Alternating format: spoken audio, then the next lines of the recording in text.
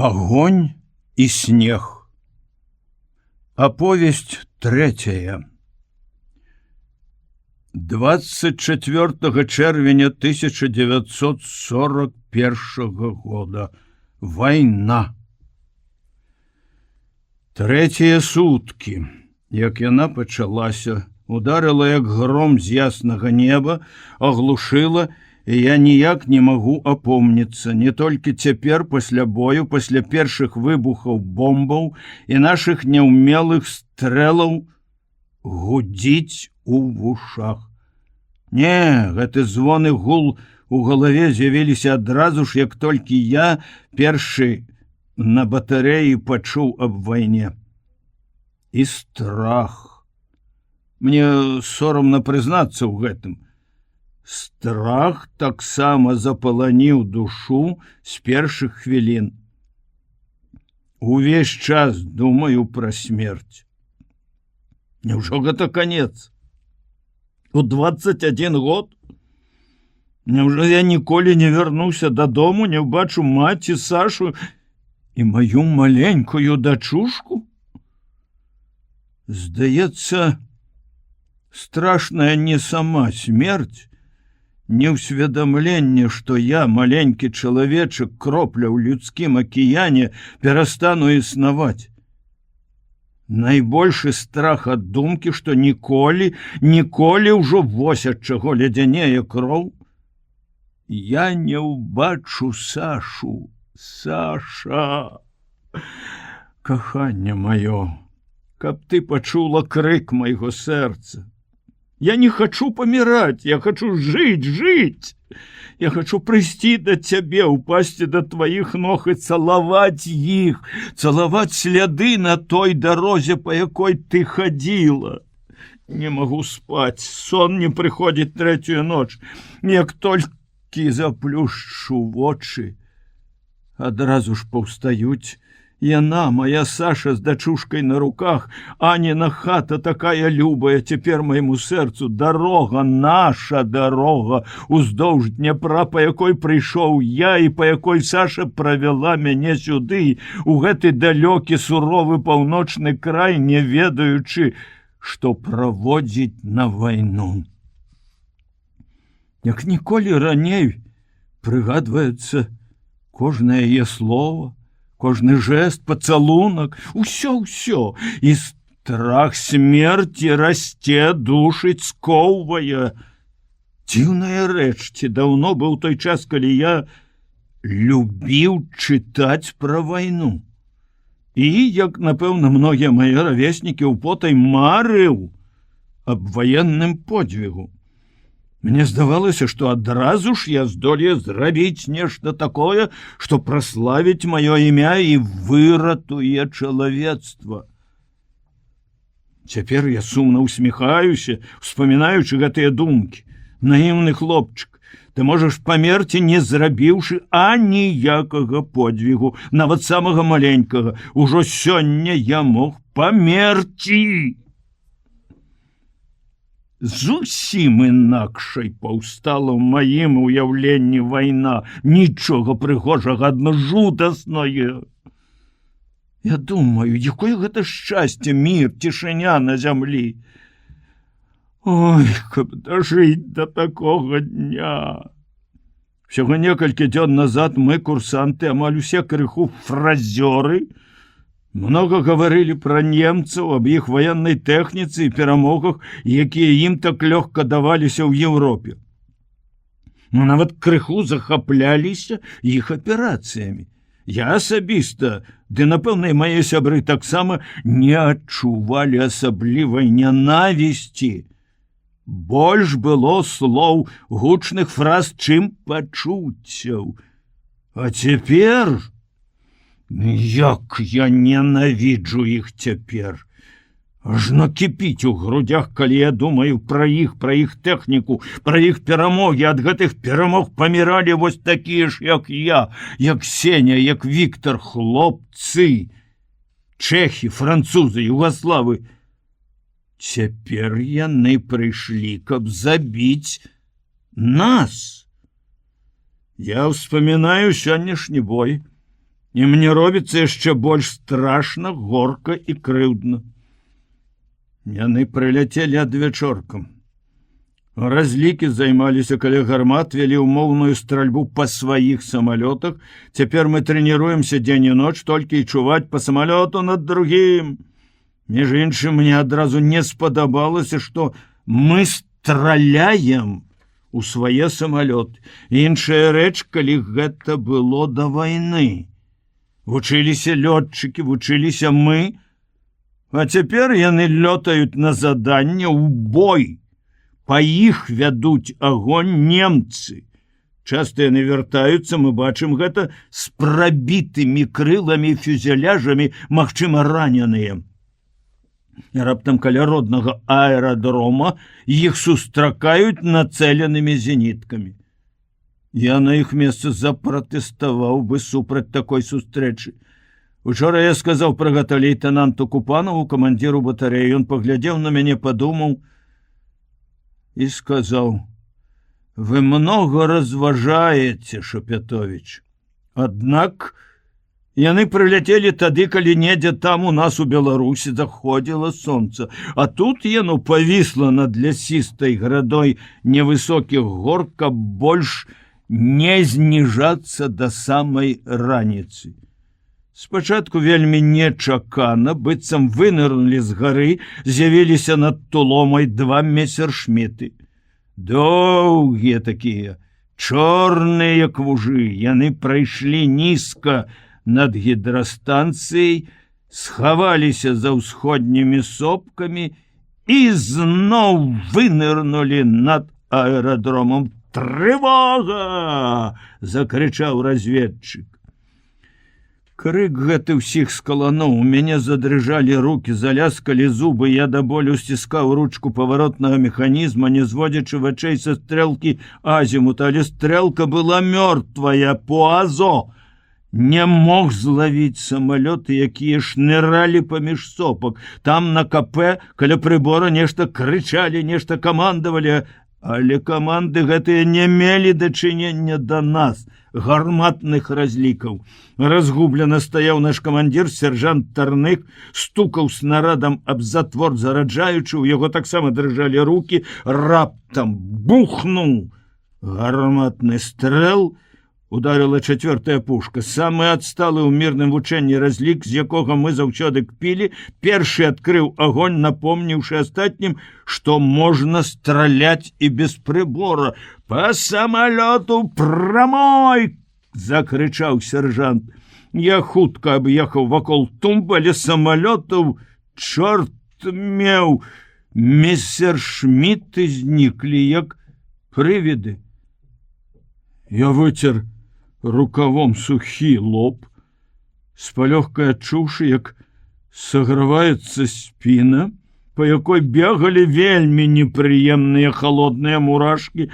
Дзякуй Богу, міма, ды ў той жа міг загучаў на дзіва спакойны голас Сені Пясоцкага. Цэль злоўлена, азімут. Я не пачуў ні азімута, ні вышыні, якую ён перадаваў, бо ў гэты момант засакаталі стрэлкі сінхроннай перадачы, але няроўны, цяжкі, ажно тузалася паветра гул я пачуў.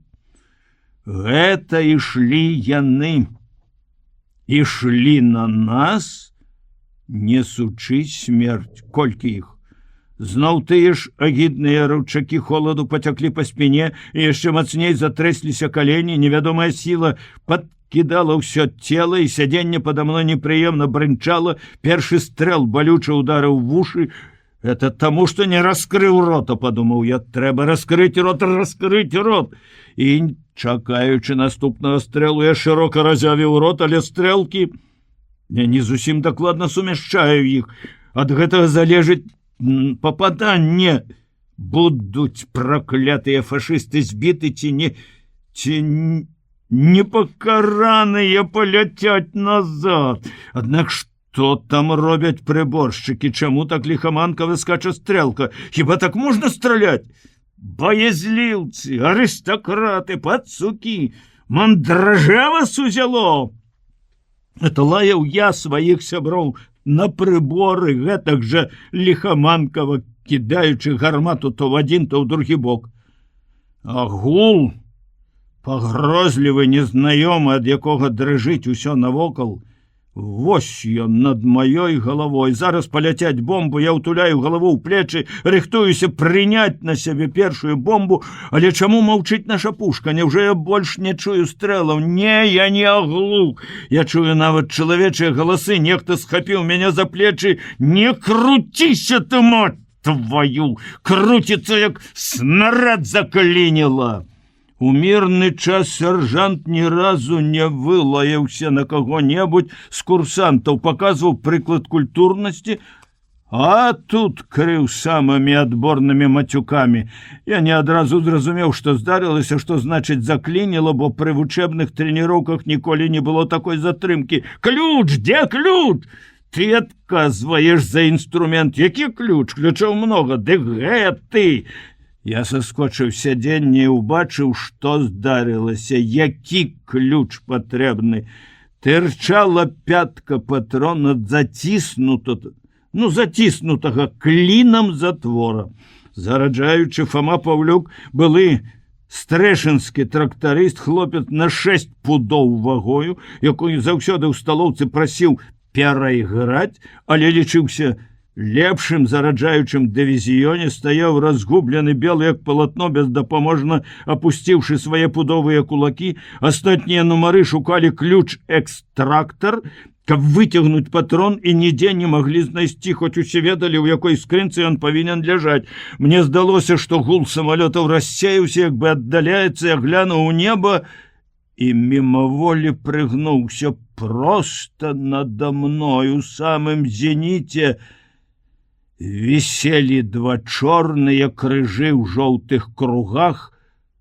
Больш я нічога не ўбачыў, толькі гэтыя агідныя крыжы. Потым позірк мой упаў на агнявую пазіцыю батарэі. Уразіла дзіўная рэч. Насуперак правілам стральбы ўсе 4 гарматы павернуты ў розныя бакі. І толькі 1/4 вядзе агонь. Я падумаў, значыцца, варожыя самалёты з усіх бакоў, яны не ходзяць баявым курсам, і ўсе нашы дакладныя разумныя прыборы, у якія мы так верылі, непатрэбная рэч, дарэмна там да хрыпаты крычаць прыборшчыкі. Мае думкі перапыніў моцны выбух, ад якога калыхнулася пад нагамі зямля, за ім другі, трэці над аэрадромом, над пасёлкам шуганулі ўгору слупы полымя і дыму. Цяпер я бачыў іх, фашысцкія самалёты, нават бачыў, як падаюць бомбы. Фашысты з розных бакоў заходзілі на аэрадром, з якога ўзнімаліся захопленыя знянацку нашы знішчальнікі. Адзін з іх вынырнуў проста з выбуху і загарэўся ў паветры. Другі, не набраўшы вышыні, врэзаўся ў будынак клуба лётчыкаў. На маіх вачах гінулі людзі, нашы людзі, ашаломлены, аглушаны. Я не мог адарваць вачэй ад жудаснай карціны вайны, забыўшыся на нейкі момант на свой уласны страх. Там, у тых самалётах, сядзелі такія ж хлопцы, як я. Напэўна, і ў іх ёсць жонкі, нарадзіліся дзеці, якіх яны ўжо ніколі не ўбачаць. Яны не проста забіты. Яны, магчыма, гараць жывыя. Знішчальнікі, якім удалося ўзляцець, атакавалі варожых бамбардзіроўшчыкаў, застракаталі кулямёты, пачаўся паветраны бой, зноў з'явіліся месершміты. Полымя шугала побач з агнявой пазіцыяй, там, дзе на беразе ручая стаяла наша дашчаная сталоўка. Са свістам праляцелі каменні, кавалкі дрэваў, вышыні ў дыме і гары, натужліва зараўлі маторы. Падае, мільганула думка. Не, Самолет не падаў, ён пікіраваў на батарею. Забумкалі яго пушкі, ударылі буйнакаліберныя кулямёты, грымнулі выбухі ўжо з другога боку пазіцыі. Я зірнуў угору і зноў убачыў все тыя ж чорныя кружы ў жоўтых кругах, нібы яны павіслі тут назаўсёды. Праз гул, выбухі і страляніну мы, аднак, пачулі каманду лейтенанта Купанова: «Ва ўкрыццё!» Першы нырнуў земляную нішу Паўлюк. Мне нішы не хапіла. Пакуль я агледзеўся, все шчыліны занялі, з кожнай тырчалі ногі в абмотках. Я ўпаў на зямлю каля гарматы і засунуў галаву пад лафет. Відаць, я нядоўга ляжаў гэтак, бо не ўправіўся падумаць што-небудзь істотнае, ці, можа, гэта былі хвіліны такога здранцвення, калі нават думкі не прыходзілі. Нехта даволі груба пацягнуў мяне за гімнасцёрку і злосна загадаў: «Вылазьце, чорт возьмі!» Я высунуў з-пад лафета галаву і убачыў перад сабой камандзіра дывізіёна майора Ярмілова. Дух дысцыпліны адразу ўзняў мяне на ногі, я падхапіўся, выпрастаўся, папраўляючы гімнасцёрку. «Чаму не страляеце? Заклініла, таварыш майор!» Я ніколі ў жыцці не заікаўся. А тут пачуў, што заікаюся, бо зубы ўсё яшчэ ляскалі, быццам выцягнулі мяне не з-пад лафета, а з ледзяной вады. «Што заклініла?» Глянуў ён на затвор і закрычаў: «Выбіць! Не ведаеце, што рабіць? Банніку рукі хутчэй!» Майор тупнуў нагой, убачыўшы маю нерашучасць. Баннік — гэта 5-метровы шомпал, ляжаў на брустверы на рагульках. Я выскачыў з катлавана, камандзір дывізіёна сам апусціў ствол пушкі, адначасова загадваючы нумарам заняць свае месцы. Я асцярожна ўсадзіў банніку ствол. 8 месяцаў нас вучылі, што выбіваць патрон баннікам небяспечна. Снарад можа разарвацца, і раптам я павінен выбіць яго. Загінуць ад свайго снарада пры першай сустрэчы з ворагам? Хіба можа быць больш недарэчная, больш крыўдная смерць? «Выбівайце ж!» закрычаў майор. Угары зноў зараўлі маторы. Я задраў галавой, зноў убачыў усё тыя ж крыжы, злавесныя крыжы, нейкая неразумная.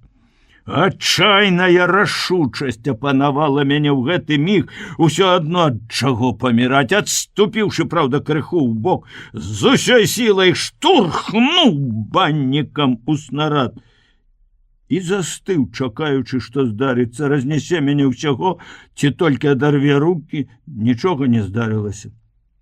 Цяжкі унітарны патрон вылецеў з магазина. Майор злавіў яго, перадаў сержанту, потым, глянуўшы ўгору, закрычаў мне, але ўжо не ўладарна, не злосным, а ўстрывожаным голасам: «Назад! У катлаван!» Я выхапіў баннік, і ён пераламаўся недалёка ад маіх рук, а з-пад ног у мяне ад камення пырскнулі іскры. Я ў жаху адкінуў абломак і, паваліўшыся на зямлю, скаціўся ў катлаван. Майор падхапіў мяне на рукі. «Ранены, товарищ курсант?» Ён спытаў так па-чалавечы, хораша, нават ласкава, што я нічога не мог адказаць. Праглынуў салёны камяк. Як маленькаму захацелася прытуліцца да грудзей гэтага дужага і смелага чалавека. «Цэлы? Доўга жыць будзеш. Па табе фашыст біў. Бачыш, баннік, сукін сык, перасек чаргой».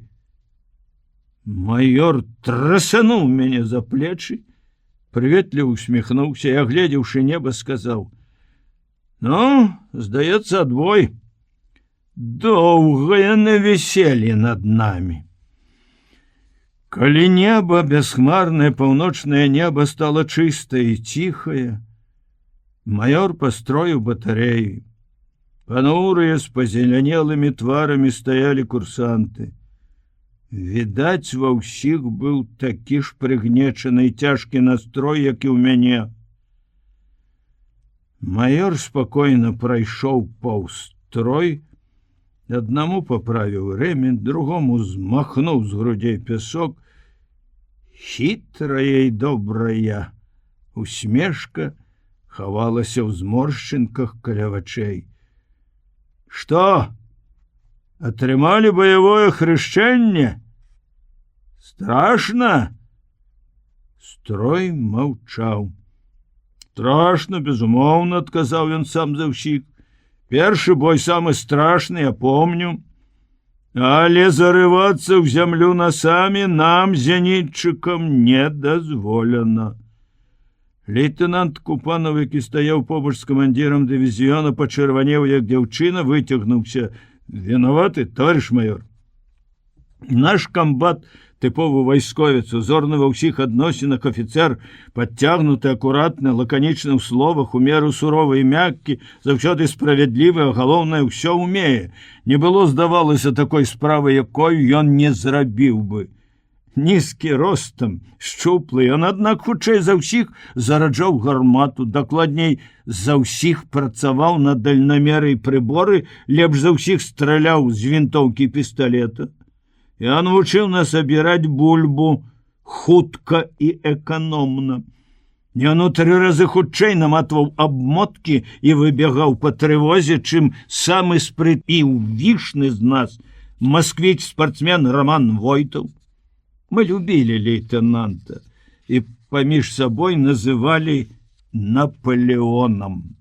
Асабліва мы, вальналюбцы, паважалі яго за тое, што ён ніколі не губляўся ні перад якім начальствам, ні перад якой інспекцыйнай праверкай, няхай бы яе рабіў хоць сам маршал. Заўсёды Купанов паводзіў сябе спакойна і ўпэўнена. А тут так разгубіўся, што ажно неяк па-дзіцячы зашморгаў носам. Я зразумеў, што яму сорамна за сваю слабасць, за каманду ва ўкрыццё, за батарэю, за нашу ганебную стральбу, і мне стала шкада яго. Бо і самому мне было сорамна і прыкра. Добра, што майор разумны чалавек. Я пакуль што нікога не вінавачу, сказаў ён, але майце на ўвазе. Зарубіце, як кажуць, на носе. Любы род наземных войск мае права, нават павінен укрывацца ад авіяцыі. Мы, зенітчыкі, не маем гэтага права. Мы можам схавацца ад агнявога налёту артылерыі, але ад самалётаў ніколі. Добранькая справа, калі б мы замест таго, каб прыкрываць аэрадром, станцыю, свае войскі, залезлі ў шчыліны. Чаго б мы былі варты? Это ўсё адно, каб пяхота схавалася ад штыкавой атакі праціўніка. Запэўніваю вас, калі б усе гарматы вялі агонь хаця б так, як 4-я, фашысты не адважыліся б лезці на батарэю так нахабна. Мяне ўразіла, што ён гаворыць пра ўсё гэта так проста і разважліва. Уразіла, але не заспакоіла, а яшчэ больш напалохала. Ён гаворыць так, быццам нам наканавана праз многія месяцы і гады штодзень бываць пад бомбамі і кулямётным агнём. Няўжо штодзень будзе паўтарацца такое? Колькі ж часу бомбы і кулі будуць пралятаць міма? Сёння яны разбілі сталоўку і ранілі кухара і шафёра, а заўтра, заняты сваімі думкамі, я дрэнна чуў, што яшчэ гаварыў майор Ярмілаў. Да раптам у другой шарэндзе, там, дзе стаяў 4-й разлік, нехта пырснуў смехам. Майор сурова нахмурыўся. Што за смех? Хто смяяўся? Строй застыў. Хто смяяўся? Я! Адгукнуўся, зараджаючы чацвёртай гарматы Павел Кныж, здзівіўшы ўсіх. Бадай што самы сур'ёзны і стрыманы курсант, старэйшы па гадах за іншых, нават за камандзіра батарэі. Ён, як настаўнік, карыстаўся колькі год адтэрміноўкай ад прызыву ў армію. Што здарылася з ім? 2 крокі ўперад, марш! Кныж выйшаў са строю. З чаго смяяліся? Вінават, таварыш майор. Я вспомніў, што наш сержант даў каманду газы. Пасля таго, калі вон там за пазіцыяй упала бомба. А цяпер я ўбачыў, што бомба гэтая разнесла, прабачце, прыбіральню. Все павярнулі галовы туды, дзе стаяла батарэйная прыбіральня, і нечакана строй грымнуў рогатам. Майор таксама засмяяўся, ажно слёзы заблішчалі ў вачах. Выціраючы іх, пра смех сказаў: «Газы? Эх, чортавы дзеці! Але і газы могуць быць!»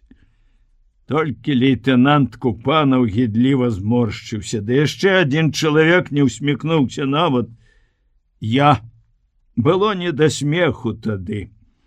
Я не разумеў, як можна рагатаць з такого глупства, калі ў твар табе глядзіць смерць. Калі чысцілі гарматы і рыхтавалі новы камплект боепрыпасаў, у мяне нечакана з'явілася думка пачаць зноў весці дзённік. Некалі да арміі ў тэхнікуме я акуратна запісваў усе падзеі свайго студэнцкага жыцця. Тут на батарэі кінуў, замяніў пісьмамі да Сашы, якія пісаў кожную вольную хвіліну, хоць хвілін такіх было нямнога. Кожны святочны дзень і нават прасіў дазволу ў камандзіра рабіць гэта ў мёртвую гадзіну пасля абеду, калі ўся батарэя адпачывала. А цяпер... Ці будуць цяпер даходзіць мае пісьмы ў родную далячынь? Ды не ўсё можна напісаць, цяпер вайна. А мне хочацца, каб Саша, моя Саша і моя дачка калі-небудзь даведаліся, як я пачаў вайну, з якімі думкамі жыў гэтыя дні. Я веру, што калі загіну, знойдзецца добрая душа і перашле дзённік Сашы. Дарагі таварыш, калі трапіць у твае рукі мой дзённік, вельмі прашу выканаць маё жаданне. Адрас запісаны на многіх старонках гэтага сшытка.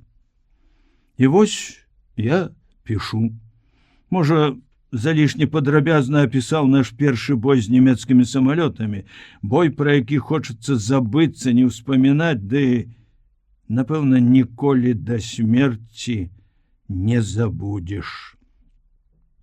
Пішу, прымасціўшыся ў гарматным катлаване за снараднымі скрынкамі, ад якіх пахне дрэвам і маслам. Батарэя адпачывае. Цішыня. Неверагодная цішыня навокал. Нават чамусьці не чуваць шуму гідрастанцыі. Толькі Паўлюк парушае цішыню сваім моцным храпам. Ды зрэдку перакідваюцца паміж сабой словамі разведчыкі. Цяпер іх двое сочаць за небам, аглядаюць яго празрысты блакіт у вялікія біноклі. Сіратліва, як бы яно не натуральнае, а зробленае, дэкаратыўнае, вісіць над сопкамі халоднае сонца. 2 гадзіны ночы. Я зайздрошчу сябрам, якія здолелі заснуць пасля ўсяго, што адбылося. Не, не ўсе заснулі. 25 чэрвеня. Уночы, калі я пісаў, да мяне падышоў Сеня Пясоцкі, мой лепшы друг. Мы пасябравалі яшчэ ў дарозе, у Цяплушцы, калі нас везлі з Гомеля сюды на поўнач.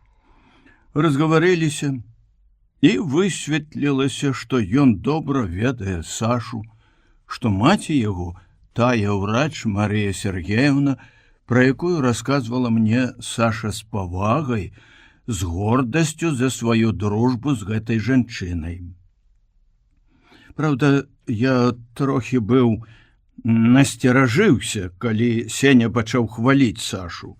Нават варухнулася раўнівае пачуццё. Ці не закаханы гэты хлапчук у маю жонку? Але потым я зразумеў, што захапляцца людзьмі, хваліць іх больш, чым трэба, рыса яго характару. У армію яго ўзялі са школьнай парты. Ён толькі што скончыў 10 класаў, і на выгляд Сеня быў яшчэ дзіця, вучань, маленькі, худзенькі, з тонкім, як у дзяўчыны, голасам, з вялікімі вачамі, у якіх вельмі выразна адбіваўся яго настрой, з маленькімі, смешна адтапыранымі вушамі. Помню, у вагоне яму казалі: «Хлопчык, асунься, дай месца. Хлопчык, збегай по ваду». Ён вінавата усміхаўся і паслухмяна ўсё выконваў. Але на батарэі даволі хутка Сеня заваяваў агульную павагу за сваю сардэчнасць і надзвычай шырокія веды. Яго так і называлі эрудыт. Эрудыцыя гэтая спалучаецца ў яго з рамантычнай, крыху наіўнай юнацкай узнёсласцю. Я полюбіў яго, мы сталі, як кажуць, неразлучнымі сябрамі. Сеня падышоў непрыкметна.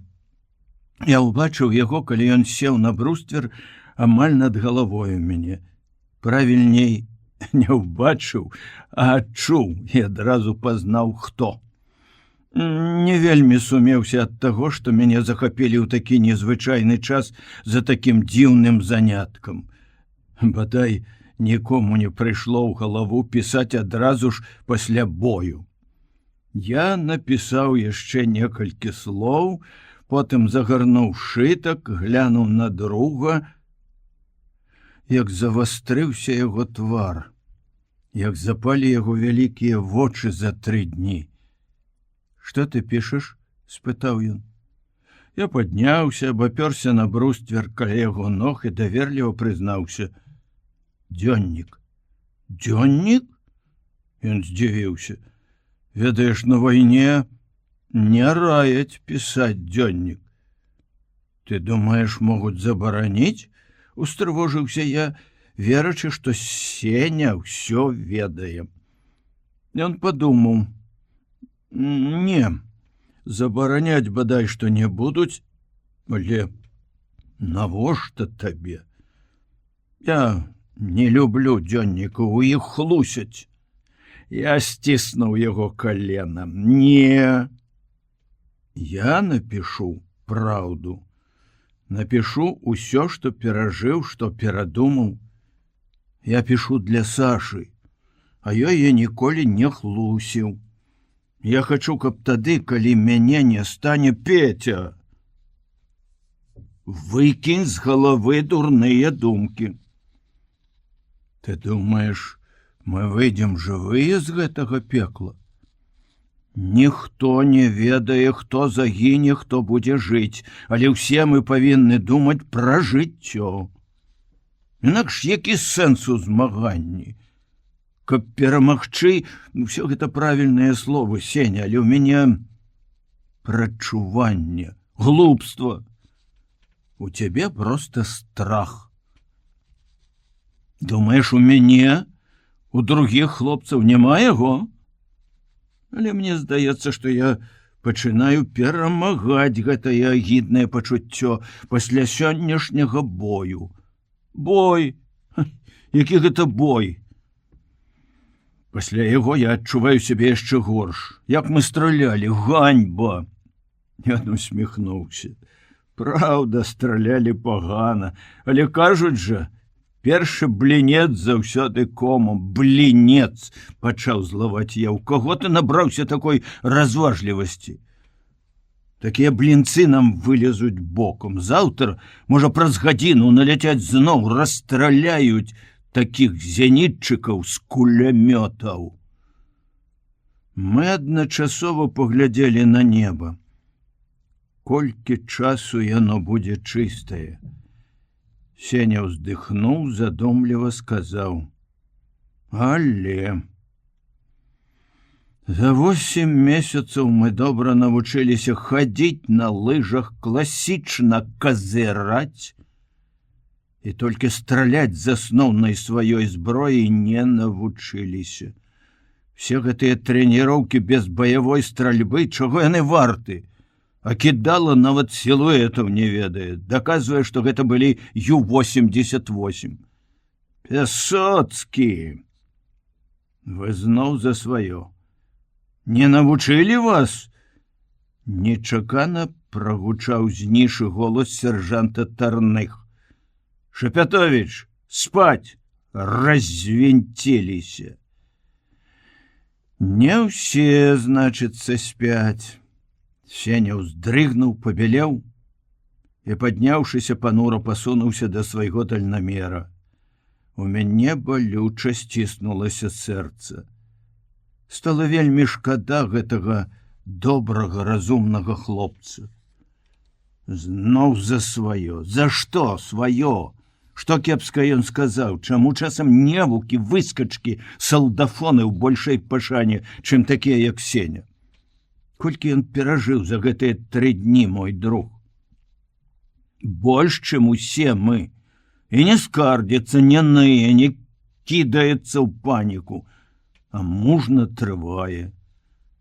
Мне хочацца напісаць пра ўсё, што здарылася з ім. Магчыма, запісы мае пра Сашу дойдуць да яго маці. Пачну спачатку. Мы так стамляліся ад заняткаў, работу, вучэбных трывог, што нядзелі, калі можна трохі адпачыць, лішнюю гадзіну паспаць, чакалі як найвялікшага свята. Але для мяне тая нядзеля не была радасная. За чытанне Горкага на палітвучобе я атрымаў 3 нечарговыя нарады і мусіў дняваліць. Ішоў дождж. Другія суткі нізкія хмары ахутвалі вяршыні навакольных сопак і бесперапынна сеялі густы дождж. Накінуўшы плашч-палатку, я хадзіў па лінейцы, якую сам толькі што старанна падмёў. Лінейка цягнецца ўздоўж зямлянак, выкапаных на схіле пясчанага ўзгорка, на якім віднеюцца накрытыя чахламі гарматы. З другога боку ўнізе скача па каменнях вясёлы гаманлівы ручай. Навокал пуста і ціха. Пасля снедання мае сябры дабіраюць тое, што не даспалі за тыдзень, ці пішуць пісьмы. Мне было крыху зайздросна. Хацелася і паспаць, і напісаць пісьмо. Але разам з тым было прыемна хадзіць в адзіноце і думаць пад шум дажджу і ручая. Ніхто не перашкаджаў. Я думаў пра Сашу. Пісаў чарговае пісьмо, шукаючы самыя пяшчотныя словы. У 12 гадзін у пасёлку кіламетры за 2 ад нас загаварыла радыё. Слоў нельга было разабраць, але мне здалося па тону, што перадаюць нешта важнае. Захацелася паслухаць. Рэпрадуктары былі ў ленінскім кутку і ў афіцэрскай землянцы. У кутку я ведаў, палітрук і рэдкалегія выпускаюць насценную газету, дзе, напэўна, распісваюць і мяне, мае нарады. Я не любіў малодшага палітрука Сідарэнку. Нічога кепскага ён мяне не зрабіў, і ўвогуле, здаецца, чалавек неблагі, мяккі па характару, гаманкі просты, але не падабаліся яго жарты. Мяне, напрыклад, ён даволі часта насмешліва называў жанацік. Неколькі разоў з непрыемнай цікавасцю распытваў, як я жаніўся, якая ў мяне жонка. Таму я не пайшоў у ленінскі куток, а зазірнуў камандзірскую зямлянку, каб сказаць лейтенанту Купанову, што перадаюць нешта важнае і паслухаць самому. Але камандзір батарэі смачна і бестурботна спаў, па-дзіцячы раскінуўшы рукі. Я ціха ўключыў радыё і аслупянеў. Вайна. Я адразу зразумеў гэта і страшэнна разгубіўся, не ведаючы, што павінен рабіць як дневальны, як баец, як чалавек, нарэшце, грамадзянін сваёй радзімы. Помню, я падумаў пра Сашу, і мне зрабілася так балюча, быццам у той міг я назаўсёды страціў яе, самага дарагога чалавека. Лейтенант расплюшчыў вочы, глянуў на мяне і павярнуўся на другі бок. Напэўна, яму здалося, што ён нешта сніць. Тады я крыкнуў: «Таварыш лейтенант, вайна!» Ён падхапіўся, як па трывозе, пачаў імкліва адзявацца, вокамгненна нацягнуў штаны, абуў боты, раптам застыў, усунуўшы руку не ў той рукаў гімнасцёркі.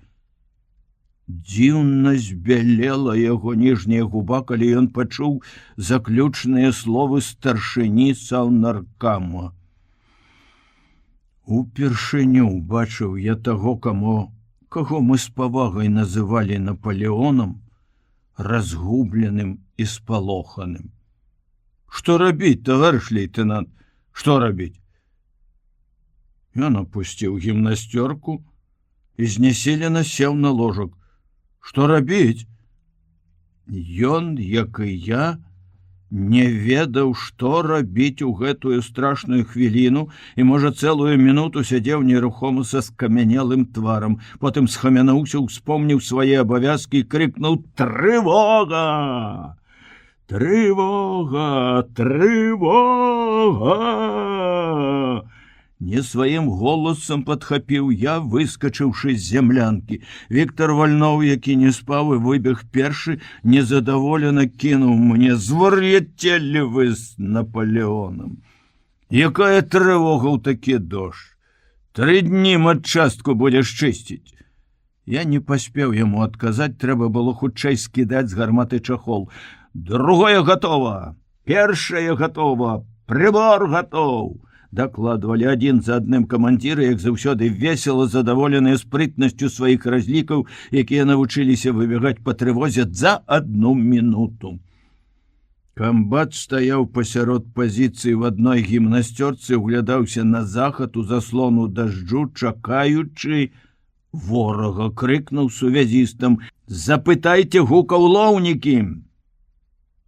Не, шуму матораў не было, шумеў дождж. Потым Купанова паклікалі да тэлефона. Я сказаў сваім сябрам па разліку: «Вайна, хлопцы!» Паверылі не адразу. На мітынгу, на які нас клікалі пасля таго, як камандзіры палітрук пагутарылі з камандным пунктам дывізіёна, Сідарэнка, заікаючыся больш, чым звычайна, паведаміў, што ў 4 гадзіны раніцы фашысцкая Германія вераломна напала на Савецкі Саюз. Мяне ўразіла гэтае паведамленне. 8 гадзін ідзе вайна, а мы нічога не ведалі. Баявая батарэя спакойна, па-мірнаму адпачывала. Чаму? Мы ж ведаем, што недалёка ад нас у Нарвегіі таксама немцы, яны не могуць не выступіць. Думка такая, відаць, шмат каго з курсантаў стрывожыла, а выказаў яе шчыры, непасрэдны Сеня Пясоцкі. Калі палітрук скончыў сваю прамову, ён спытаў: «Таварыш малодшы палітрук, чым растлумачыць, што мы так позна падняліся па ваеннай трывозе? У век радыё!» Сідарэнка сумеўся, не ведаючы, што адказаць, глянуў на камандзіра батарэі і загадаў: «Таварыш Пясоцкі, трымайце язык за зубамі!» Першым выступіў зампаліт Сцяпан Кідала, таксама мой друг, але б не па душэўнай блізкасці, як Сеня, а па абставінах. 4 гады мы вучыліся в адным тэхнікуме, в адной групе, нават нейкі час жылі на адной кватэры. Сцяпан гады на 2 старэйшы за мяне. Асаблівымі здольнасцямі ён не вызначаўся, але быў надзвычай настойлівы ў дасягненні мэты, а таму заўсёды актыўны. У тэхнікуме ён узначальваў правкам, тут у арміі таксама хутка пайшоў у гору. Праз паўгода начапіў трохкутнікі зампаліта. Ён гаварыў так, быццам перад ім была не батарэя, а самаменей дывізія. Ажно недзе за Туломай у гарах адбівалася рэха яго басавітага голасу. Фашысты дрэнна ведаюць магутнасць нашай чырвонай арміі. Хутка яны пазнаюць яе. Не пройдзе і тыдня, як мы будзем маршыраваць па вуліцах Берліна. Вораг будзе разбіты на яго ж зямлі.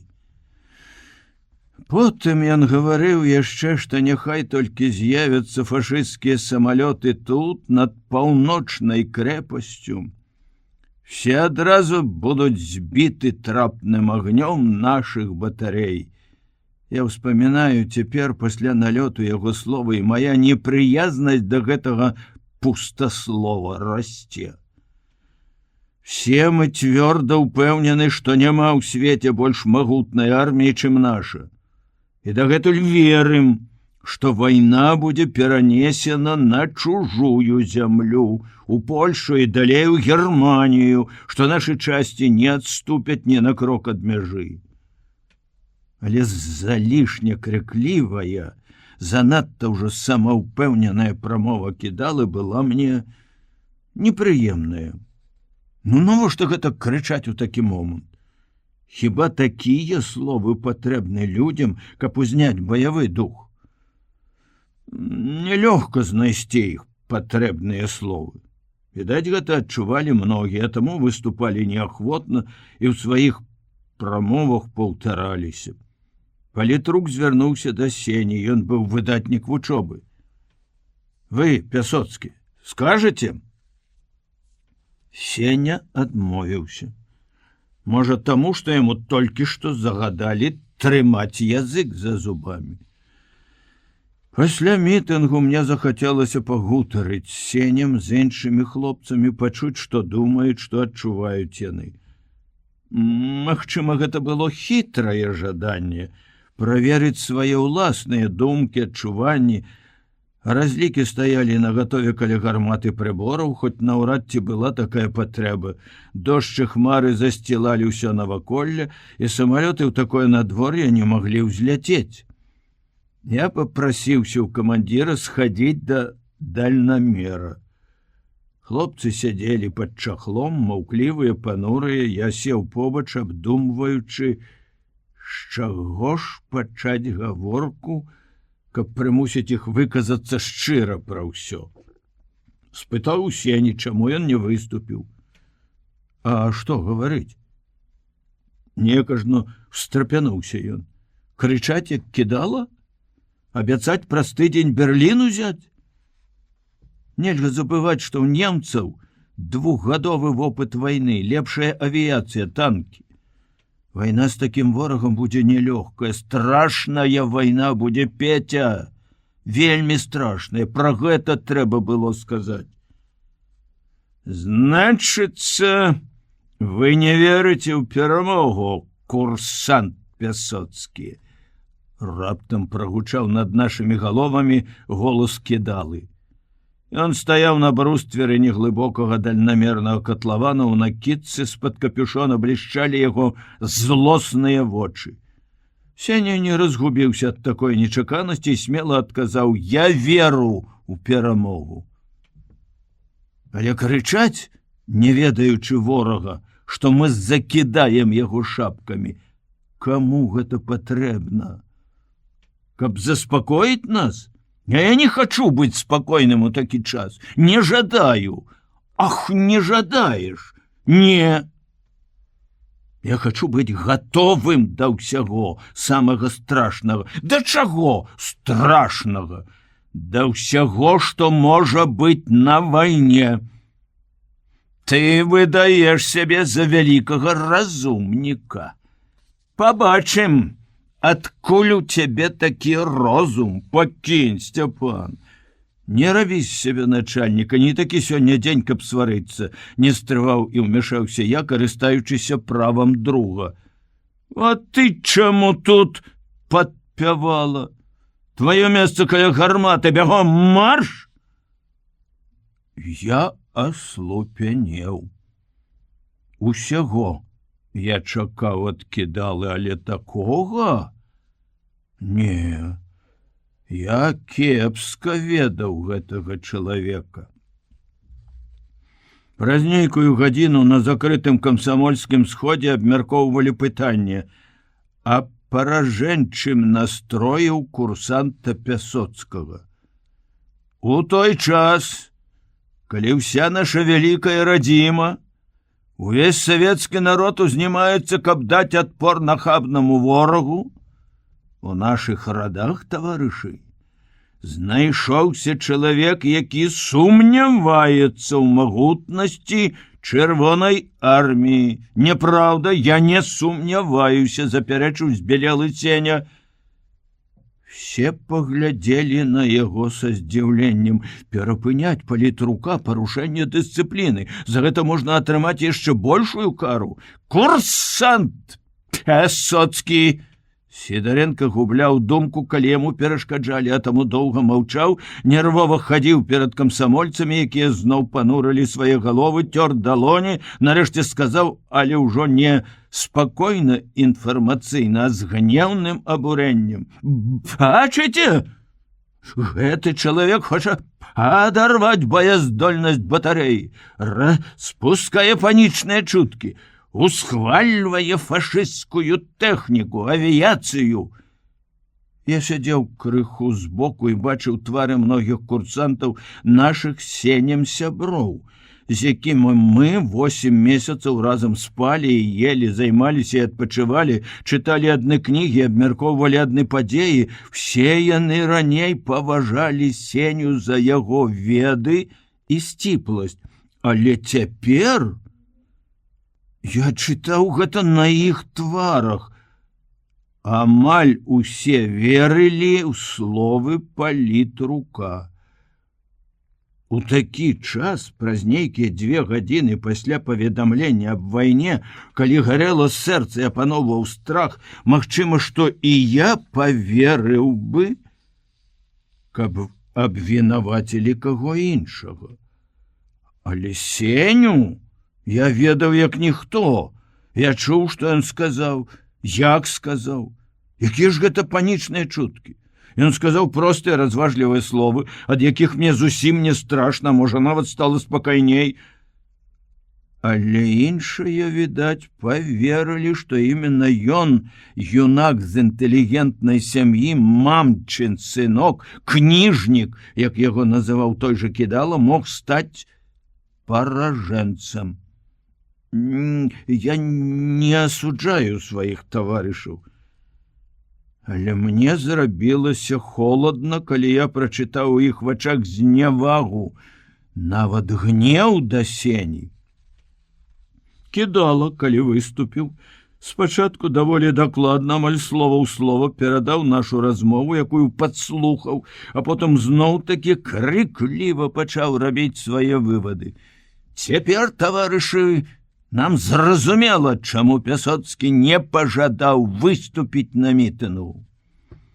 Што мог сказаць чалавек, які не верыць у перамогу? Я больш скажу. Нам варта спытаць, чаму ў Пясоцкага такая цікавасць да ўсяго нямецкага?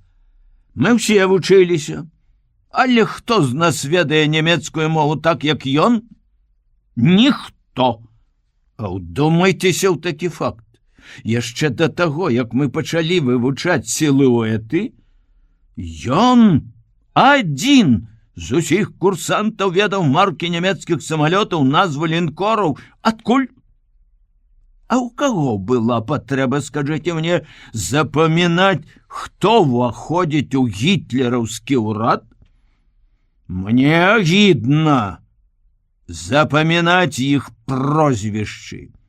А Пясоцкі ведае кожнага з гэтых бандытаў. Я жахнуўся.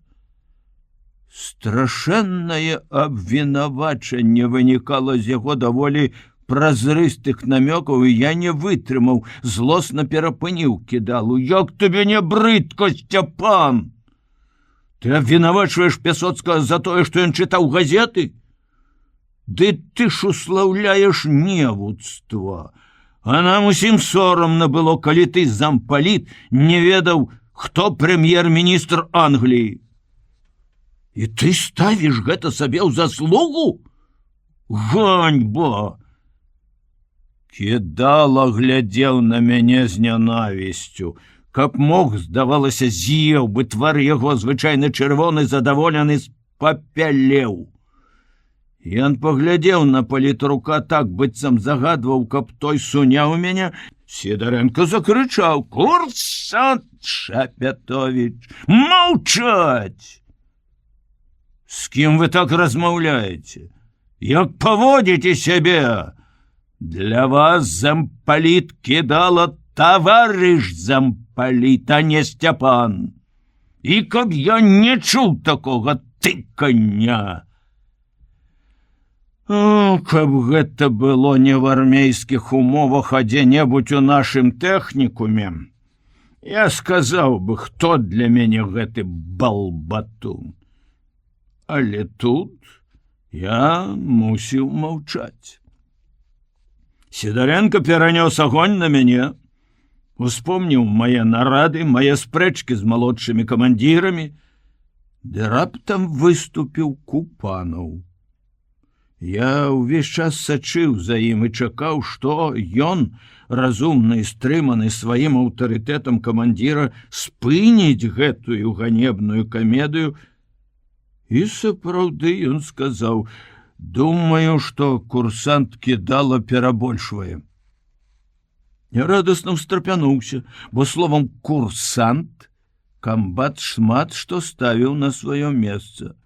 А ў першую чаргу гэтага выскачку. Ён такі ж курсант, як усе, і мы маем поўнае права звяртацца да яго як да роўнага. Нельга вінаваціць чалавека, што ў школе ён лепш вывучыў нямецкую мову, чым мы з вамі, Кідала. Недарэчна абвінавачваць байца Чырвонай арміі за тое, што ён акуратна чытае газеты, больш уважліва, чым многія іншыя. І ўсё. Больш ні слова.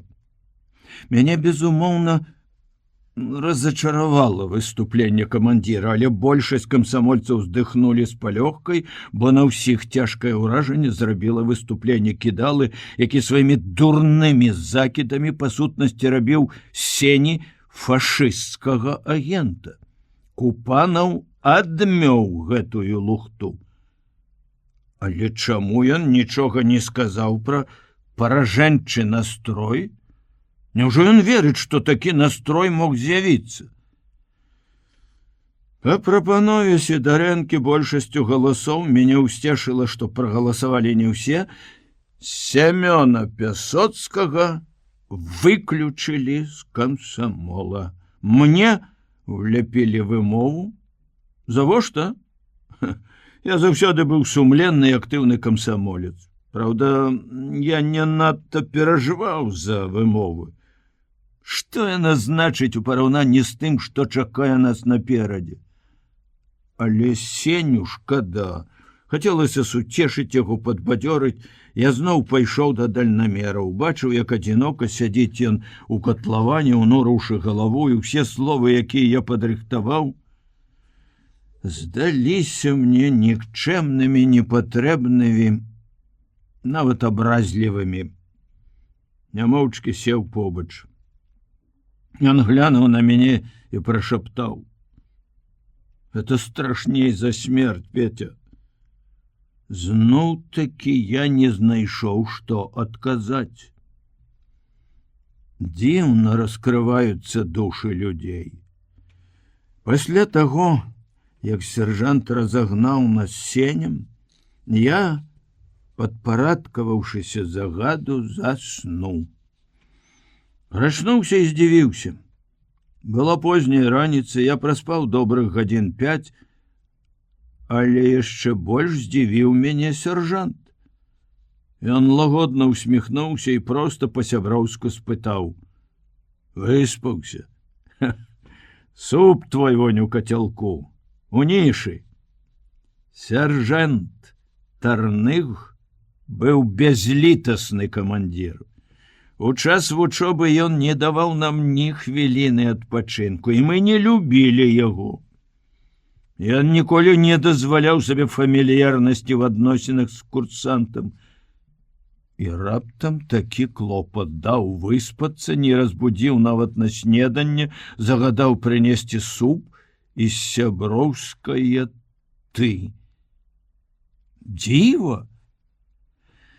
Зноў нахмарыла імжыць дождж. Слава табе, неба поўначы, што ты так часта пакрываешся хмарамі. Здаецца, з учарашняга дня я моцна полюбіў такое надвор'е. Ды ці я адзін? Правда, ніхто не можа даць гарантыі, што яны не прыляцяць і ў дождж. Але пакуль што іх няма, пакуль што мы маем перадышку. Камандзір батарэі сабраў каля першай гарваты ўсіх зараджаючых і трэніруе да 7-го поту, не можа дараваць закліненнем. Мне шкада хлопцаў, ім і ў час вучобы даставалася больш, чым іншым нумарам, і цяпер таксама. А ці так ужо вінаваты яны? У іх дрыжалі рукі, як і ва ўсіх нас, як, напэўна, і ў самога Купанова. Я думаю, што наш разумны камбат робіць не вельмі разумна. А калі налёт, ці здолеюць стомленыя людзі зараджаць лепш?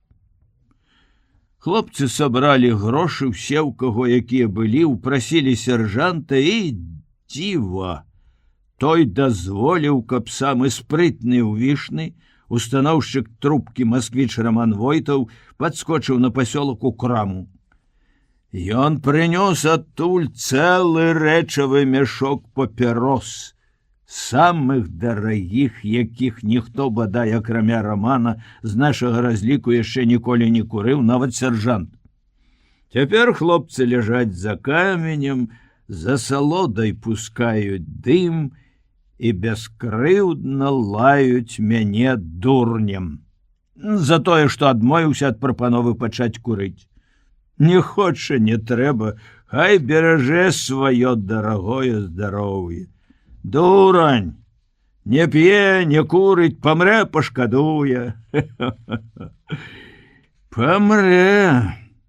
Навошта лішні раз гаварыць пра смерць? Я стараюся не слухаць іх размову, залажу глыбей у нішу і пішу.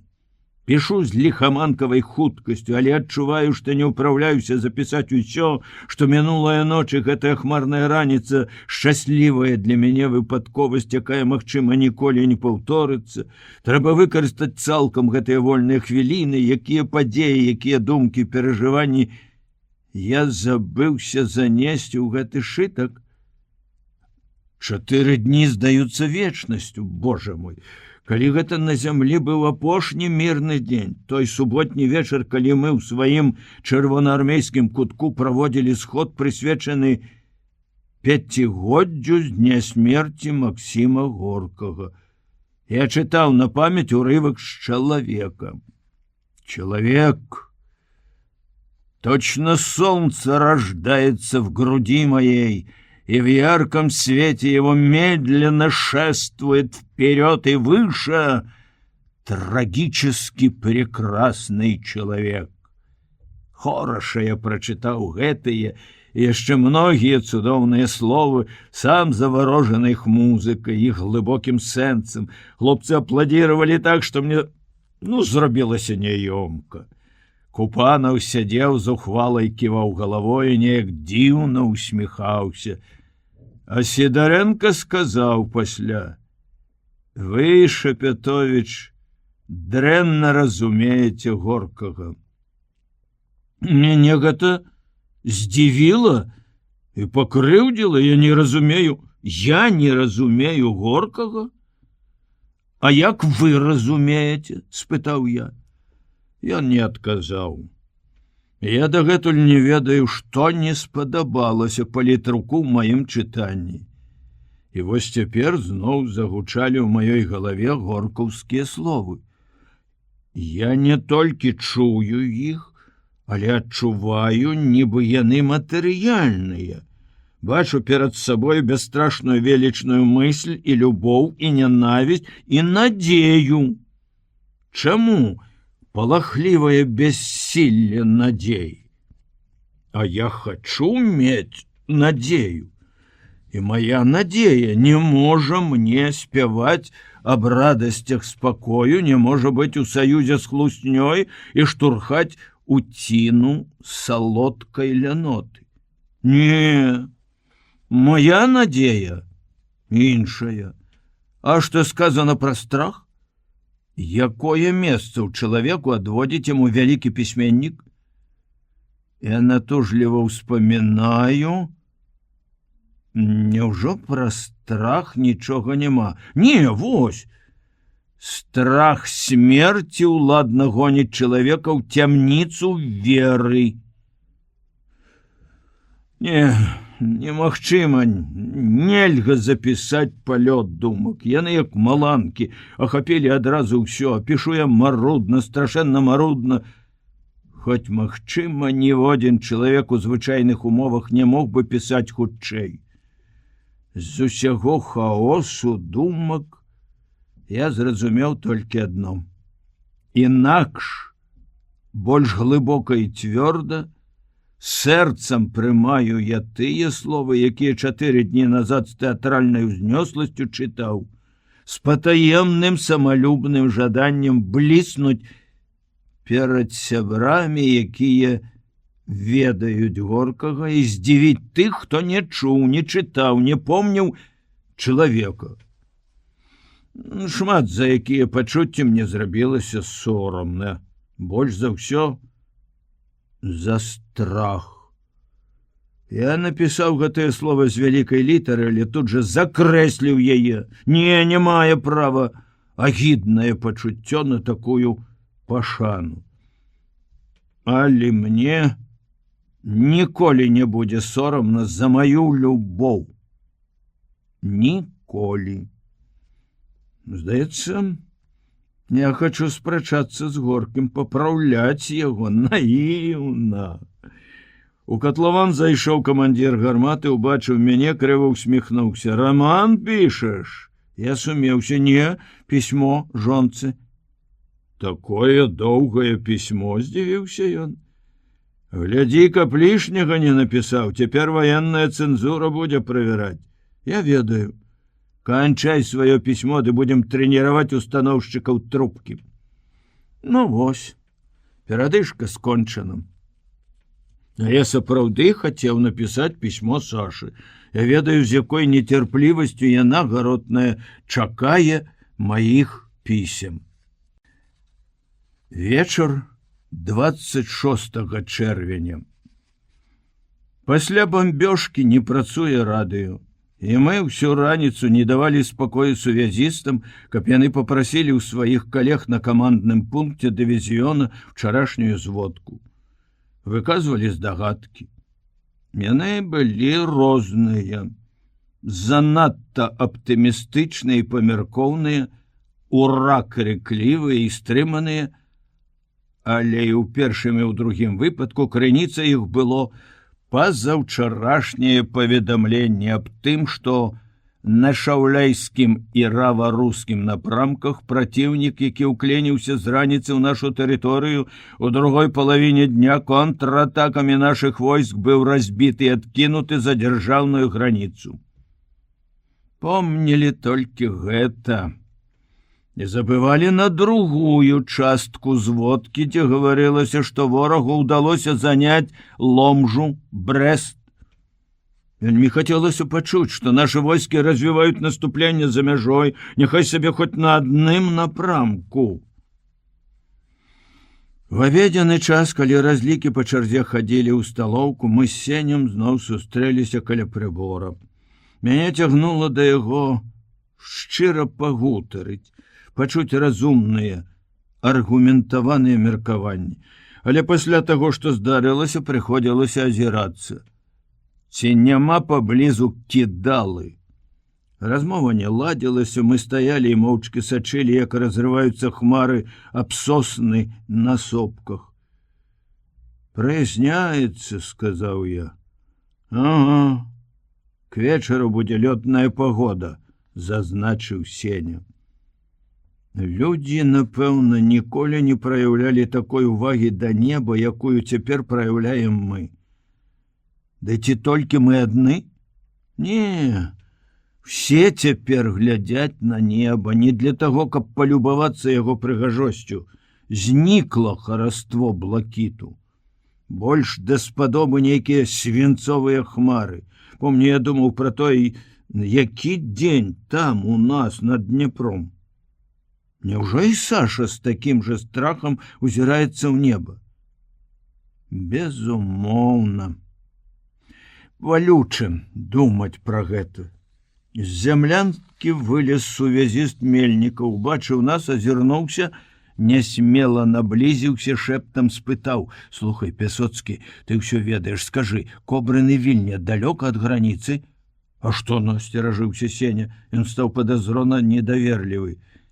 «Ідуць баі за гэтыя гарады». «Хлусіш!» — вырвалася ў мяне. Я добра ведаў Кобрын, бо жыў там, калі ездзіў на пераддыпломную практыку, у Вільню ездзіў. Я праехаў па многіх дарогах, што вядуць да дзяржаўнай граніцы. Я зводку прыняў. Толькі палітрук загадаў нікому не паказваць пакуль што. «Дай!» — сказаў Сеня такім настойлівым голасам, што асцярожны Мельнікаў дастаў з кішэні невялічкую пакамечаную паперку, разгарнуў, але не выпускаў з рук.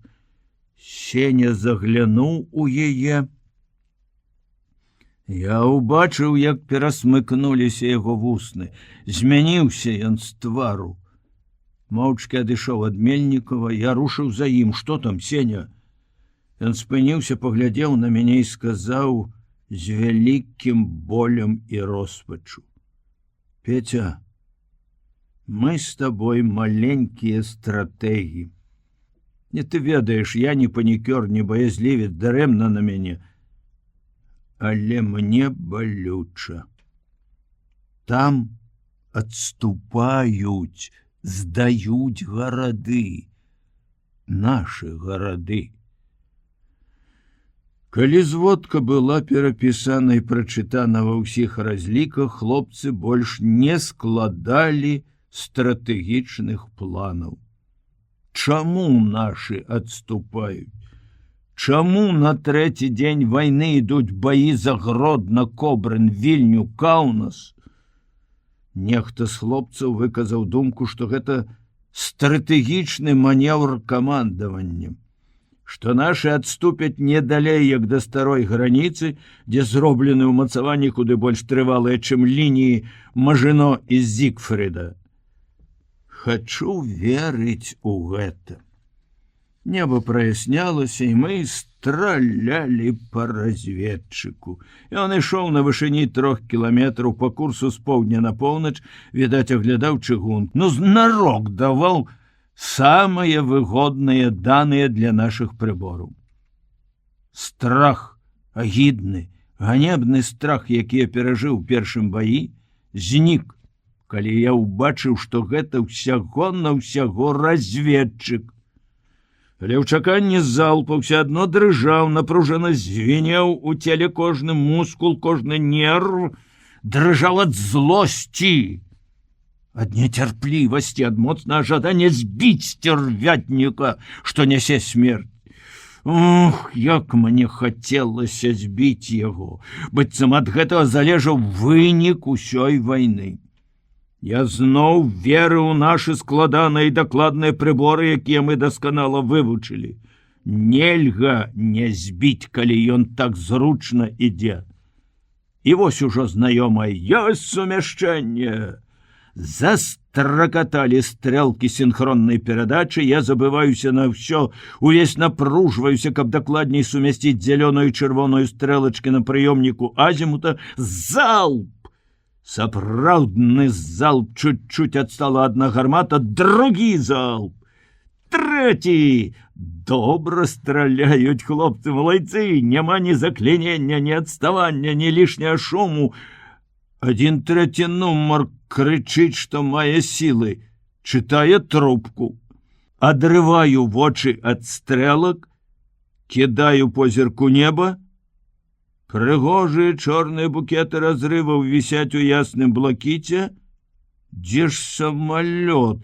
Няўжо ён не падае яшчэ? Не, грымяць залпы, стукаюць аб лапы гільзы, нарэшце стоп!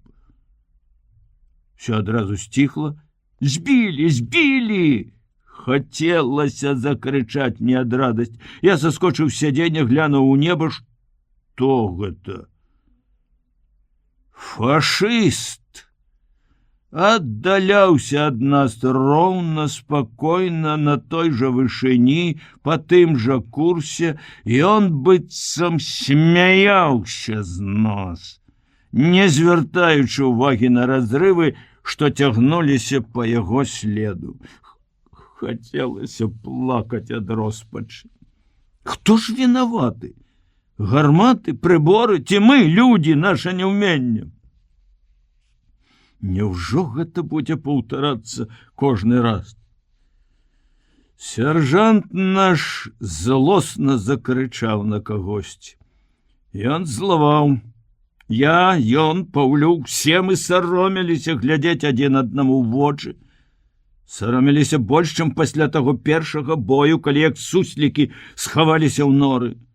Тады нас бомбілі, абстрэльвалі, а цяпер нішто не перашкаджала збіць яго.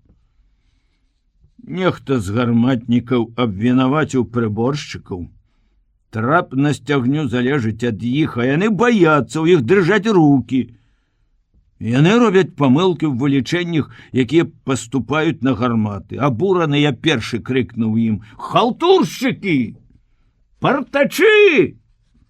Саломай вас трэба карміць за такую работу!» А на дальнамеры і прыборы мае лепшыя сябры. Наполеон чамусьці ўзлаваўся за мой папрок прыборшчыкам. Выклікаў да сябе і моцна намыліў галаву. Сідаренко пры гэтым падаграваў камбата, напамінаў усе мае старыя грахі. Я чакаў, што ён скажа пра маю падтрымку Пясоцкага. Ой, як бы я адказаў яму, нагадаўшы ўчарашнюю зводку. Але гэты грэх ён не ўспомніў.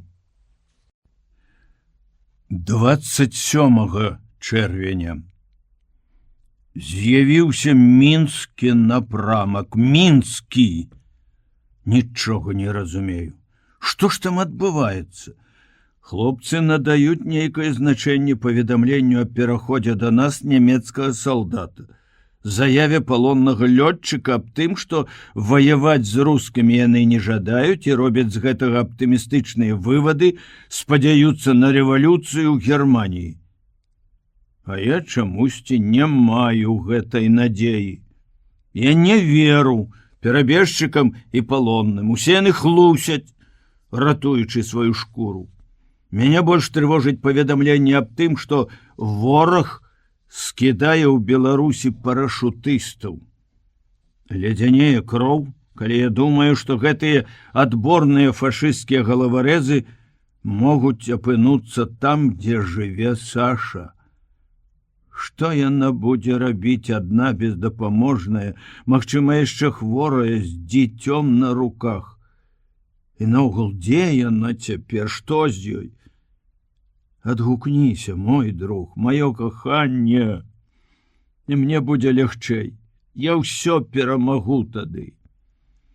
Зноў двойчы стралялі, і зноў паляцелі яны непакараныя, паказаўшы нам хвасты са свастыкай. Я пачынаю страчваць веру ў зброю, пра якую нам 8 месяцаў расказвалі цуды. 29 чэрвеня. Па батарэі пранеслася чутка, што нас будуць пасылаць малодшымі камандзірамі ў іншыя батарэі, дывізіёны, нават некуды на поўдзень ці ўсход, дзе фарміруюцца новыя зенітныя часці. Зусім натуральна нас вучылі, каб мы сталі камандзірамі, мы даўно ўжо рыхтаваліся да таго, што хутка раз'едземся ў розныя бакі. Хоць з гэтага краю зямлі можна паехаць толькі в адзін бок, на поўдзень, калі мець на ўвазе дальнюю паездку. І дзіўныя пачуцці апанавалі мяне. Да болю ў сэрцы захацелася паехаць туды, на поўдзень, дзе ідзе шырыцца страшная бітва, якую нават цяжка асэнсаваць. Я ведаю, што маё жаданне недарэчнае, што я не маю права нават выказваць яго, бо кожны скажа: усюды савецкая зямля, і ўсюды аднолькава важна абараняць яе ад ворагаў. Ад поспехаў на адным напрамку залежыць поспех на іншых франтах і ўчастках. Всё гэта я добра разумею. Але каб хто ведаў, як мне хочацца туды, на зямлю бацькоў, дзе кожная прыдарожная бярозка здавалася б маці, сястрой, жонкай і засланяла б ад куль, дзе не трэба зямлю дзяўбці ламамі, як гэты граніт. Там яна такая мяккая, што любы гарматны катлаван можна выкапаць за гадзіну. Не, хіба ў гэтым справа, у зямлі і бярозах? Неадольнае жаданне апынуцца там вынікае з нечага больш глыбокага і моцнага. Можа, хочацца хутчэй прыйсці да свайго шчасця. Да цябе, Саша, каб не траціць потым нават дня на дарогу. Жаданне гэтае мацней за страх смерці, які крыху заглух у апошнія дні, але ўсё яшчэ жыве ў сэрцы маім, у мозгу. Дзіўна. Выходзіць, што яно перамагло гэты страх.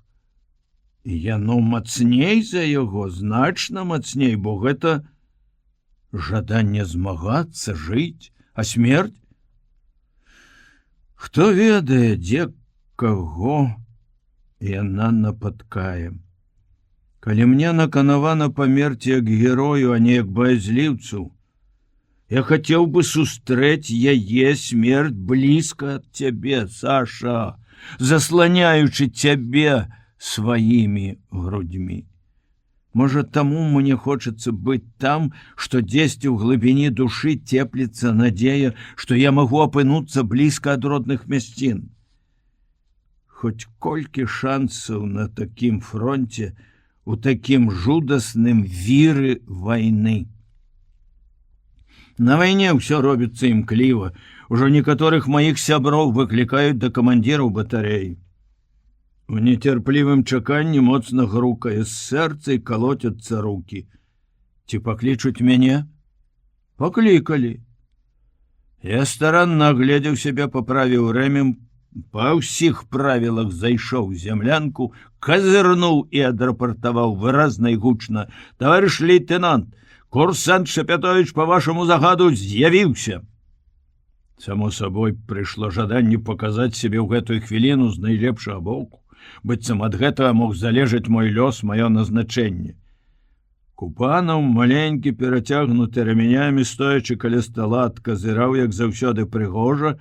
Ён ніколі не адказваў на прывітанне малодшых няўважліва, абыякавым змахам рукі, як часам робяць іншыя афіцэры. Товарищ старший лейтенант, пачуўся збоку голас Сідарэнкі. Не адразу я зразумеў, што да чаго, ды раптам позірк мой упаў на пятліцы Купанова. І я ўбачыў на іх трэці квадратик. Не разгубіўся. Віншую вас. Дякую, Шапетович, просто адказаў камандзір батарэі і, набліжціўшыся, дакрануўся пальцам да незашпіленага гузіка на маёй гімнасцёрцы. О, ліха! Заўсёды гэтак здараецца, стараешся, а ўсё адно што-небудзь ды не так. Зашпільваючы злашчасны гузік, я ж наспацеў. Камандзір тым часам сеў за стол, зазірнуў нейкія паперы, палітрук сядзеў за шахматным столікам збоку, усё гэта адбывалася ў нашым ленкутку і расчэрчваў аркуш паперы для нейкага спіса. Я чакаў. Пакутліва доўгая была паўмінута чакання і маўчання. Хутчэй бы пачуць прысуд, ад якога, здавалася, павінен залежаць мой лёс. Купанаў зняў галаву. У вачах яго не было ні цеплыні, ні ўсмешкі. Я пахаладзеў.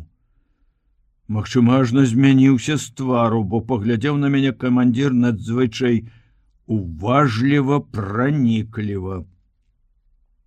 Я давно прыкмеціў, што ў процілегласць палітруку Купанаў не любіць выпрабоўваць людзей псіхалагічна, глядзець у вочы, гаварыць паўнамёкамі, ставіць загадкавыя пытанні. Ён доўга часам думае, што сказаць, але потым гаворыць, быццам камандуе рашуча коротка: «Пойдзеце камандзірам гарматы на другую батарэю. Збірайцеся». «Можаш камандаваць?» — спытаў Сідарэнка, не адрываючыся ад паперы. «Дэмакрат ты вялікі, Шапетович». Я не адказаў палітруку, не сказаў нават патрэбнага «слухаюся камандзіру», рушылася моя надзея. І я бяссільна схіліўся пад гэтым цяжарам. Невядома чаму спытаў: «Адзін я?» «На гармату адзін». Палітрук запытаў: «Другі на прыбор?» «І на дальнамер». Я старпянуўся і папрасіў горача і шчыра: «Пашліце Пясоцкага, таварыш старшы лейтенант». Камбат падняўся. Я чакаў, што ён закамандуе кругом. Але гэтага не здарылася. Палітрук сказаў: «Што гэта ў вас такая гарачая любоў да Пясоцкага? Ён разумны хлопец». Разумны хлопец не заўсёды можа быць разумным камандзірам. Сталасці ў яго не хапае, мамчын сынок. Няпраўда, ледзь не вырвалася ў мяне, але я спахапіўся, чакаў, што скажа камандзір. Ён прайшоў па зямлянцы, спыніўся каля сцяны, на якой вісела вялікая карта Савецкага Саюза. Хацелася б мне ведаць, што ён падумаў, калі затрымаў свой позірк на карце. Безумоўна, падумаў аб тым, што адбываецца там, на поўдні, але якім чынам ён звязаў гэтую думку з Пясоцкім. Можа, меў намер паслаць яго туды? Наўрад туды будзе накіроўваць не ён. Яму трэба думаць далі загад адабраць для свайго дывізіёна лепшых курсантаў, недарма адбор ідзе ў першую чаргу. Купанаў вярнуўся да стала, сказаў разважліва, як бы крыху няўпэўнена: «Што ж, няхай будзе Пясоцкі, паклічце яго». Паварочваючыся па форме, я ўбачыў, што палітрук глядзіць на камбата здзіўлена і незадаволена. Ён супраць. Я ўяўляю, якая ў іх адбывалася пасля размова. Але гэты маленькі чалавек з жалезнай воляй, наш Наполеон, ніколі не адступае ад сваіх рашэнняў. Мы с Сенем едем разом. Уласна кажучы, нікуды не едзем. Ехаць гэта тое, пра што я марыў, на што спадзяваўся, але што мае мары? Не заўсёды ад мяне залежыць іх здзяйсненне. Я салдат. Ды нарэшце, ці не ўсё роўна, дзе ваяваць, біць фашыстаў? Я ўдзячны камбату. Упершыню з пачатку вайны адчуваю нейкую радасць. Радуюся не толькі таму, што побач са мной будзе мой лепшы друг, рады за Сеню яму вераць.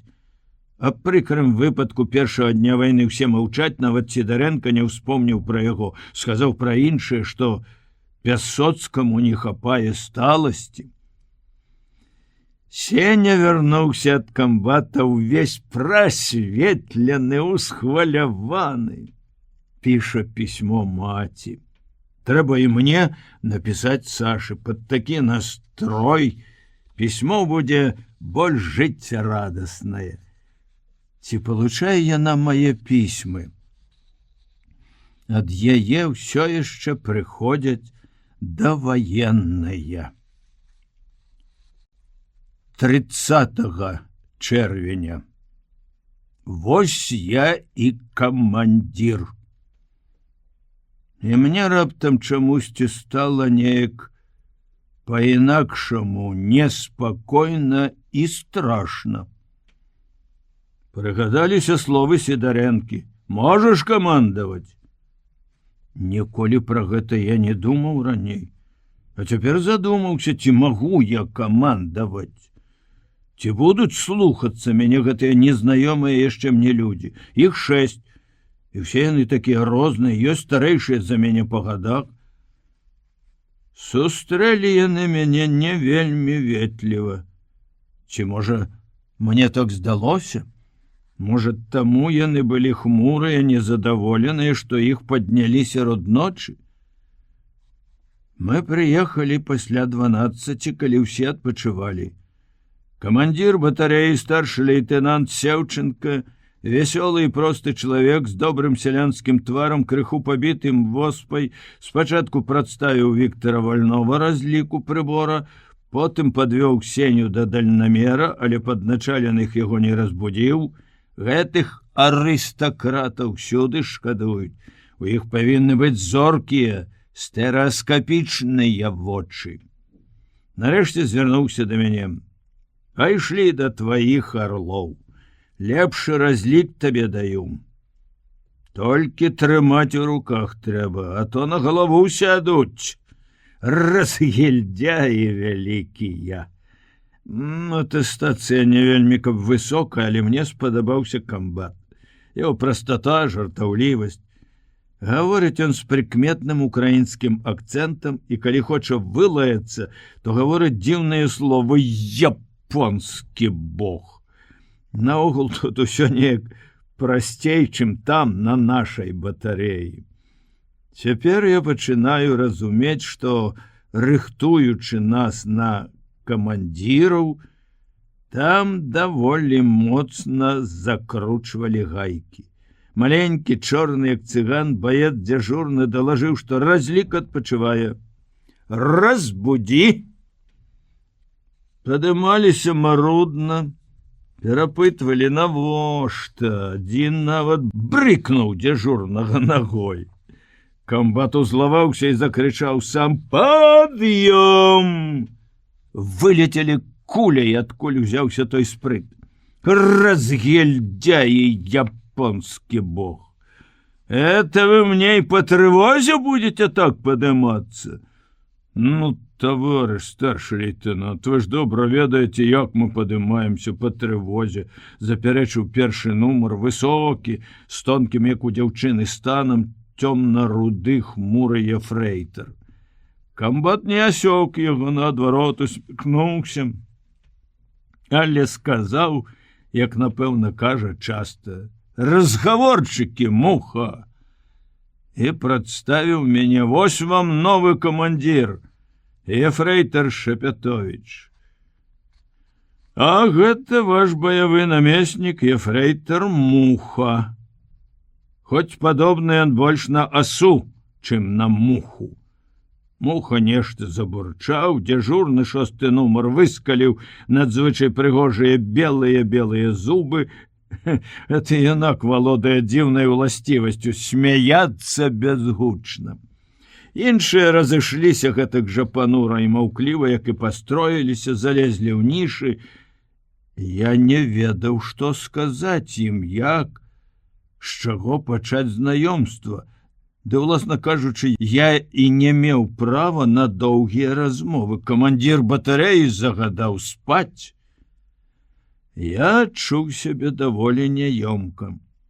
На мяне не звярталі ўвагі, як бы не прызнаючы за камандзіра. Толькі гэты Муха спытаў, не высоўваючыся з нішы: «Камандзір, ты што скончыў?» «Як што? Я з вучэбнай батарэі». «Не, да арміі». «Аўтадарожны тэхнікум». «О!» – працягнуў ён і, памаўчаўшы, паведаміў: «А наш камандзір ва ўніверсітэце вучыўся». «Чаму ж не давучыўся?» – хацелася спытаць з іроніяй, але я ўспомніў, што былы камандзір гэтай гарматы, старшы сержант Малашкін, цяпер камандзір агнявога взвода. Да таго ж я не бачыў яшчэ гэтага чалавека, і было б мне проста непрыстойна гаварыць так. Да і не гэта закранула мяне ў словах Мухі, а яго зварот на «ты». Ці не будзе гэта падрывам майго камандзірскага аўтарытэту?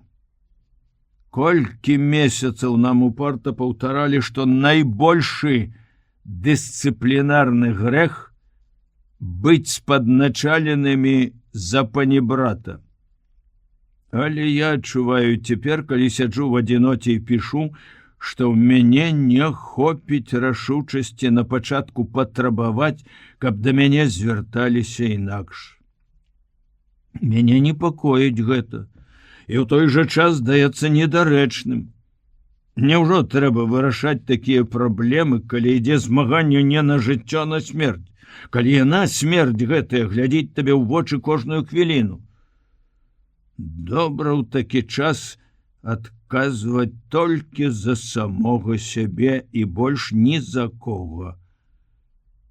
Напісаў я гэта і падумаў: а як жа тым, хто адказвае за лёс цэлага палка, арміі, усёй краіны? Нікчэмнымі здаліся мне праблемкі, страхі, перажыванні. Я проста спалохаўся новых цяжкасцей, а я не маю права палохацца. Трэба ўсё перамагчы. Трэба быць гатовым да большых цяжкасцей і большай адказнасці. Калі ўсе паснулі, а мне ўзрушанаму не спалася, я пагутарыў з дзяжурным, чорным прыгожым юнаком, і на дзіва сабе даведаўся, што ніякі ён не цыган, не малдаванін, а наш магілёўскі хлопец. Ён бліснуў сваімі прыгожымі зубамі. Таму нас у вёсцы чарнякамі празвалі. Потым, між іншым, сказаў: «Муха заняў месца, дзе спаў камандзір, ваша месца. Дужа хоча камандзірам стаць». Я ўбачыў, што Сеня таксама не спіць, блукае па пазіцыі, і мы сустрэліся. Селі недалёка ад маёй гарматы за вялікім каменем, каб ніхто не бачыў нас. Унізе раскінуўся горад, увесь як на далоні. Скрыжаванне 5 вуліц у цэнтры, драўляныя са стандартных дамоў пасёлкі на паўночнай і паўднёвай ускраінах, гмахі рыбакамбіната каля заліва, партовыя склады, да якіх падыходзяць чыгуначныя лініі, доўгія стрэлкі прычалаў. Каля іх сіратліва туляцца адзінокія караблі. Горад спіць. У дамях спяць жанчыны і дзеці. Тут, як і ўсюды на зямлі, многа дзяцей. Мы бачылі іх, калі часам прыязджалі ў горад у выхадны дзень, атрымаўшы увальнительныя. Не, неспакойны сон людзей у такі час. Магчыма, толькі дзеці, маленькія, такія, як моя Ленка, спяць спакойна. Мы доўга сядзелі моўчкі, глядзелі на горад. Два вялікія чырвоныя сонцы сляпілі нам вочы, адно з белага паўночнага неба, зацягнутага празрыстай смугой, другое з чорнага заліва нерухомага, люстрана-гладкага. Чаму сёння сонца такое чырвонае?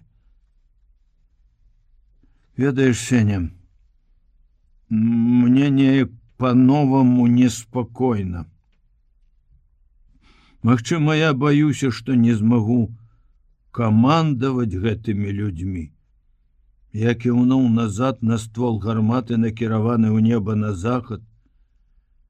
Яны непрыветліва сустрэлі мяне. Адзін, першы нумар, Муха, прозвішча якое, адразу на ты камандзір. Абразліва неяк. Прыжмурыўшы блакітныя вочы пад густымі брывамі, Сеня паглядзеў на мяне з прыкметнай іроніяй, як дарослыя глядзяць часам на дзяцей. Глупства, не думай пра форму, сказаў ён. Я не адразу зразумеў, што ён мае на ўвазе. Калі нас вучылі, то залішне надавалі ўвагі форме, нібы ўсё вызначае яна. Ад нас нават патрабавалі, помніш, каб мы, я да цябе, ты да мяне звярталіся на вы. А хіба ў гэтым галоўнае? Галоўнае ў змесце, сутнасці людзей, у іх шчырасці, адданасці ідэі, у калектывізме і прыязнасці аднаго да аднаго. Ты ўстрывожыўся, што сустрэлі не так, як ты хацеў. Дзівак. Людзі проста хацелі спаць. Пройдзе час, разам пабудзеце ў баі, ты праявіш сваю волю, яны... Ты думаеш, яна ёсць у мяне, воля? Ха-ха, яшчэ якая. Я, магчыма, менш за цябе здатны да ўсялякага камандавання. Але я веру ў людзей. Людзі добрыя, пераважная большасць. Яны заўсёды памогуць і самі падначалены і камандзіры, толькі твайму другу Кідалу хацелася ўтапіць мяне. Які ён да д'ябла мне друг? Я табе прызнаюся. Ты вось не спіш, бо нечага спалохаўся, чаго сам не ведаеш. А я хаджу і радуюся. Ведаеш чаму? Што я адарваўся ад гэтага чалавека, ад Кідалы. Сорамна прызнацца, але я баяўся яго і ненавідзеў. І гэта, разумееш, разумееш, як гэта было цяжка. Это блытала мае пачуцці. А я хачу, каб у іх была поўная яснасць. Вораг ёсць вораг, і ўся моя нянавісць павінна скіравацца туды. Ён махнуў на той бок заліва. А чалавек, які са мной разам страляе па ворагу, наш чалавек, яго я павінен, абавязаны любіць, паважаць хаця б, верыць яму. А я баяўся яго і ненавідзеў. Хадзіў і азіраўся. Чорт ведае, якая неразбярыха была тут. Ён пакруціў кулакамі каля сваіх грудзей. А цяпер супакоілася. Проста і ясна стала. Я дагэтуль ні да кога не адчуваў нянавісці. Я любіў людзей. Мой бацька быў і маці вялікія гуманісты. Тата сам паехаў на ліквідацыю эпідэмію тыфусу і заразіўся там.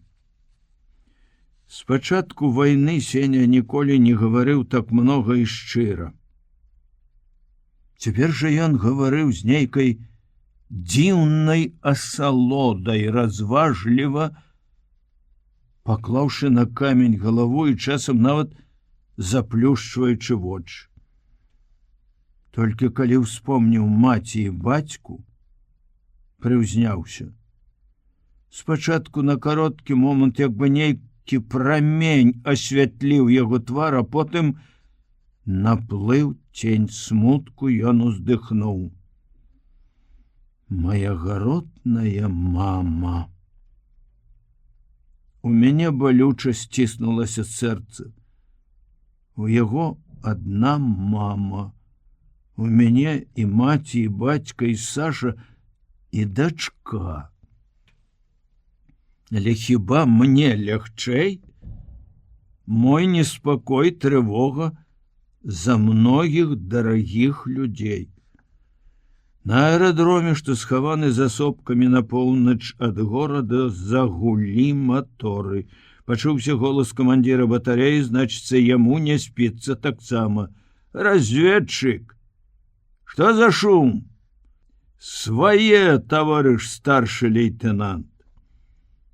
У паветра ўзнялося 6 тупаносых знішчальнікаў і, развярнуўшыся, чамусьці пайшлі не на захад, а на поўнач, па заліву нізка над вадой. Мы правялі іх позіркамі. Відаць, дзесьці нашы караблі атакуюць, паляцелі на дапамогу, сказаў Сеня. Ты чуў вечернюю зводку? Спытаўся я. Яны перайшлі ў наступленне і тут. Я сам здзівіўся, што сказаў пра гэта зусім спакойна, як, дарэчы, спакойна і выслухаў гэтае паведамленне ад знаёмага радыста на КП дывізіёна, дзе мы спыняліся па дарозе сюды на батарэю. Сеня кіўнуў галавой, задумліва памаўчаў. Калі тут здарыцца тое, што там на заходнім фронце, горача нам прыйдзецца. Тут няма куды адступаць. Мяне перасмыкнула ўсяго. Я мімаволі азірнуўся на высокі камень за нашымі спінамі, які сапраўды як бы перагароджваў дарогу назад. Ты думаеш, яны перамагаюць там? Яны наступаюць, адказаў ён, са спакоем, які на гэты раз абурыў мяне. Як гэта ты можаш вось так спакойна, а? Не разумею. А чаму ты не думаеш, што гэта манеўр, стратэгічны манеўр, такі, як у Кутузава? Ты ж сам не верыш у гэта, а таму хвалюешся. Навошта нам ашукваць сябе? Трэба глядзець праўдзе ў вочы і без панікі, без страху. Так мы хутчэй мабілізуем свае сілы. Будь спакойны, мабілізацыя гэтая разгортваецца па ўсёй краіне, я ўпэўнены, з такім размахам я кажу не толькі пра мабілізацыю людзей, арміі, але і пра мабілізацыю душэўных сіл маіх, тваіх, нашых, Петя, нашых сіл, каб усе мы перамаглі страх, паніку. Я паглядзеў на яго з павагай і неяк адразу супакоіўся. Мне нават зрабілася сорамна, што я сапраўды панікую ў той час, калі ён, Сеня, якога мы называлі мамчыным сынком, вось такі спакойны і разважлівы. Мне захацелася сказаць яму нейкія добрыя сардэчныя словы, але я не знаходзіў іх і толькі ўглядаўся ў адзінокую постаць на адной з гарадскіх вуліц. Калі ж павярнуўся да Сені, то ўбачыў, што ён спіць, няёмка адкінуўшы галаву на выступ каменя. Тады я дастаў з кішэні свой сшытак і пачаў пісаць. Захацелася хутчэй, пакуль не забылася запісаць нашу размову, а заадно падзяжурыць пры Сеню, каб разбудзіць яго на выпадак трывогі. І вось канчаю свой запіс, сонца, як добры вартавы, нізка абышло Баранцава мора і цяпер ужо глядзіць з усходу, з прастораў кольскай тундры. Неба зноў стало блакітнае, без смугі, зноў лётны дзень. 3 ліпеня. 3 дні не было ні сну, ні адпачынку. Канчаўся адзін бой, цягалі цяжкія скрынкі з боепрыпасамі, не ўпраўляліся сцерці з маскі са снарадаў, новы налёт. Ад выбухаў бомбаў, грукату стрэлаў, ад стомы і бясконцага напружання гудзе ў галаве, баліць всё цела. Фашысты наступаюць недзе там, за заходняй ліцай, на мурманскім напрамку, як афіцыйна паведамляецца ў зводках, і хочуць паралізаваць тыл, разбурыць горад, які забяспечвае фронт усім неабходным. Горад гарыць, другі дзень гараць бензасклады, і ўсё навокал засцелена чорным едкім дымам. Ад яго слязяцца вочы, кашель раздзірае грудзі. Все батареі нашага дывізіёна сцягнуты да горада. На дапамогу нам прыйшлі ваенныя караблі. Такое ўражанне, што маракі прымаюць на сябе ўдары пікіроўшчыкаў, каб адцягнуць іх ад горада. Большасць бомбаў падае ў заліў. Сёння з раніцы хмарна і ўдалося крыху паспаць. Хочацца шмат што запісаць, але ўсяго запісаць не ўдасца, бо ведаю, адчуваю, перадышка ненадоўга. Памяць асабліва яскрава ўтрымлівае першы дзень, першы мой бой, калі я стаў камандзірам. Заснуць у тую раніцу мне так і не ўдалося. Камбат яшчэ да снедання пачаў вучэбную трэніроўку, падняўшы батарею па сігналу трывога. Даведаўшыся, што стральба не баявая, нумары майго разліку бурчалі. Асабліва муха. Мала баявых трывог. Дык на табе яшчэ вучэбную. Трэба было да вайны вучыць. Сеўченка жонку ў тыл адаслаў. Дык не спіцца яму, блукае ўсю ноч, злуе. Я здзівіўся. Там, на вучэбнай батарэі, мы ніколі ў прысутнасці камандзіраў аддзяленняў не адважваліся асуджаць учынкі дзеянні афіцэраў. Ці не таму яны так паводзяць сябе, што не прызнаюць, не жадаюць прызнаць мяне за камандзіра, думаў я. Стралялі вяла і няўважліва. Адзін маленькі чарняк вельмі спрытна ставіў трубку і перадаваў снарад зараджаючаму. Павел Астахаў, высокі, з доўгімі рукамі, былы каваль падольскага завода, ляніва браў патрон, узважваў на руках і не зараджаў, а перадаваў яго другому трубачнаму Фрыду. А мы, калі вучыліся, зараджалі абавязкова. Чаму ж Астахаў не зараджае? Знарок? На злосць мне? Увесь час карцела патрабаваць, каб ён зараджаў і страляў, паварочваў ручку спуску. Але я не адважваўся. Раптам тут рабілася так і да мяне. Але калі я ўбачыў, што першы нумар муха сумяшчае стрэлкі азімута вельмі прыблізна, без патрэбнай дакладнасці, не вытрываў. Ефрэйтар муха, хіба так трэба сумяшчаць? А як трэба, агрызнуўся ён. Ды пры такім сумяшчэнні снарад будзе чорт ведае дзе, у неба пацэлім. А ты хочаш кожны снарад у самалёт?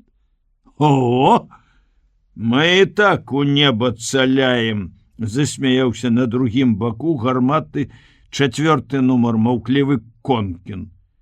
І тут жа пачуўся крык камандзіра батарэі: «4-я!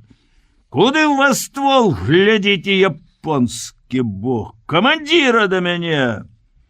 Я з'явіўся перад разгневаным Сеўчынкам і здзівіўся, дзе той добры жартаўлівы чалавек, які ўначы прадстаўляў мяне разліку. Што ў вас там робіцца?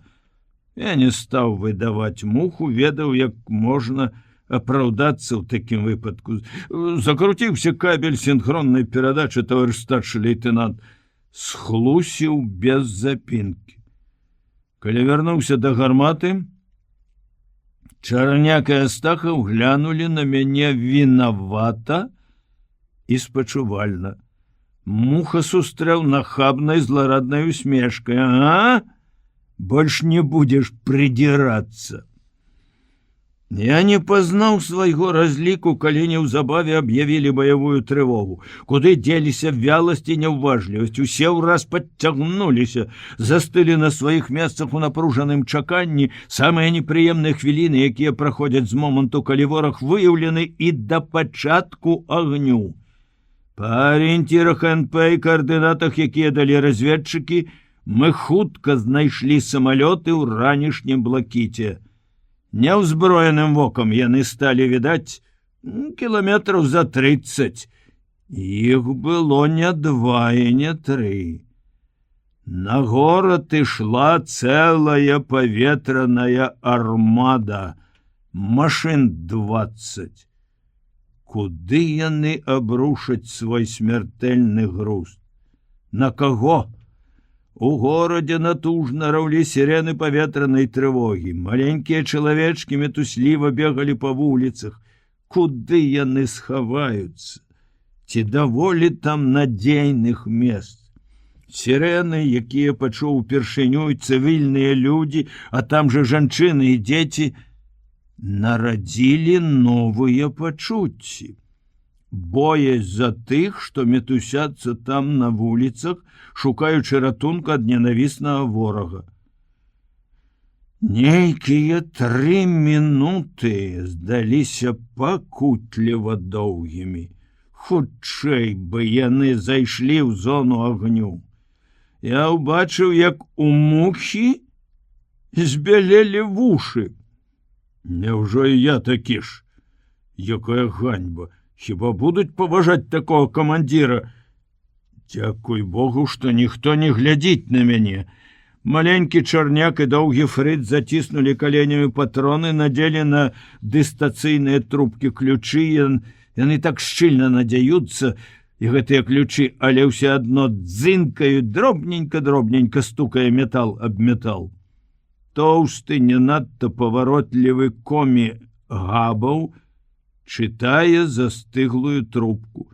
162, 162, 162. Збоку здаецца, што ён шэпча малітву. 4 нумара я не бачу. Ён за гарматай, але Астахаў. Толькі на яго твары, у яго рухах, жэстах не відаць таго, што так прыкметна ва ўсіх іншых. Ён тупае каля свайго затвора, павольны, паважны, як добры дзед, і маленькай фланелевай анучкай старанна выцірае клін і патроннік. Няўжо такім чынам яму ўдаецца схаваць свой страх? Не, цяпер пасля 3 дзён баёў я ведаю, што паводзіны яго зусім натуральныя. Гэты каваль хутчэй за ўсіх пазбыўся страху. Сеня Пясоцкі праз оптыку дальнамера ўжо вызначыў маркі машын. Група злева Ю-88, справа 87, зверху знішчальнікі, паведаміў ён у напружанай цішыні так гучна, што пачула ўся батарэя. Пад мухам забрынчала сядзенне. Агідна, гэта непрыемна, варта яму сказаць. Але ці маю я права? Колькі дзён назад яно гэтак жа брынчала пада мной. Ды і голас. Невядома, які будзе ў мяне голас. Каб я не выдаў сам сябе. Не спускаю вачэй з чорных сілуэтаў, што, здаецца, засланілі ўсё неба. Няўжо нельга яшчэ страляць? Чаму не пастаўлены батарэі на тым баку заліва, каб сустракаць іх агнём на падлёце да горада? Але ж яны могуць зайсці з любога боку. Магчыма, у той момант і не было гэтых думак.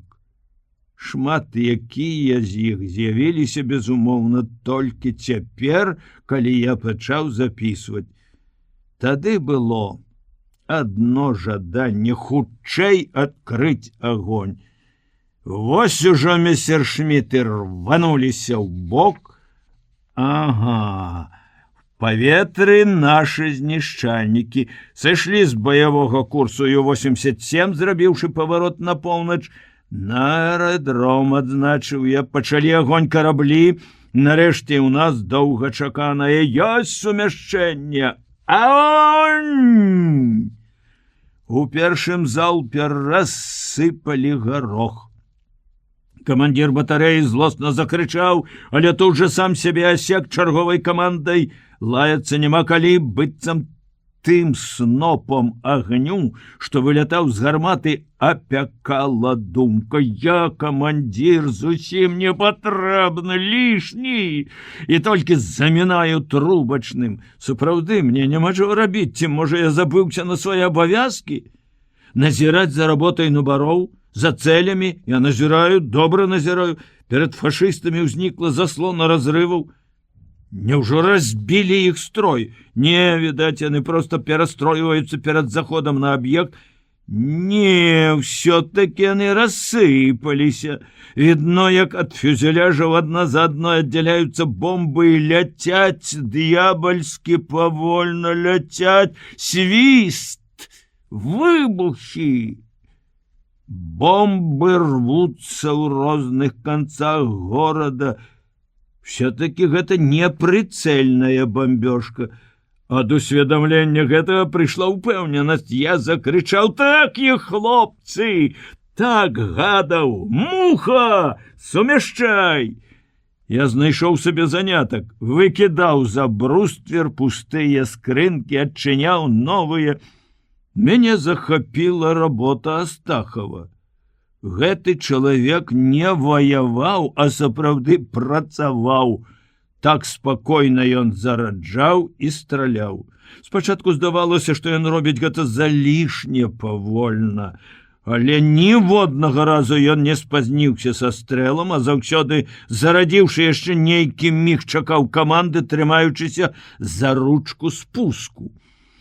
Залпы настроіліся, і я падумаў, што тут страляюць лепш, чым стралялі мы на вучэбнай батарэі. Мне нават стало трошки крыўдна. Правда, у іх было больш баёў, аднак гэтыя людзі неяк спакайней сябе паводзяць. І раптам усё паляцела да д'ябла. Пачалося з крыку разведчыка: «Самалёты на 4-м!» Некалькі Ю-87 зайшлі з усходу і знянацку атакавалі батарэю. Яны спікіравалі з дзікім свістам. Пасля мы даведаліся, што разам з бомбамі фашысты кідалі рэйкі, пустыя бочкі, каб нагнаць больш панікі. Адна бомба разарвалася зусім блізка, нас абдало гарачым паветрам, абсыпала зямлёй. Стральба з прыборам разладзілася праз выбухі, стракатанне кулямётаў, крыкі. Я пачуў каманду Сеўчанкі: «Прамой наводкай!» Я паўтарыў яе для свайго разліку: «Па самалёту прамой!» Але муха, аглушаны, спалоханы, падсунуў галаву пад аптычны прыбор, быццам такім чынам мог закрыцца ад бомбаў і куль. Згорбіўся, не рэагаваў на каманду. Я схапіў яго за плечы: «Прамой! Муха!» Вылаяўся так злосна, груба, як бадай не лаяўся ніколі ў жыцці. Але муха в адказ яшчэ больш згорбіўся, утуліў галаву ў плечы, бо ў гэты момант зноў над намі завыў пікіроўшчык. Я глянуў угору, і як у першым баі убачыў чорныя крыжы ў жоўтых кругах, быццам хваляй ад выбуху ударыла ў сэрца, ў галаву. Нянавісць, лютая злосць на гэтыя крыжы, а потым на муху. Я рвануў яго з сядзення і шыбнуў на снарадныя скрынкі, а сам уміг апынуўся на месцы наводчыка, адразу злавіў самалёт, падвёў пад скрыжаванне нітак у оптыцы. Цель злоўлена! Агонь! Малайчына, Астахаў! Стрэл грымнуў без затрымкі, другі так хутка за першым, што я, аслеплены ўспышкай, не ўправіўся зноў злавіць цель. Зараджаючы! Каманду!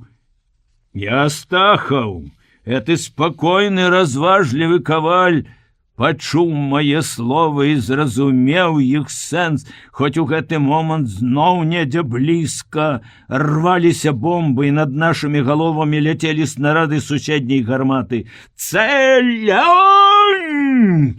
Не зусім па правілах камандаваў я, але Астахаў добра разумеў: цель зараджай, огонь страляй. І раптам бачу, што пад самалётам, які я вёў у аптычным прыцэле, шуганула полымя. Мусіць, выбухнуў бензабак, і ахутаная дымам машына, нязграбна і цяжка куляючыся ў паветры, грымнулася на суседнюю сопку. Праз павелічальнае шкло я глядзеў, як ірваўся і гарэў той, хто нёс нам смерць. Вось табе. Мы живые. Мы будем жить. А ты сгоришь.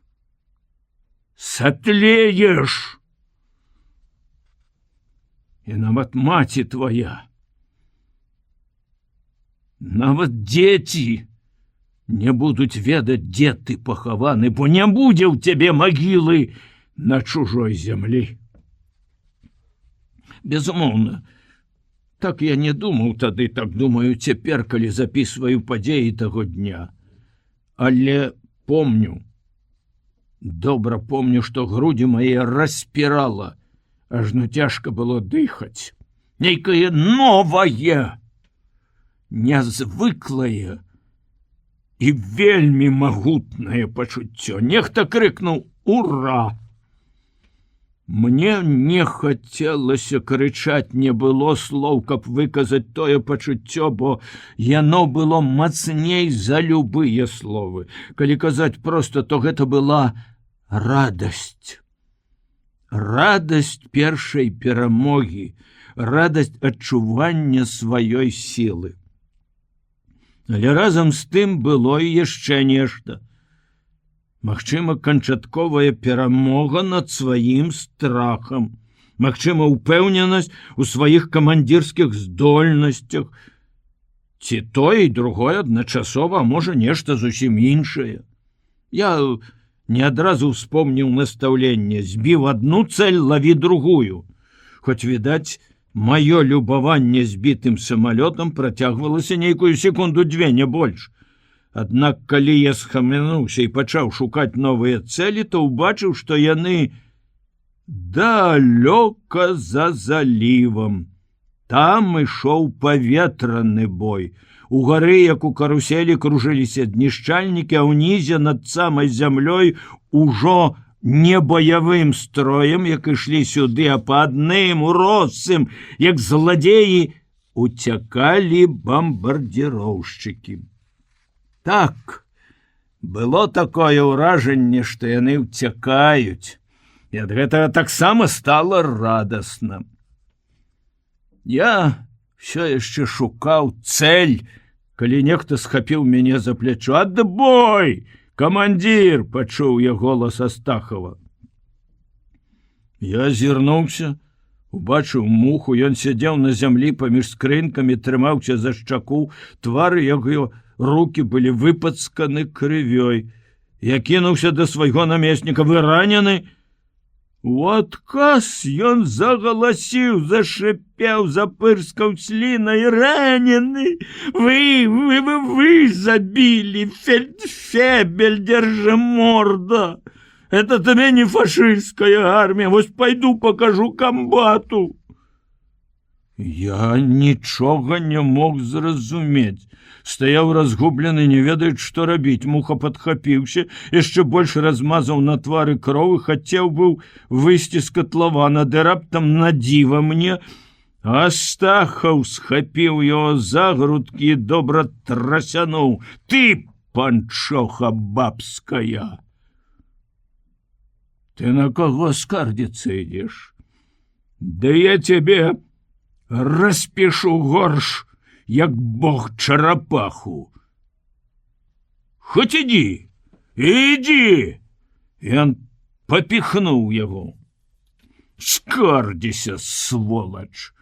Трус няшчасны! Ты ж трус! Ты ж не лавіў цэль, а хаваў пад оптыку галаву, як той заяц. Цябе ж па законах ваеннага часу пад расстрэл трэба. І я першы скажу, ідзі! Астахаў штурхнуў муху яшчэ раз, але ў таго знікла жаданне ісці скардзіцца.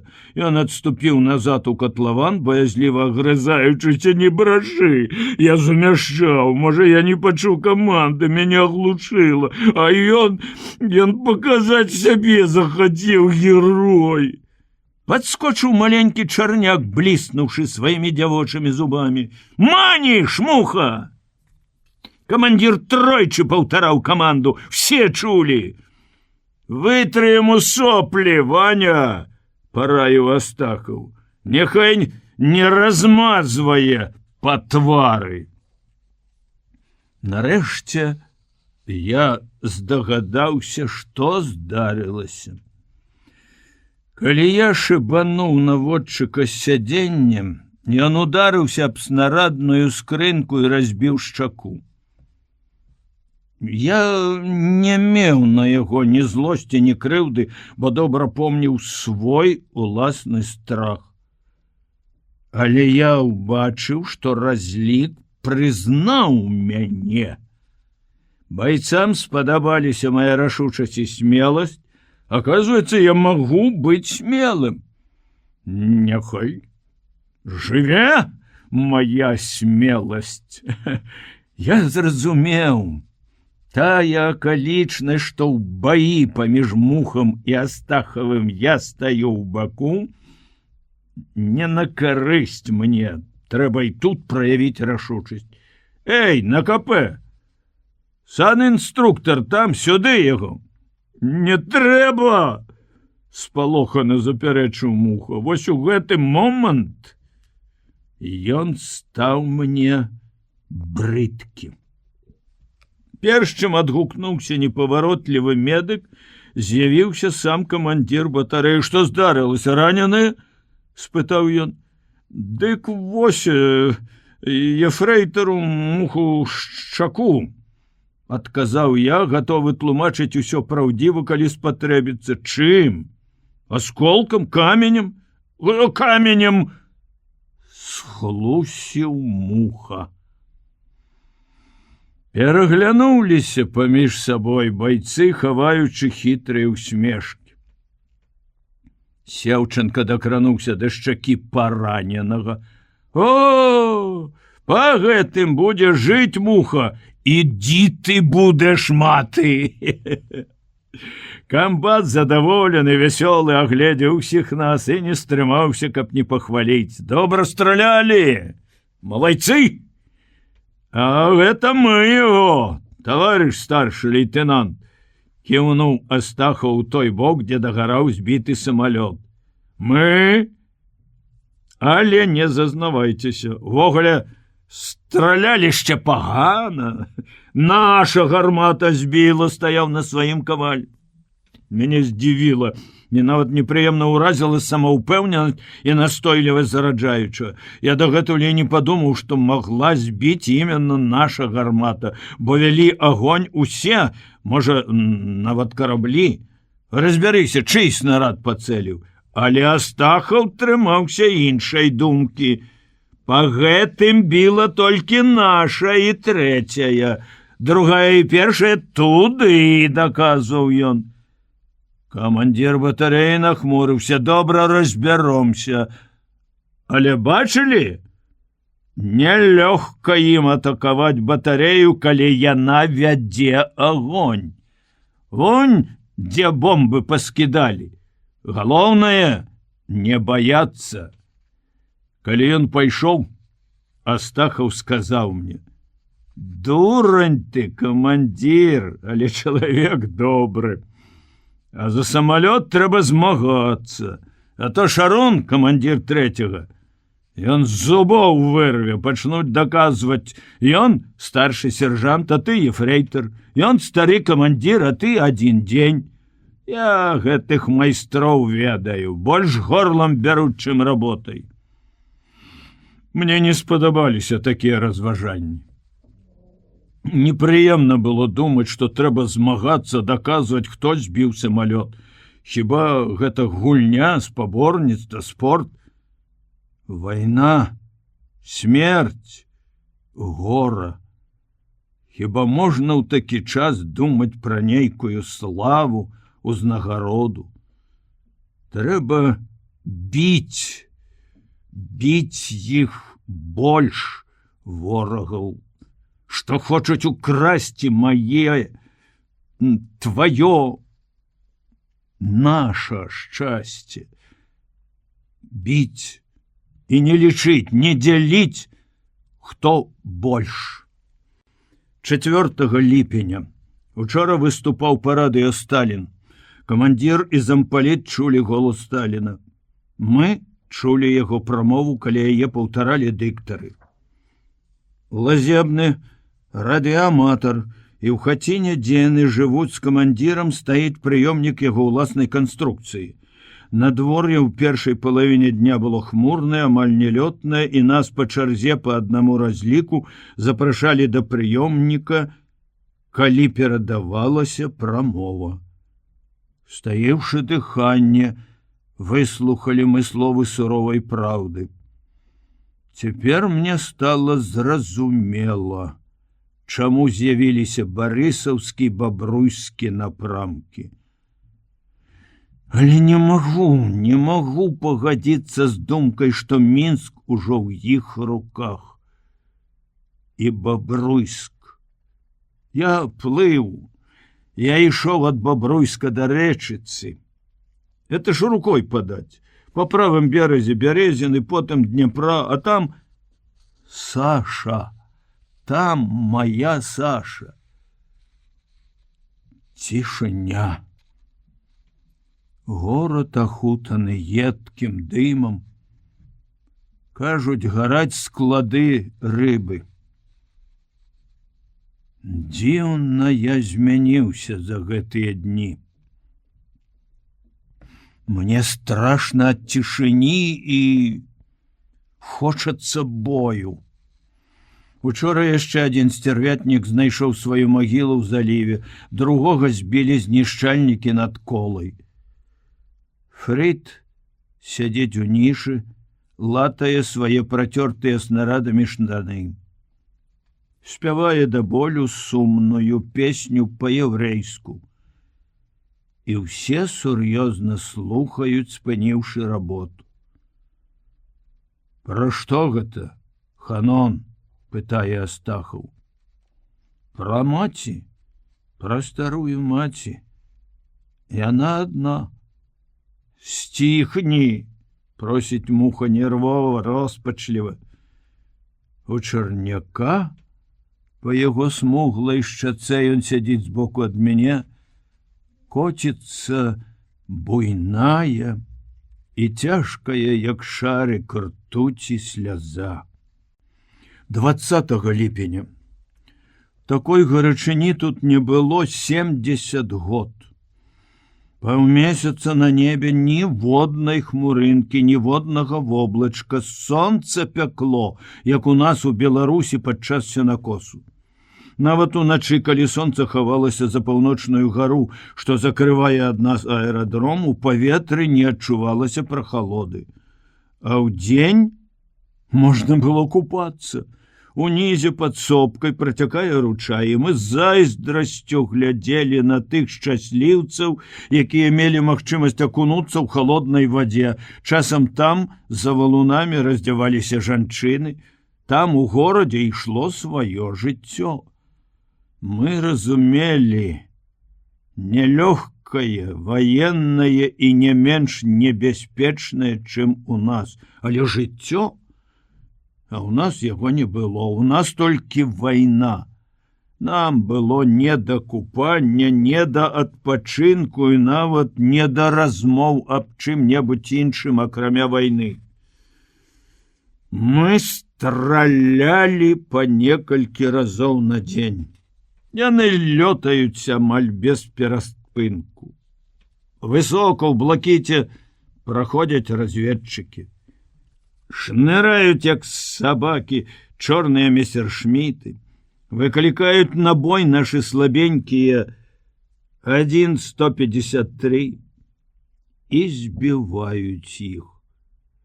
О, як гэта балюча бачыць, як яны збіваюць нашы самалёты.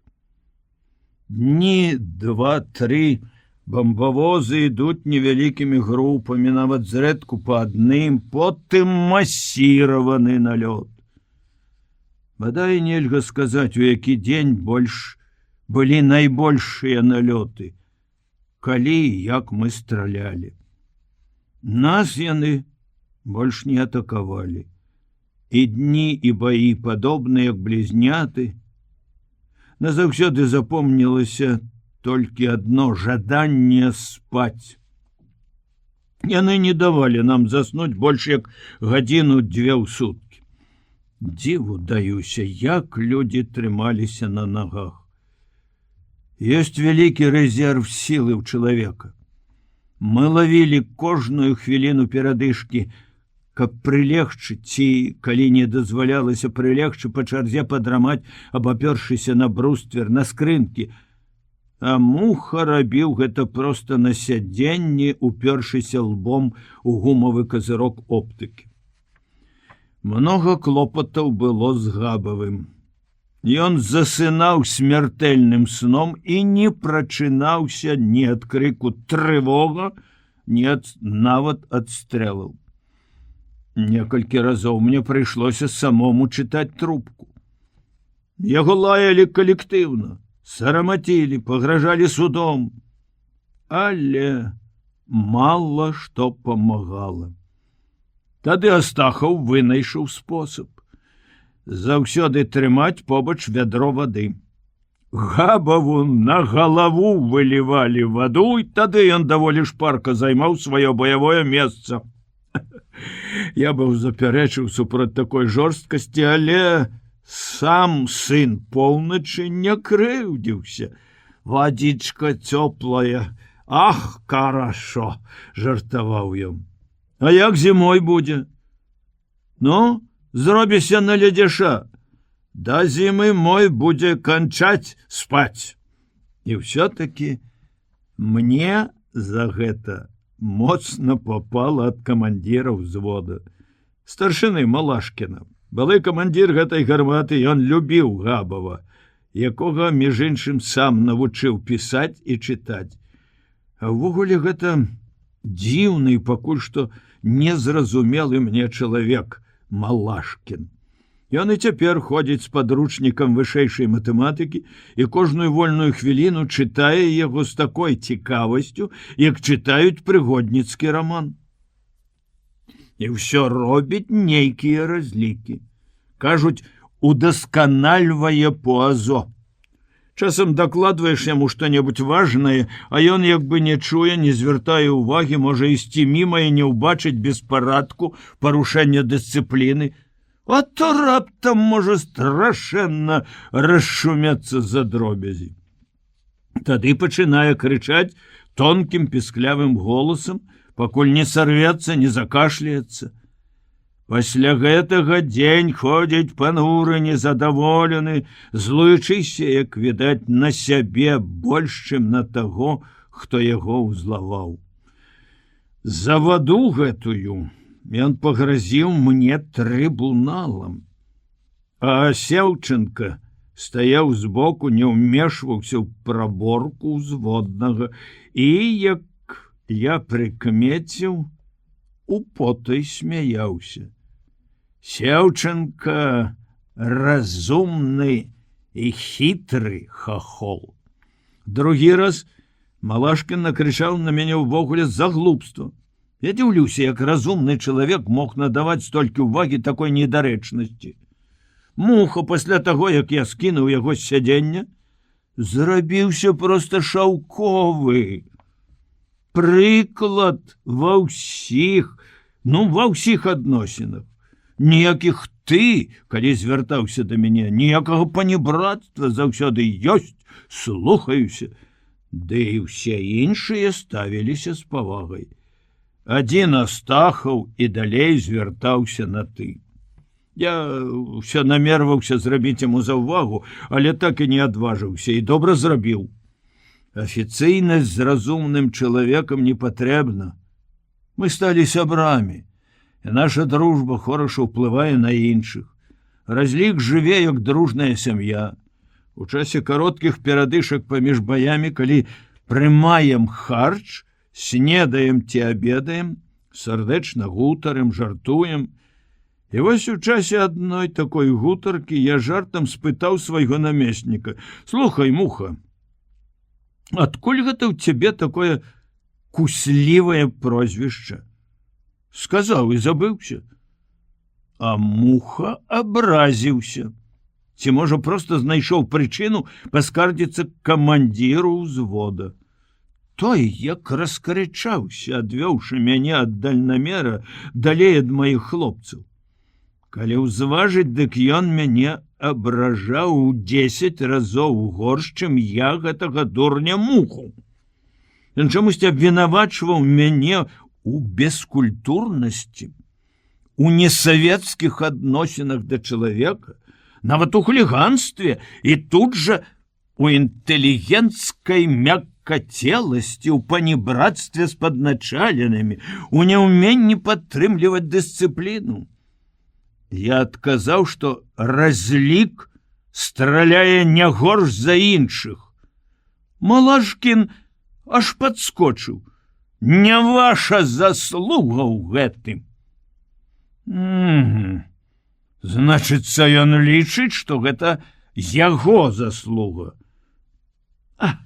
Няхай сабе лічыць, падумаў я, і абязброіў яго пакорлівым, вінаватым маўчаннем. Праз хвіліну яму, відаць, стала сорамна і непрыемна за свой крык, і ён пачаў лагодна тлумачыць мне, якім павінен быць камандзір Чырвонай арміі. Мне чамусьці зрабілася шкада яго. Сам ён зусім не такі ідэальны камандзір, але чалавек шчыры, нягледзячы на ўсе свае слабасці. І я паважаю яго, а Муха прымусіў мяне насцеражыцца. Я расказаў пра ўсё Астахаву. Той абурыўся.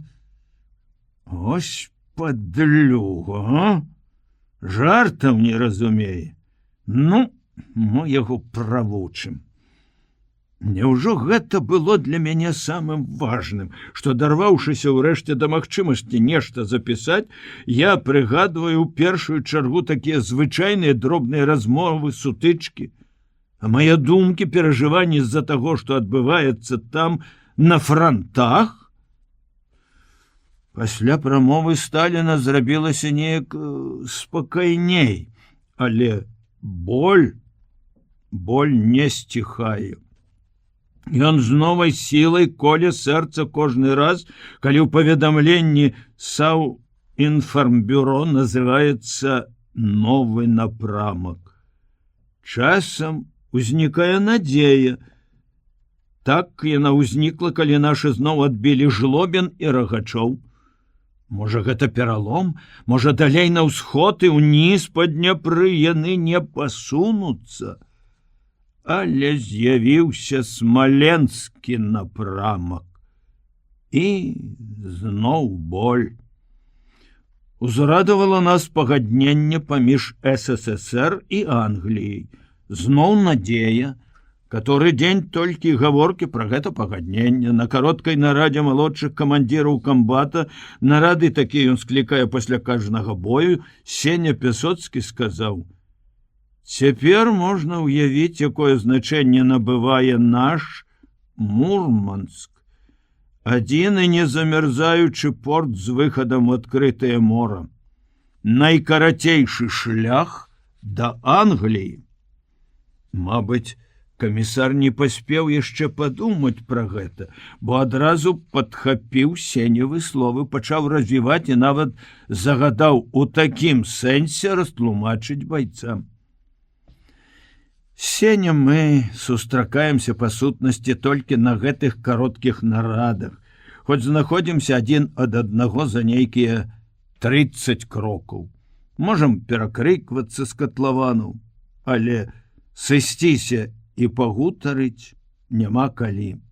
Ды і не дазваляецца ўвесь час трывога. А мне так хочацца пагутарыць з ім, адвесці душу, успомніць наша Прыдняпроўе, дзе яго маці і моя Саша. Цяпер я часцей, чым да вайны, з большым смуткам, з большай любоўю за мілаваннем успамінаю гэтыя мясціны. Аднойчы мне нават прыснілася, што я стаю на высокім беразе Днепра, там, у мястэчку, дзе ўсё знаёма, бальніца, школа, сцежка ў рове, па якім сцякае вясновая вада. Толькі Днепро быў не той. Разы ў 3 шырэйшы, і вада бурліла, пенілася, і на тым беразе я ўбачыў не лес, як у сапраўднасці, а бескрайні роўны луг. Удалечыні, відаць, былі белыя постаці, я да болю ў вачах узіраўся, ніяк не мог зразумець, ці то хусткі дзяўчат, ці буслы. Дзіўны сон. Хочацца хоць раз убачыць у сне Сашу. Але дарэмна. Сню нейкія страхі, недарэчнасці. Хоць гэта натуральна, бо амаль забылася ўжо, што такое нармальны чалавечы сон. Тое, што мы называем сном, нейкая хваравітая дрымота, трызненне. Спіш і ў сне страляеш. З баёў асабліва запомніліся 2. Тыя, у якіх мы перамагалі, калі можна назваць перамогай збітыя самалёты. Хочацца так называць, хочацца перамогі. Іх было 5. Яны ішлі баявым курсам на горад не з захаду, а чамусьці з поўдня. Таму першая іх сустрэла былая вучэбная батарэя, на якой я пачынаў службу. Яна дала залп, і гэта быў залп класічны. Снарад, напэўна, пацэліў бомбавы люк аднаго з самалётаў, бо ён узарваўся высока ў небе са страшэнным грукатам. Выбух пашкодзіў 2 іншыя юнкерсы, адзін упаў тут жа каменем разам з рэшткамі таго, што ўзарваўся, другі, перакуліўшыся ў паветры, страціў вышыню, але выраўняўся і паспрабаваў ляцець, ды працягнуў недалёка. На тым баку заліва лётчыкі выскачылі з парашутамі. 2 з тых, што ўцалелі, скінулі бомбы недзе паміж школай і горадам і кінуліся на ўцёкі. Але іх дагналі нашы знішчальнікі. Вось гэта можна назваць перамогай. Другі бой паветраны. Нашага маленькага 1-16, які толькі што ўзняўся па трывозе з аэрадрома, прыціснулі 4 мессершміты. Мы трымалі іх у прыцэлах.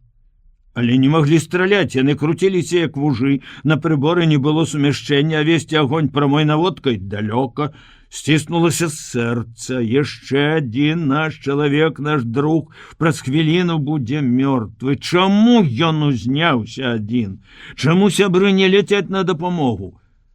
Але знішчальнік так спрытна, так умела выкручваўся ад атак фашыстаў, што на батарэі пачуліся воклічы захаплення. Не, ён не проста выкручваўся, не проста ратаваўся, ён атакаваў хітра, па-майстэрску.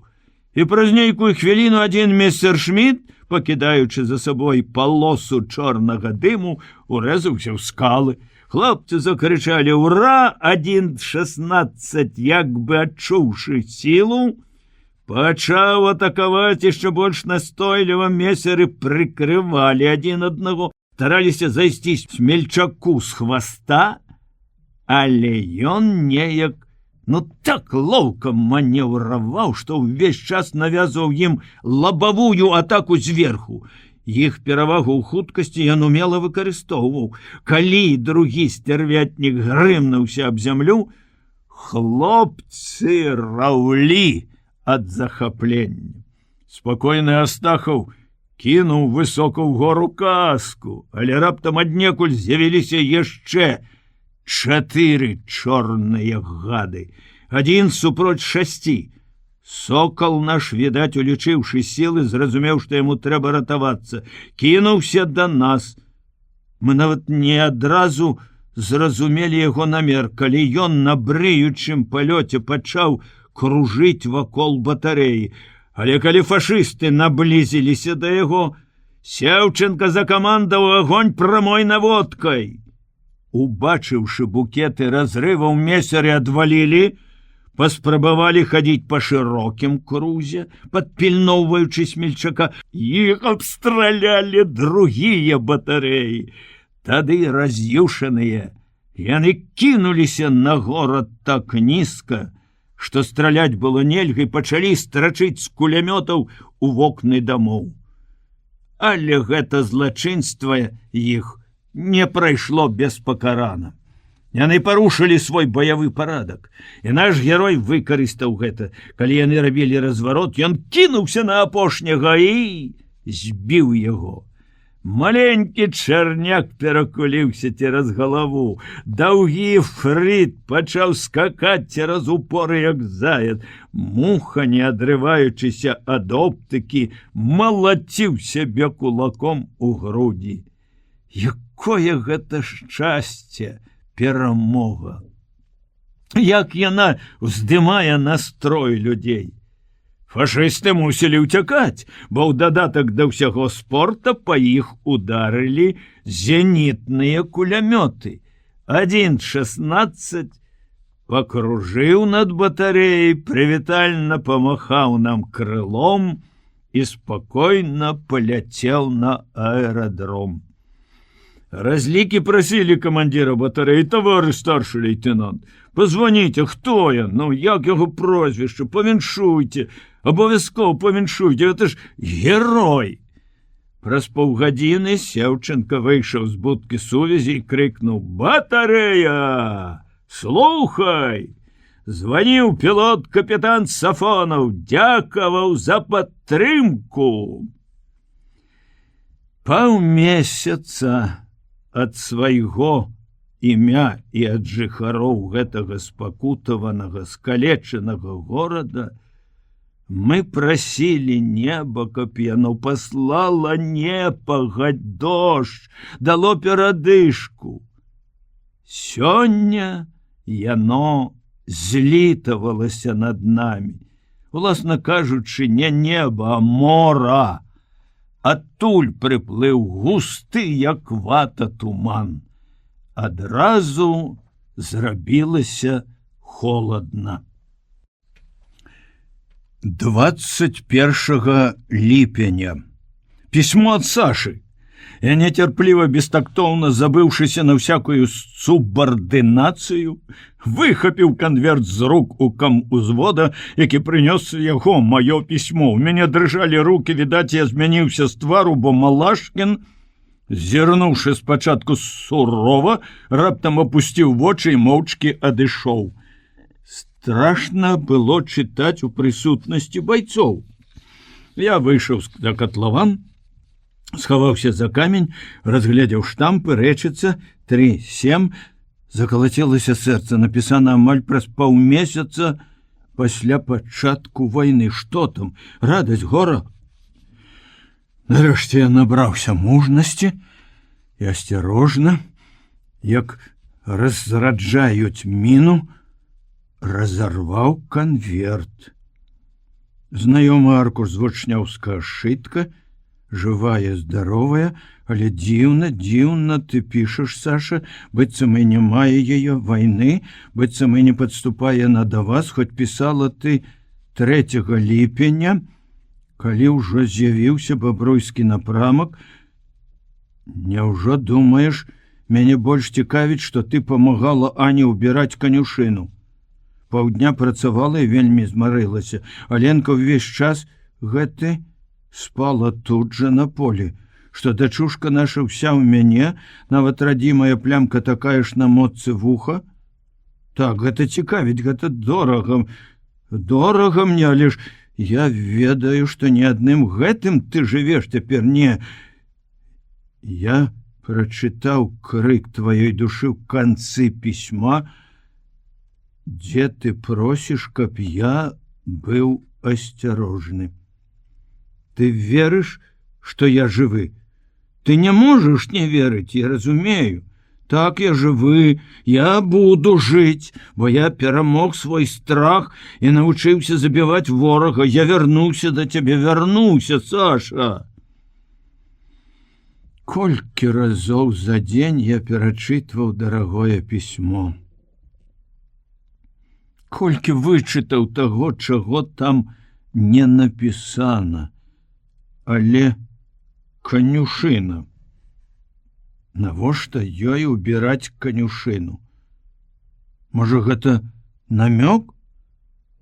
Вось гэтага я не магу зразумець, хоць галава мая думак хутка разорвецца, як снарад на дробныя асколкі.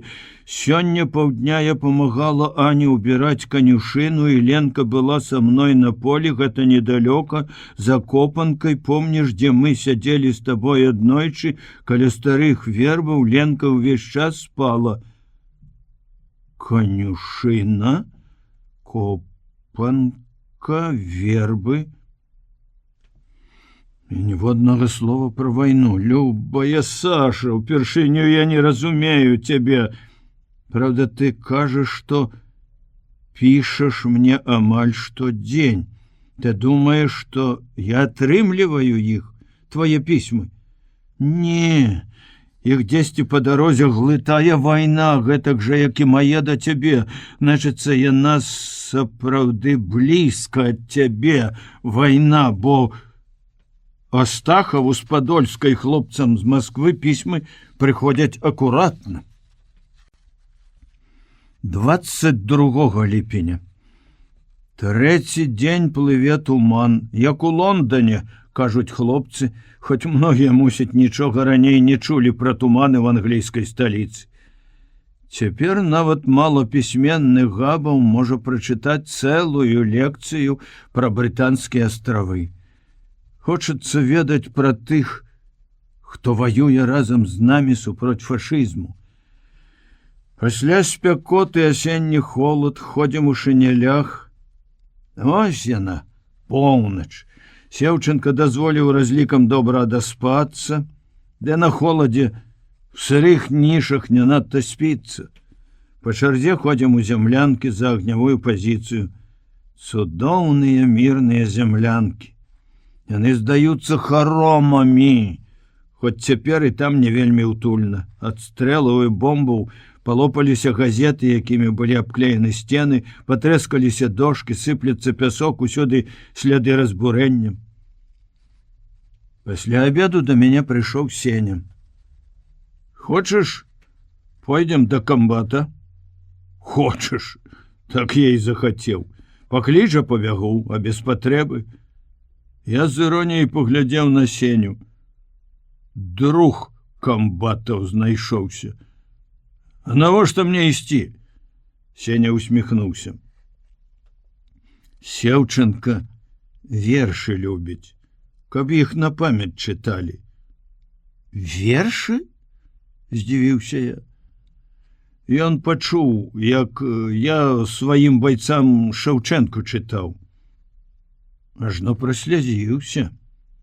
Учора яму ўсё перачытаў, што ведаў. І свае? Сеня зачырванеўся, схапіў мяне за руку. Слухай, пра мае ні слова. Як друга прашу, інакш нажывеш ворага. Ну, добра, буду маўчаць, але скажы па сакрэту, пішаш? Пішу. Ну, пішу. Ну, пайшлі? Я ішоў з нейкім незразумелым страхам. Мы пастукалі, атрымалі дазвол, камбат быў у сваёй зямлянцы. Я пачаў быў дакладваць: «Товарищ старший лейтенант!» Сеўченко махнуў рукой: «Не трэба», і надзвычай проста і гасцінна запрасіў: «Сядайце, хлопцы». Ён без рэменя, за расшпіленым каўняром, сядзеў на табурэце перад печкай і падкідваў дровы. У зямлянцы цёпла, прыемна пахла чалавечым жымлём. Увогуле тут было ўсё неяк па-хатняму утульна, не так, як у зямлянцы Купанова, хоць будаваліся яны в адзін час. Але там было ўсё па-салдацку проста, а тут, як у добрай кватэры. Панікеляваны ложак, мяккая канапка, на сцяне украінскі дыван, карціны, партрэты. Мой позірк адразу спыніўся на вялікай фатаграфіі маладой жанчыны з дзіцем на руках. Якое гэта хараство, маці з дзіцем. Я падумаў пра Сашу. Колькі было б у яе цяпер шчасця, каб мне гэтая праклятая вайна. Сеўченко, убачыўшы, як я гляджу на партрэт, растлумачыў: «Жонка з сынам, адаслаў іх у Іжэўск. Сястра там у мяне замужам». У мяне таксама жонка і дачка. Я ведаю, мне казаў Пясоцкі. О, як я ўдзячны за гэтыя простыя чалавечыя словы. Бо не было ў іх ні недарэчнай сідарэнкаўскай цікаўнасці і насмешлівасці, не той спачувальнасці, якую часам выказваюць старэйшыя да малодшых. Не трэба, маўляў, так рана жаніцца. Не яшчэ чаго-небудзь такога, што магло б абразіць мае пачуцці. Это была шчырая і немнагаслоўная размова двух мужчын, двух бацькоў, якія добра разумелі адзін аднаго. Размаўлялі напаўголасам. Калі мы з Пясоцкім зайшлі, у зямлянцы апрача камбата былі палітрук Лазебны і камандзір прыбора Віктор Вальноў. Яны стаялі каля стала над картай, горача, як два вялікія стратэгі абмяркоўвалі становішча на франтах. Я заўсёды зайздросціў гэтаму дасціпнаму масквічу, нашаму другу Віктару. Яго ўменне ў любых абставінах з любымі людзьмі трымацца проста незалежна, з камандзірамі, з жанчынамі, са старэйшымі, малодшымі, і хутка ўключацца ў агульную размову, заваёўваць агульную ўвагу. Цікавы чалавек наш палітрук. Ён бясконца ходзіць ад адной гарматы да другой, на прыбор, да сувязістаў і разведчыкаў, і праводзіць гутаркі. Расказвае эпізоды з гісторыі рускай ваеннай славы, пра гераізм чырвонай арміі, пра становішча на франтах. Цікава расказвае, ён амаль ніколі не маўчыць. І нягледзячы на гэта, складаецца такое ўражанне, што Лазебны самы ціхі, маўклівы, непрыкметны чалавек на батарэі. Чаму так? Не магу зразумець. Можа, таму, што ён ніколі не крычыць, не павышае голасу. Да размовы палітрука з Віктарам адразу далучыўся Сеня. Яны разбіралі жлобінска-рагачоўскую аперацыю, складалі планы, як будзе развівацца контрнаступленне нашых войск далей. Вашы далёка адгэтуль? — спытаў мяне Сеўченко, прыслухоўваючыся да іх размовы. Недалёка, хоць усё-такі на поўдзень ад рэчыцы, амаль на мяжы з Украінай. Паляскія балоты не дазволілі ім развіць наступленне ў гэтым напрамку, сказаў Лазебны, пачуўшы мае словы. Я радасна скалануўся, і праўда ж, там палесся балоты, там яны не змогуць прайсці. Як я забыўся на такую важную акалічнасць. Можа, таму і Саша піша так спакойна.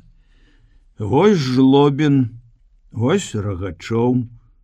Значыцца, наступленне развіваецца на Оршу.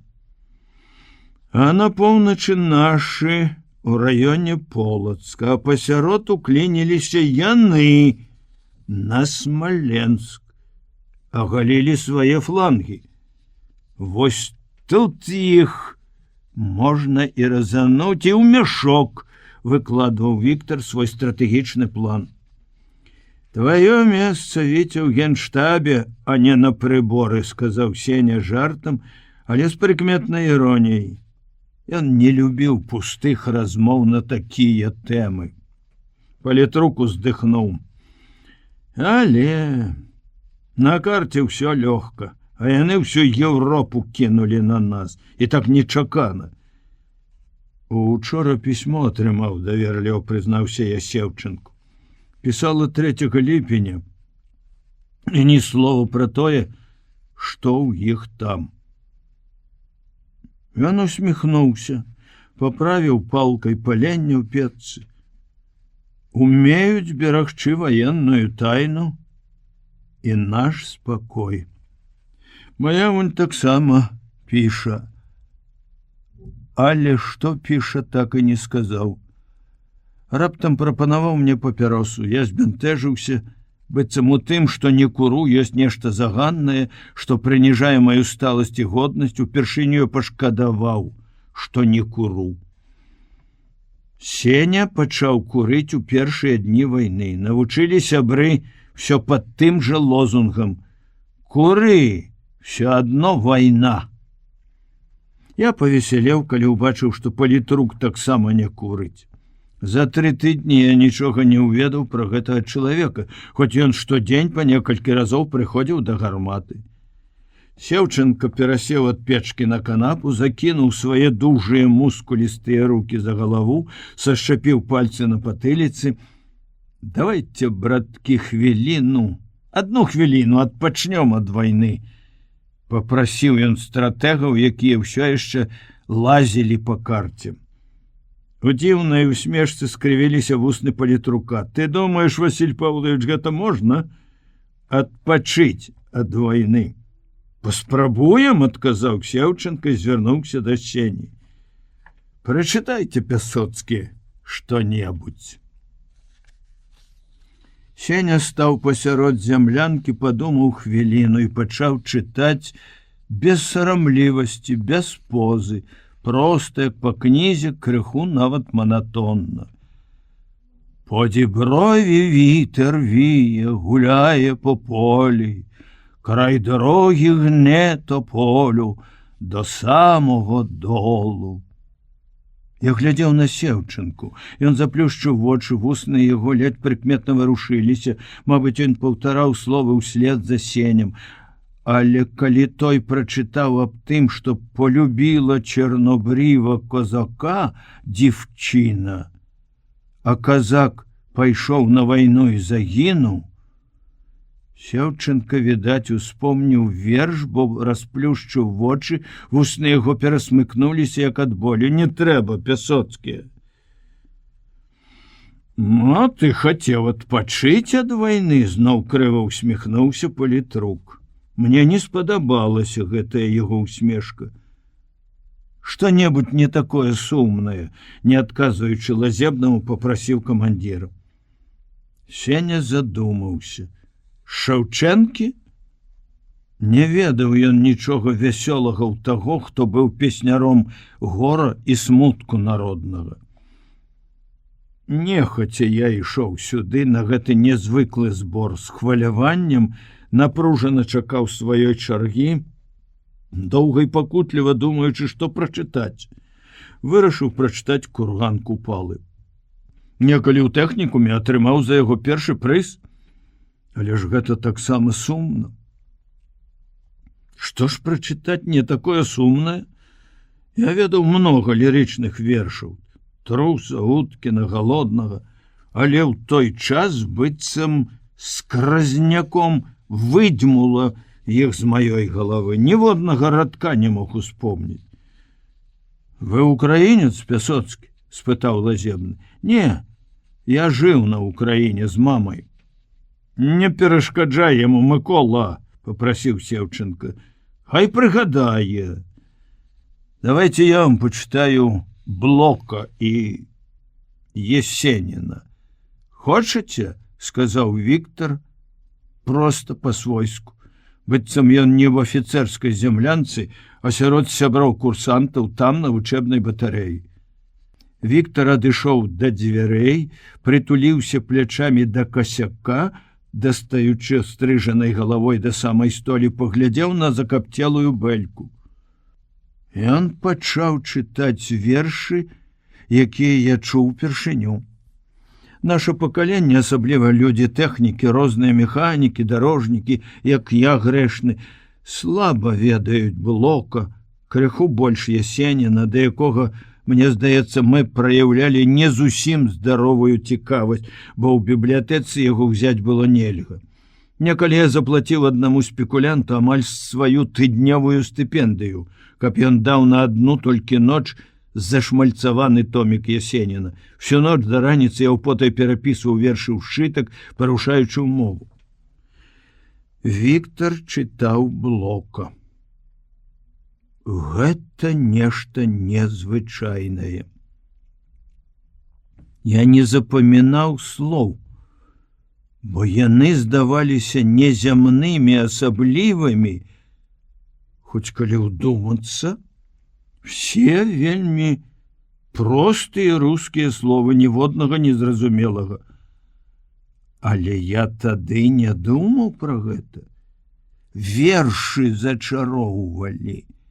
Яны то ўзнімалі некуды высока ў блакіт, дзе былі цішыня і спакой, то спускалі ў сутарэнне, ў холад, сціскаючы сэрца смуткам.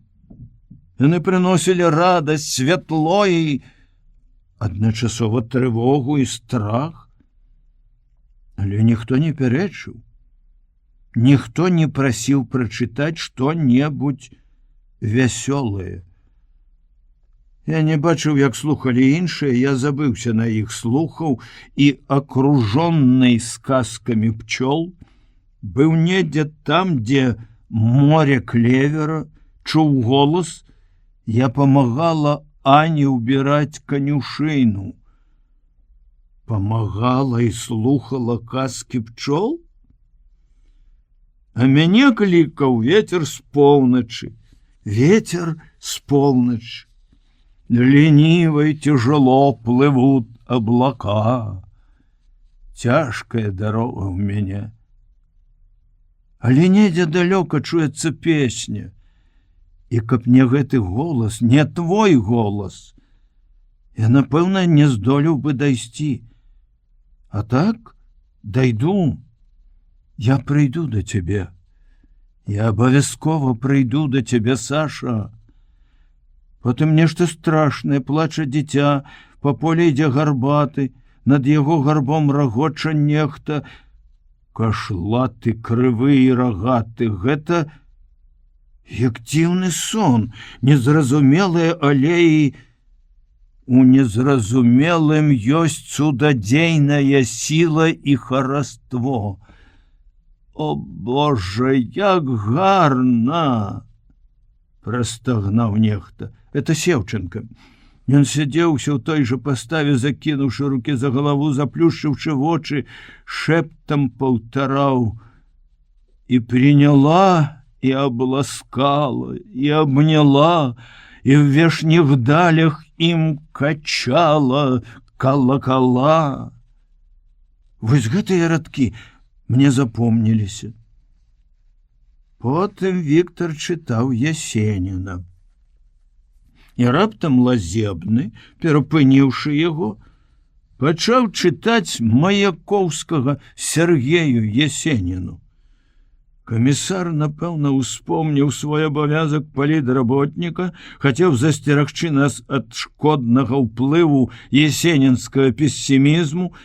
Я разумею, нельга спяваць паніхідную пагаловушке, калі ідзе такое змаганне, але як хвалююць іншыя вершы, нараджаюць столькі думак, успамінаў і мар, добрых, светлых мар, ад якіх праходзіць усякі сум, і хочацца жыць, вельмі хочацца жыць. Сеўченка глянуў на палітрука з іранічнай усмешкай. Сеня паківаў галавой, ухваляючы. Ён любіць Маяковскага, у яго ранцы ляжаць 2 томікі паэта, якія мы чыталі разам, калі былі курсантамі. Потым і Сеўченка пачаў слухаць уважліва, сур'ёзна. Палітрук чытаў бадай што лепш за ўсіх, па-мастацку, выразна і прачула, адліваў кожнае слово. Сеўченка сказаў радасна, са шчырым дакорам: «Микола японскі бог!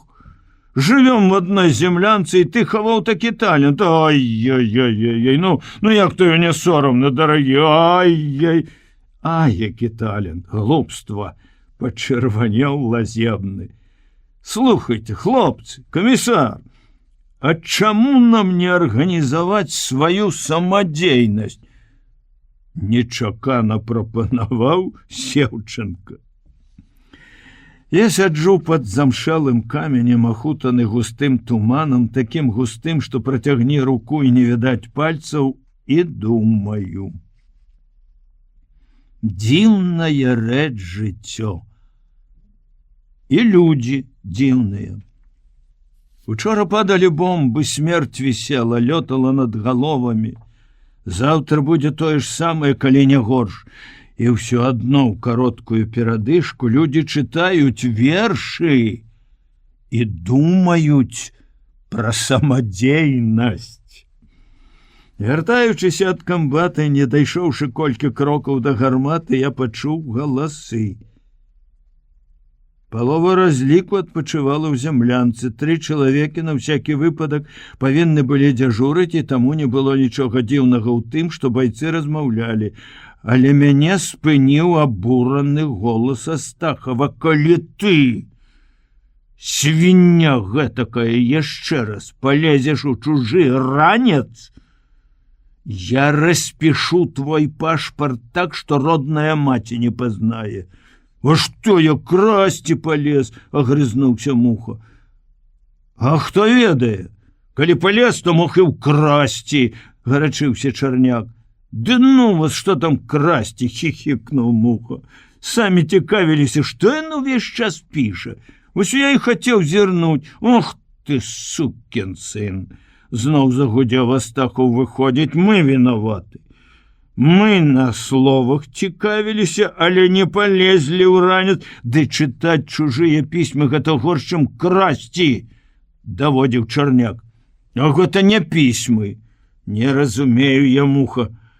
Ці ты дурань, ці хам, а ён сумяшчае і тое, і тое. Ну, не нукай, я табе не конь. Складі ранец і пакладі на месца, пакуль камандзір не вярнуўся, а то будзеш чырванець перад строем». На хвіліну стала ціха. Муха, відаць, выконваў загад Астахова, потым пачуўся яго нязлосны, бурклівы голас: «Падхалімы вы! Што ты сказаў? А ну, паўтары!» — зашипеў Астахов. «Пусці!» — папрасіўся Муха. «Калі ты не ведаеш, колькі важыць мой кавальскі кулак, то магу паказаць. Не чапай ты, Павел, яго, смярдзець будзе», — сказаў Чарняк. Прызнацца, дагэтуль я крыху баяўся, што хто-небудзь прачытае мой дзённік. Праўда, ад гэтага засцерагалі неразборлівы почырк і беларуская мова, якую ведаў адзін Чарняк. але засцярога гэта не такая ўжо надзейная. Цяпер я супакоіўся. На варце маёй тайны стаяць добрыя, шчырыя хлопцы. А намеснік мой Муха сапраўды нікчэмны чалавек. Ніякага аўтарытэту не мае. Трэба папрасіць, каб намеснікам зрабілі Астахова. Але Малашкін моцна падтрымлівае Муху. Зноў будзе крычаць, што я не ўмею выхоўваць людзей, ды і не люблю я нагаворваць на сваіх. Няхай будзе Муха. Нехта нячутна падышоў горача, дыхнуў мне ў вуха. Я спалохана адхіснуўся, але зірнуў і засмяяўся. Гэта Лёша, наш батарэйны алень. Я ласкава абняў яго за шыю, ён палізаў мае рукі, панюхаў шытак і таксама хацеў лізнуць, пачухаў бок аб камень.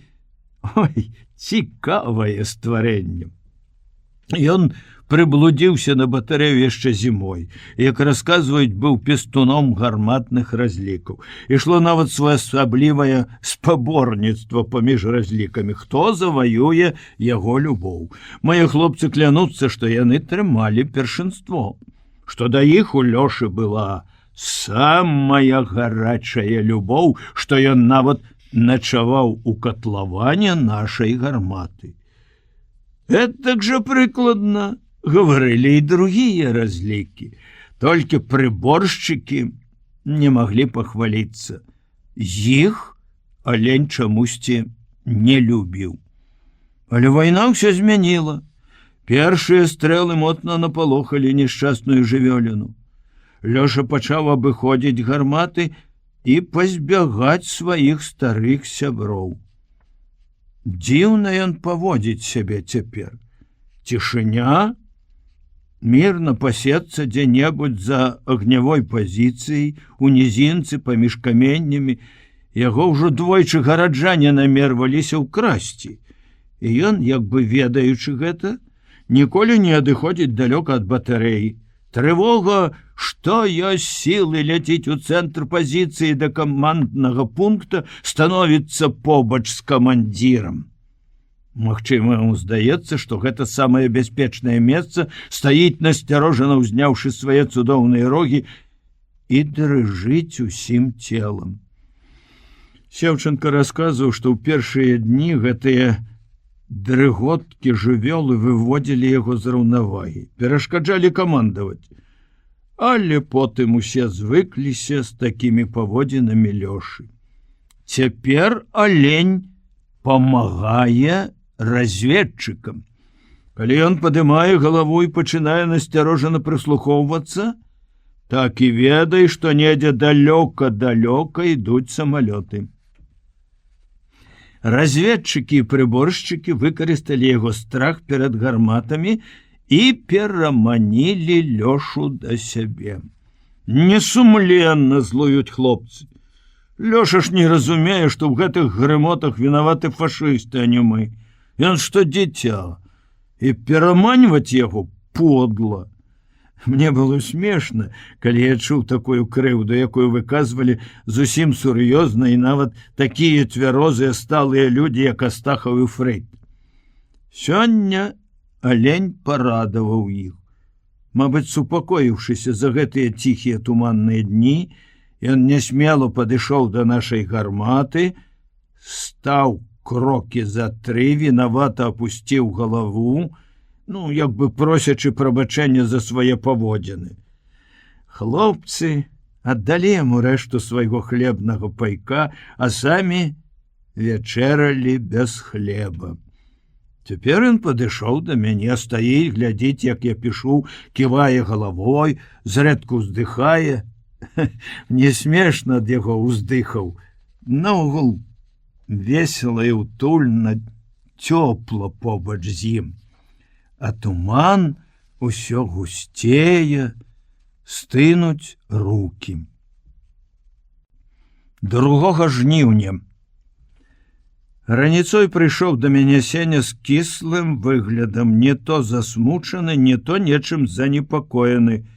Сеў на лапу, закурыў. Не куры ў катлаване снарады, гэта табе недальнамер. Нічога тваім снарадам не зробіцца. Іх, каб хацеў, не падпаліш. Але папяросу скамячыў, сунуў карабок з-пад запалак. Я працаваў.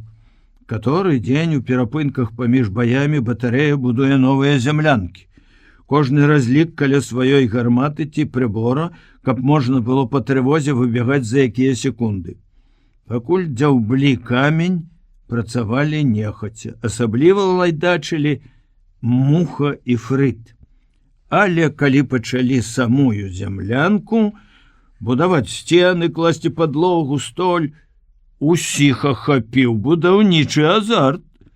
Людзі засумавалі па працы, якая не разбурае, а стварае. Выявілася, што Габаў цесляр, Фрыд абіўшчык, а Астахаў наогул майстар на ўсе рукі. У нас будзе найлепшая зямлянка, самая прасторная і прыгожая. Камандзіры іншых аддзяленняў прыходзілі да нас павучыцца. Мне здалося, што Сеня прыйшоў з такой жа мэтай. Мабыць, у яго не ладзіцца з будаўніцтвам. Інтэлігентны разлік. Усе там такія, як камандзір, прыйшлі ў армію са школьнай парты. Трэба схадзіць, памагчы ім. Бачыш, які палац будуем, сказаў я, паказаўшы на зямлянку. А навошта? Зморшчыўся ён. Усю вайну на адным месцы ваяваць хочаце? Ці што? Ты чаму сёння такі? Ён дастаў папяросу. За нейкі месяц ты стаў заядлым курцом. Кідала прыязджае, і Сеня зламаў папяросу. Сцяпан? Да нас? Камандзірам узвода кіравання. Фу, чорт! Але чаму ты спалохаўся? Я не спалохаўся. Ведаеш, не люблю гэтага чалавека. У мяне стала неспакойна на душы. А я казаў табе, хачу, каб у душы все было ясна. Вораг ёсць вораг, свой друг. А на ліха табе дружба яго, ты агнявік, ён разведчык. Няхай займаецца сваёй справай, у цябе свой камандзір. Гадзіны праз 2 з'явіўся Кідала. Я адразу ўбачыў яго на камандным пункце, высокі, плячысты, у новенькай гімнасцёрцы, у камандзірскай шапцы. Ён здаваўся генералам, асілкам побач з маленькім хударлявым Малашкіным. Відаць, званне ім прысвоілі адначасова. Малашкін толькі ўчора ўвечары начапіў пятліцы малодшага лейтэнанта. Мы віншавалі яго, ён бянтэжыўся, як дзяўчына, і чамусьці злаваўся. Накрычаў нам Муху за брудны каўнерык, на камандзіра 3-й гарматы за рыззё для чысткі, якога ў нас заўсёды не хапае цяпер. Кідала яўна любаваўся сваім новым становішчам камандзіра ўзвода, выстаўляў сябе на паказ. Казыраў адменна, на ўсю батарэю стукаў абцасамі і дакладваў камбату такім грамавым голасам, што мусіць было чуваць у горадзе. «Што это за дыякан з'явіўся?» – спытаў Астахаў. Мне зрабілася смешна, дужа трапнае вызначэнне. «Мой зямляк. Мы разам у тэхнікуме вучыліся». «О-о-о!» – шматзначна працягнуў Астахаў. «Гэты каваль хітры, як чорт. Ён усё разумее і бачыць наперад». Кідала не падышоў да гарматы, і я не пайшоў да яго, каб павітацца. Але калі батарэя абедала, дзяжурны разведчык закрычаў: «Камандзіра 4-го да камандзіра ўзвода кіравання!» «Зямляк у госці кліча», – пажартаваў Муха, як заўсёды хмуртна, буркнуўшы быццам сам сабе. Кідала быў адзін у зямлянцы камандзіра ўзводу. Яшчэ за дзвярамі я набраў поўныя грудзі паветра, пераступіўшы парог, выпаліў без запінкі, з'ядаючы яго вачамі: «Таварыш малодшы лейтенант, па вашаму загаду сяржант Шапятовіч з'явіўся!» І он выслухаў даклад да канца, стаўшы смірна, сур'ёзна сцяўшы вусны, але твар, які твар у яго быў у той момант!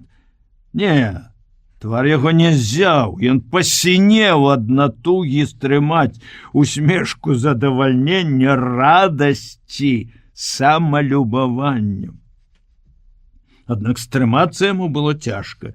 Усмешка пырснула са сцятых вуснаў і распаўзлася па ўсім шырокім здаровым твары, ажно заблішчалі адтапыраныя вушы. «Давай без фармальнасці!» – працягнуў ён руку. «Мы с тобой старыя сябры, не адзін пуд солі з'елі разам, і, бачыш, зноў нам быць разам. Лёс, сядай!» Ён сеў, я прымасціўся насупраць на табурэце, ён уздыхнуў. «Застаўся я, Петя, без дамоўкі. Занялі, відаць, фашысты мае парычы. Ніводнага пісьма не атрымаў. Як вайна пачалась, у мяне балюча ёкнула сэрца. Але не спачуваць яму, не выказваць боль не мог. Толькі апусціў галаву, мы помаўчалі, мне стала шкада яго. І ў душы зацяплілася прыязнасць. У нас аднолькавы лёс. «Ну, як ты жывеш тут?» – спытаў ён. «Нічога, ваюем. Батарэя добрая, на КП хвалілі. Як камандзір, Сеўченко – залаты чалавек. Цябе ўсе залатыя, я цябе ведаю. Помніш, ты ў тэхнікуме ўсё фізіка Бруя хваліў, а яго пасадзілі. Я заступіўся за цябе на камсамольскім сходзе, а то паказалі б табе Кузькіну маць. Помніш? Ад маёй прыязнасці да яго нічога не асталося. Дзіўныя ў цябе пераскокі ад камбата да Бруя. Якія пераскокі, што ты? Да я проста вспомніў, а Сеўченко я сам добра ведаю. Не раз устракаліся». Ён паглядзеў на мяне недаверліва. Зноў помаўчалі. «А надземчык наш, як тут ваюе?» «Хто?» – не зразумеў я. «Дружок твой». Адразу ўспомнілася ўся гісторыя ў першы дзень вайны. Сеняў страх перад гэтым чалавекам, які ён выказаў сёння раніцой. Я абурана падняўся: «Які ён табе нацдэмшчык? Ён усё вершыкі чытае, нямецкім цікавіцца і ўвогуле чыстаплюйчык». Я адпіхнуў ногой табурэт, на якім сядзеў, наблізіўся да кідалы. «Слухай, Сцяпан, ніяк не разумею, хто ты?» Ён пагрозліва варухнуўся. «Ну-ну! У тэхнікуме я лічыў цябе чалавекам. Што табе трэба ад Пясоцкага?» «Нічога мне не трэба. Да слова прыйшлося. Май на ўвазе, калі ты зноў будзеш чапіцца да яго, ну што ён зрабіў табе? Больш ведаў мае, нямецкую мову вывучае, вершыкі чытае, назвы лінкораў ведае. Сорам! Ты ж культурны чалавек. Адным словам, я не буду маўчаць, калі ты, і Сеўченко падтрымае мяне, это табе не Сідарэнка, перад якім ты падхалімнічаў». Ён стаяў ужо афіцыйна выцягнуўшыся з надзьмута чырвоным тварам. Я чакаў, што вось-вось закамандуе: «Смірна, кругом!» Ці што-небудзь накшталт гэтага. Я не здзівіўся б, каб ён гэта зрабіў, але ён сказаў яшчэ даволі мірна: «Камандзіраў асуджаеш? Не забывай, каго я асуджаю? Цябе? Ды калі ты мяне паклікаў як друга, як земляка, то давай так і гутарыць шчыра. А калі як старшы камандзір, дык я вас слухаю, таварыш малодшы лейтенант. Я выцягнуўся таксама, стукнуў абцасамі, і размова скончана. Ён засмяяўся. Ну чаго ты кіпіш? А? Нічога да твайго Пясоцкага я не маю. У мяне цяпер без яго хопіць спраў. Сувязь, разведка, НП. Я жартам сказаў, а ты ўсхадзіўся, як халодны самавар. Сядай, пагутарым. Але прыйшоў Малашкін з лагарыфмічнай лінейкай у руках, па-вучонаму углыблены ў нейкія падлікі, перашкодзіў размове, і я не пашкадаваў, нават узрадаваўся. Не хочацца мне гутарыць з кідалам па-сяброўску, хоць мы некалі 2 гады пражылі ў адным пакоі і сябравалі. 7 жніўня. Час ад часу я правальваюся ў чорную бездань, у якой, аднак, не сціхае кананада, але перастае існаваць навакольнае. Толькі страшнае крывавае месіва ўвесь час перад вачамі. Нічого не хочацца, толькі цішыні, 1 хвіліну цішыні, такой, каб на ўсё забыцца. Сёння яны пакуль што не прылятаюць, але цішыні няма. У галаве гудзе, грукоча, пазаўчора яны таксама прыляцелі ў другой палавіне дня, учора крыху раней. Кажуць, пазаўчора іх было 60. Не веру. Іх было сотні. Магчыма, 60 прыляцелі адразу. Але хто падлічыў, колік падыходзіла потым? Пасля першага масіраванага удару ўсёй армады з дыму, сажы і пылу, які падняўся над горадам, яны доўга яшчэ выныралі па 3, па 2, па 1, кідалі бомбы на колу, на аэрадром, на голыя скалы. Ствол гарматы зрабіўся чорны, і яна пад канец не страляла, а плявалася. Снарады рваліся над нашымі галовамі, хоць трубкі ўстанаўлівалі на значныя дыстанцыі. Фашысты не атакавалі батарэі, яны проста кідалі бомбы, куды пацэляць, каб знішчыць усё жывое ў горадзе і навокал яго. Адна фугаска разарвалася каля 3-й гарматы. У нас абвалілася зямлянка, у катлаван паляцелі пустыя скрынкі з-пад снарадаў, якія я выкідаў на бруствер, скрынкамі збіла з ног Фрейда, мяне аглушыла, я не помню, ці было сумяшчэнне, ці лавіў цэль муха, бо страціў не толькі слых, але і іншыя пачуцці. Але адно запомнілася — Астахаў. Шырока разявіўшы рот, ён нецярпліва хапаў снарады і страляў бясконца. Твар у каваля быў страшны. Здавалася, яго немагчыма спыніць. І сапраўды, толькі тады, калі бледны Малашкін моцна штурхнуў яго ў плечы, паказваючы на ствол, дзе пухіркамі ўзнялася фарба, Астахаў знясілена апусціў рукі. Каму з вода нешта закрычаў, я паказаў на свае вушы, ён паказаў рукой на 3-ю гармату, я глянуў, убачыў, што яна перакулена на бок. А людзі, што з людзьмі? Не помню, спытаў я гэта ці толькі падумаў. Астахаў пайшоў за Малашкіным. Я механічна рушыў за імі. Людзі, нашы сябры, 3 ляжалі на вытаптанай сцежцы.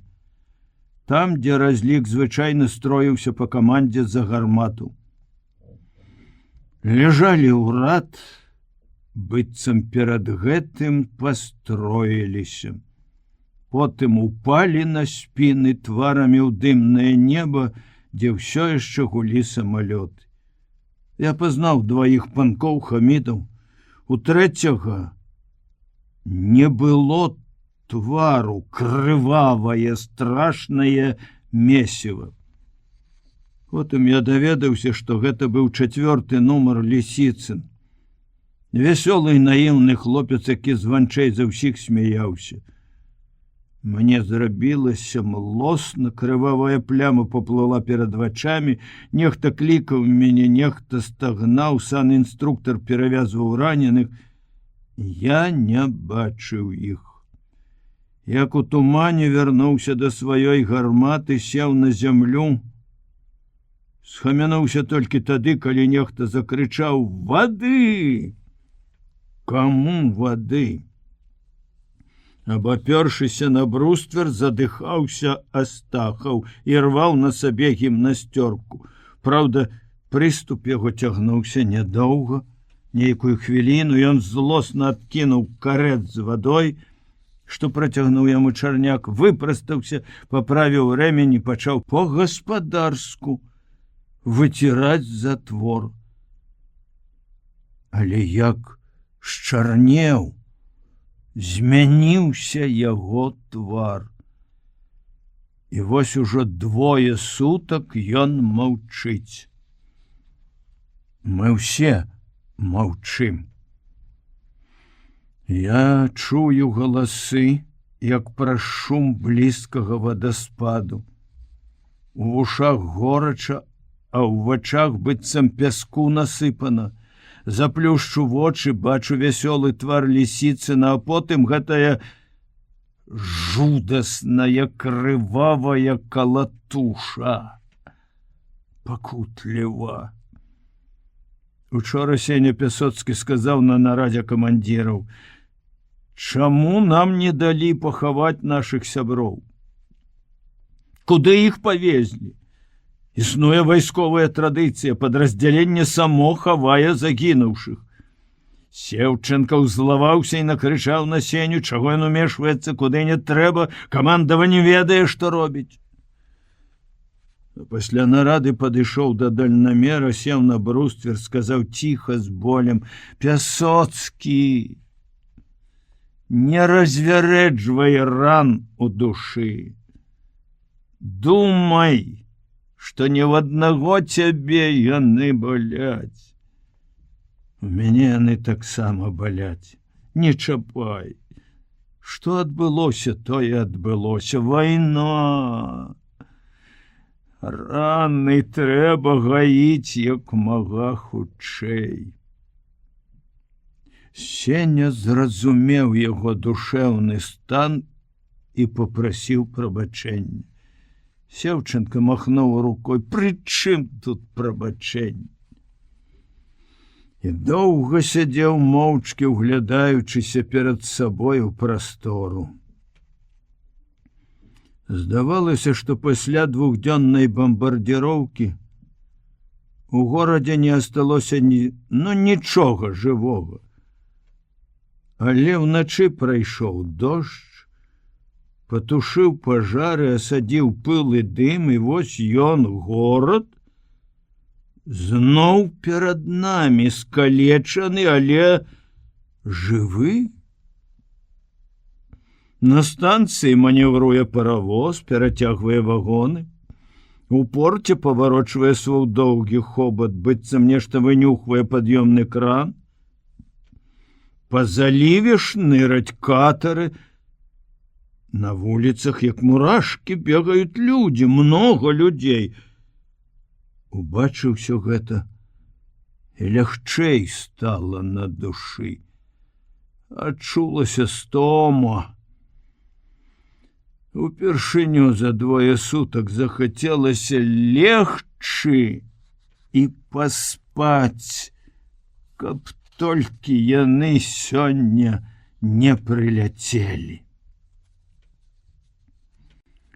14 жніўня. Жанчына на батарэі. Голас яе пявучы, зусім не вайсковы, нейкі хатні мірны, даляцеў быццам з іншага свету, быццам у сне. Байцы пакінулі чысціць пушку і як буслы выцягнулі шыі, выглядаючы з катлавана. Хто? Адкуль? Ваенфельчар з санчасці, растлумачыў Фрыц які заўжды пра ўсё даведваўся першы. Голас прыемны, адзначыў Астахаў. Вунь яна ідзе з камбатам. А косы, хлопцы, косы якія, захапіўся Чэрняк. Глядзіце, пілотка, косы, прыгожа. І ў спадніцы, не ў штанах, заўважыў Муха. Мне не спадабаліся такая іх цікаўнасць і рэплікі, асабліва Мухавы. Разгаворчыкі. Рыхтуйце снарады і не вельмі распускайце языкі. Хлопцы пераглянуліся здзіўлена, перасмыкнулі плячамі. Што мне да гэтай незнаёмай жанчыны? І ўвогуле ніводная жанчына ў свеце не можа цікавіць мяне. Так я думаў у тую хвіліну. Але, здаецца, я хітрую сам з сабой, бо калі прызнацца шчыра, дык все-таки дзяўчына зацікавіла мяне. Калі ўбачыў, што яна абходзіць санінструктарам разлікі, пабылі на прыборы, на дальнамеры. Адчуў, што чакаю яе. Хвалююся, нават баюся, каб не мінула нашай гарматы. Думаў, што мне з таго, што яна наведаецца? Ну, спытаю пра здароўе, чого добрага, пачне праверку на вашывасць, прычэпіцца да чаго-небудзь. І ўсё адно чакаў. Сачыў за ёй, куды яна пойдзе. Здарылася так, што ад прыбора яна накіравалася да нас. Я закамандаваў за гармату. Хлопцы выскачылі, як грэшнікі з пекла, пастроіліся, як ніколі, падцягнутыя, пукагрудыя, з надзьмутымі ад затоеных усмешак тварамі. Кругом смірна! Таварыш! Яна збянтэжылася, пачырванела, замахала рукамі. Не трэба, што вы, што вы!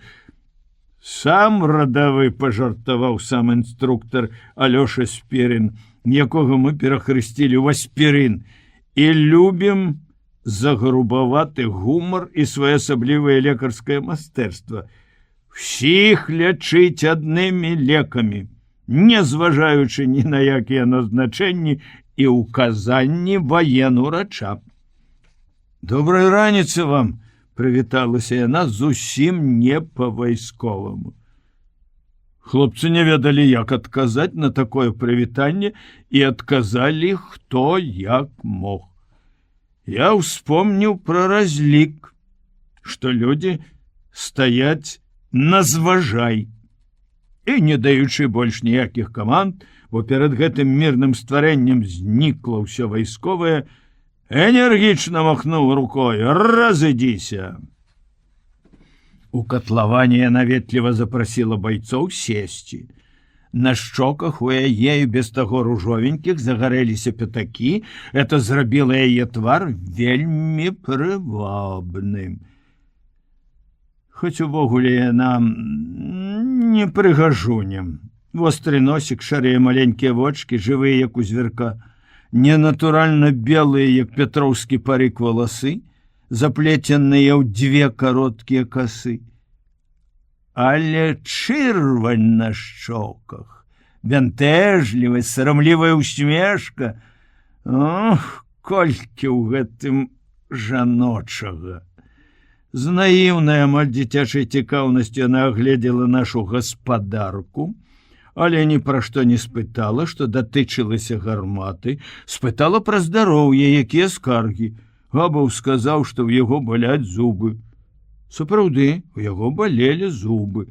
Муха сказаў, што ў яго баліць жывот. Ніколі раней ён на свой жывот не скардзіўся, а даволі часта прасіўся збегаць на кухню, каб перайграць. Выпрасіць у кухара дадаткова кацялок супу ці порцыю смажанага марскога куня, якім нас кормяць штодзённа. Мне зрабілася сорамна перад дзяўчынай, такой неўмелай і далікатнай, за мухаву хлусню. Я бліснуў на яго вачамі, але той і брывом не павём. Хлусіць, сукін сын, прашаптаў я Спіріну. Няхай. Каму не хочацца, каб жаночая рука памацала твой жывоцік, адказаў Аспірин такім шэптам, што пачулі ўсе, і военфельчар таксама, бо на шчоках яе зноў загарэліся пятакі. Я адвярнуўся, каб не бачыць, як муха раздзяваецца, як яна будзе мацаць яго худы жывот. Брудная бялізна, сан-інструктар, заўважыла яна. Мне і за бялізну стала сорамна, быццам я вінаваты ў тым, што яе нечаста мяняюць. Много копаці, таварыш военфельчар, адказаў Аспірин. Якой копаці? Вот д'ябал, ён здзекуецца з яе невопытнасці, а узлаваўся я на сан-інструктара. Покажы сваю ножку, сказаў ён мне. Дзён колькі назад у часе бою я абдзёр аб снарадную скрынку нагу. Ранка, на якую спачатку не звярнуў увагі, забрудзілася, пачала гнаіцца, нага балела, але скардзіцца на такі боль гэтаму незвычайнаму лекару у мяне не было ніякага намеру. Я нават не падумаў пра гэта. Пачаў аднеквацца. Не, пакажыце. Нечакана настойліва патрабавала яна. Я сеў на лапу, зняў бот, военфельчар стала перада мной каленьмі на ўтаптаную жорсткую зямлю, сама зняла павязку, асцярожна пачала націскаць пальцам на калена, у яе была прыгожая рука, маленькая, пухлая, з ямачкамі над костачкамі пальцаў. Мне нястерпна захацелася пагладзіць гэтую руку. Я не стрымаўся і асцярожна дакрануўся да яе. Баліць? Спытала дзяўчына. Не, адказаў я і нечакана для сябе даверліва паведаміў. У мяне жонка фельчар. Вы жанаты? Здзіўлена глянула яна на мяне. Такі малады? І дачку маю, адказаў я. Але гэта не зрабіла на яе большага ўражання, чым тое, што я жанаты. Яна сказала з тонкай іроніяй: дзяўчаты часта так гавораць. Шчасліўчык. І пачала корпацца ў сваёй новенькай сумцы з чырвоным крыжам. Трэба будзе яму кампрэс спіртавы на ноч пакласці. Чуеце, Спірин? Кароткія ночы, таварыш военфельчар, зноў такі здзекліва хмыкнуў той. Чарняк, які стаяў побач і не зводзіў вачэй з дзяўчыны, бліснуў сваімі негрыцянскімі зубамі. Шчокі яе зноў загарэліся, як бы адчуваючы маю прыязнасць і падтрымку, яна даверніла, узняла вочы. І дзе яна, ваша сям'я? Там. Відаць, ужо там. Пісьмы больш не прыходзяць. Там? Вочы яе спалохана расшырыліся, з жалем і здзіўленнем глядзела яна на мяне. Упершыню убачыла чалавека, у якога родныя, блізкія асталіся там, за лініяй фронту, у фашысцкай няволі. І я зноў адчуў всю глыбіню сваёй трагедыі. Каб яна пачала спачуваць, я, мабыць, расплакаўся б, бо слёзы былі блізка, комам стаялі ў горле, горкія, салёныя. Але яна моўчкі пачала бінтаваць нагу. Аб'явілі трывогу. Ішоў разведчык. Бусоль і дальнамер давалі каардынаты. Паўз гармату, пачуўшы звон гільзы, прамчаўся навскач Лёша. «Глядзіце, алень!» – па-дзіцячы закрычала военфельчар. «Наш алень!» – раўніва адказаў Габаў. Другі Лёша, сан-інструктар, непрыкметна знік, забыўшыся на сваё начальство. Гэтым мядзведь баяўся гарматных стрэлаў, яго баліць ад іх галоўка. Будете страляць? Спытала. Можна мне пабыць з вами? Больш не было ваенфельчара. Асталася дзяўчына, якой хацелася пабыць у самым небяспечным месцы, дзе сапраўдная вайна, і якой, аднак, не ўдавалася перамагчы свой страх. Абяскровіліся вусны і шчокі, нервова таргануліся вейкі. Все мы зведалі гэты страх, і ўжо некаторыя забыліся на яго. Муха, баязлівец Муха, якога я некалі шыбануў з сядзення, глядзеў цяпер на дзяўчыну з насмешкай. Мне хацелася даць яму па мордзе. Весці агонь па разведчыку для нас цяпер, што 7 кілу, скацік, сказаў Чарняк. Хлопцы выконвалі свае абавязкі спакойна, нават весела. Але дзяўчыну першы стрэл аглушыў. Паветраная хваля сорвала пілотку, скудлаціла белыя валасы. Яна выпустила сумку, заціснула руками вушы, твар скрывіўся ад жаху, зрабіўся непрыгожы, як у старой бабулі. Я ўзяў яе за руку, адвёў да Астахова, дзе хваля ад стрэлу не так біла. Але там яе спалохала гільза, якая вылетела пад ногі і дымілася. «Ой!» — ускрыкнула яна.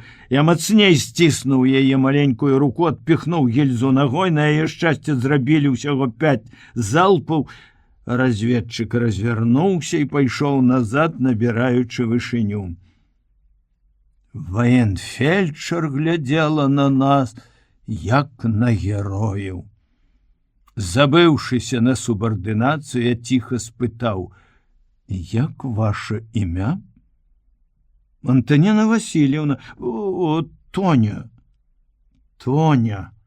Потым схамянулася, успомніла сваё становішча, свой страх, на які яна не мела права па статуту. І невядома за што, падзякаўшы, хуценька пайшла. Муха чамусьці хіхікнуў. Чарняк сказаў: «Прыгожая». Астахаў, збіраючы гільзы, вздыхнуў і нечакана прачытаў вядомы радок з Некрасава. «Доля ты руская, долюшка женская». 22 жніўня. Боль у сэрцы. Я думаў, што людзі гавораць так, каб вобразна перадаць пачуццё гора, смутку. Баліць сэрца? Не, яно не баліць. Яно проста сціскаецца і робіцца ў 2, 3, можа, ў 5 разоў меншае. І яму цяжка. Яно не прыносіць бадзёрасці, упэўненасці, радасці. Яно сціскаецца. І ў чалавеку ўсё замірае, насцярожваецца. Гэта страшней за любы фізічны боль. Раніцой, як заўсёды, першы абышоў разлікі камісар. Якія навіны, товарищ палітрук? Мы прывыклі да благіх навін і ўжо не баімся іх. Верым, што будзе пералом. Я спытаў бадзёра, бо ноч была ціхая і доўгая. А што трэба, як жартуюць хлопцы салдату? Добры харч ды доўгі сон. Лазебны неяк асабліва паглядзеў на мяне і адказаў не адразу.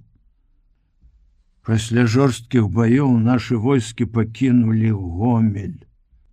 Ён сказаў так, быццам і для яго гэта быў самы дарагі горад. Чаму яно сціснулася, дурное сэрца? Хіба я не чакаў гэтага? Не, гэтага нельга чакаць, як нельга чакаць смерці і думаць пра яе. От тады не было б як жыць. Увесь час жыла надзея. А можа, пералом наступіць да таго, як гэта здарыцца?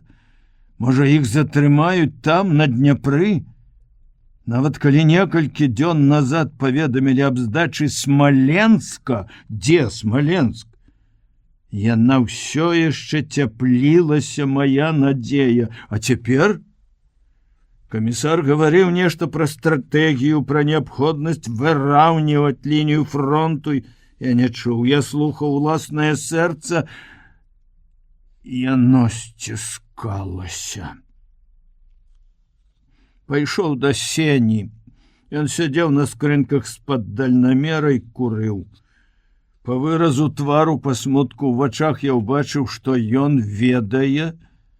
Таму я нічога не сказаў, доўга сядзелі моўчкі, ніколі мы так падоўгу не маўчалі. Это не ўласна нам. Ад маўчання зрабілася яшчэ цяжэй, я паспрабаваў суцешыць яго і сябе.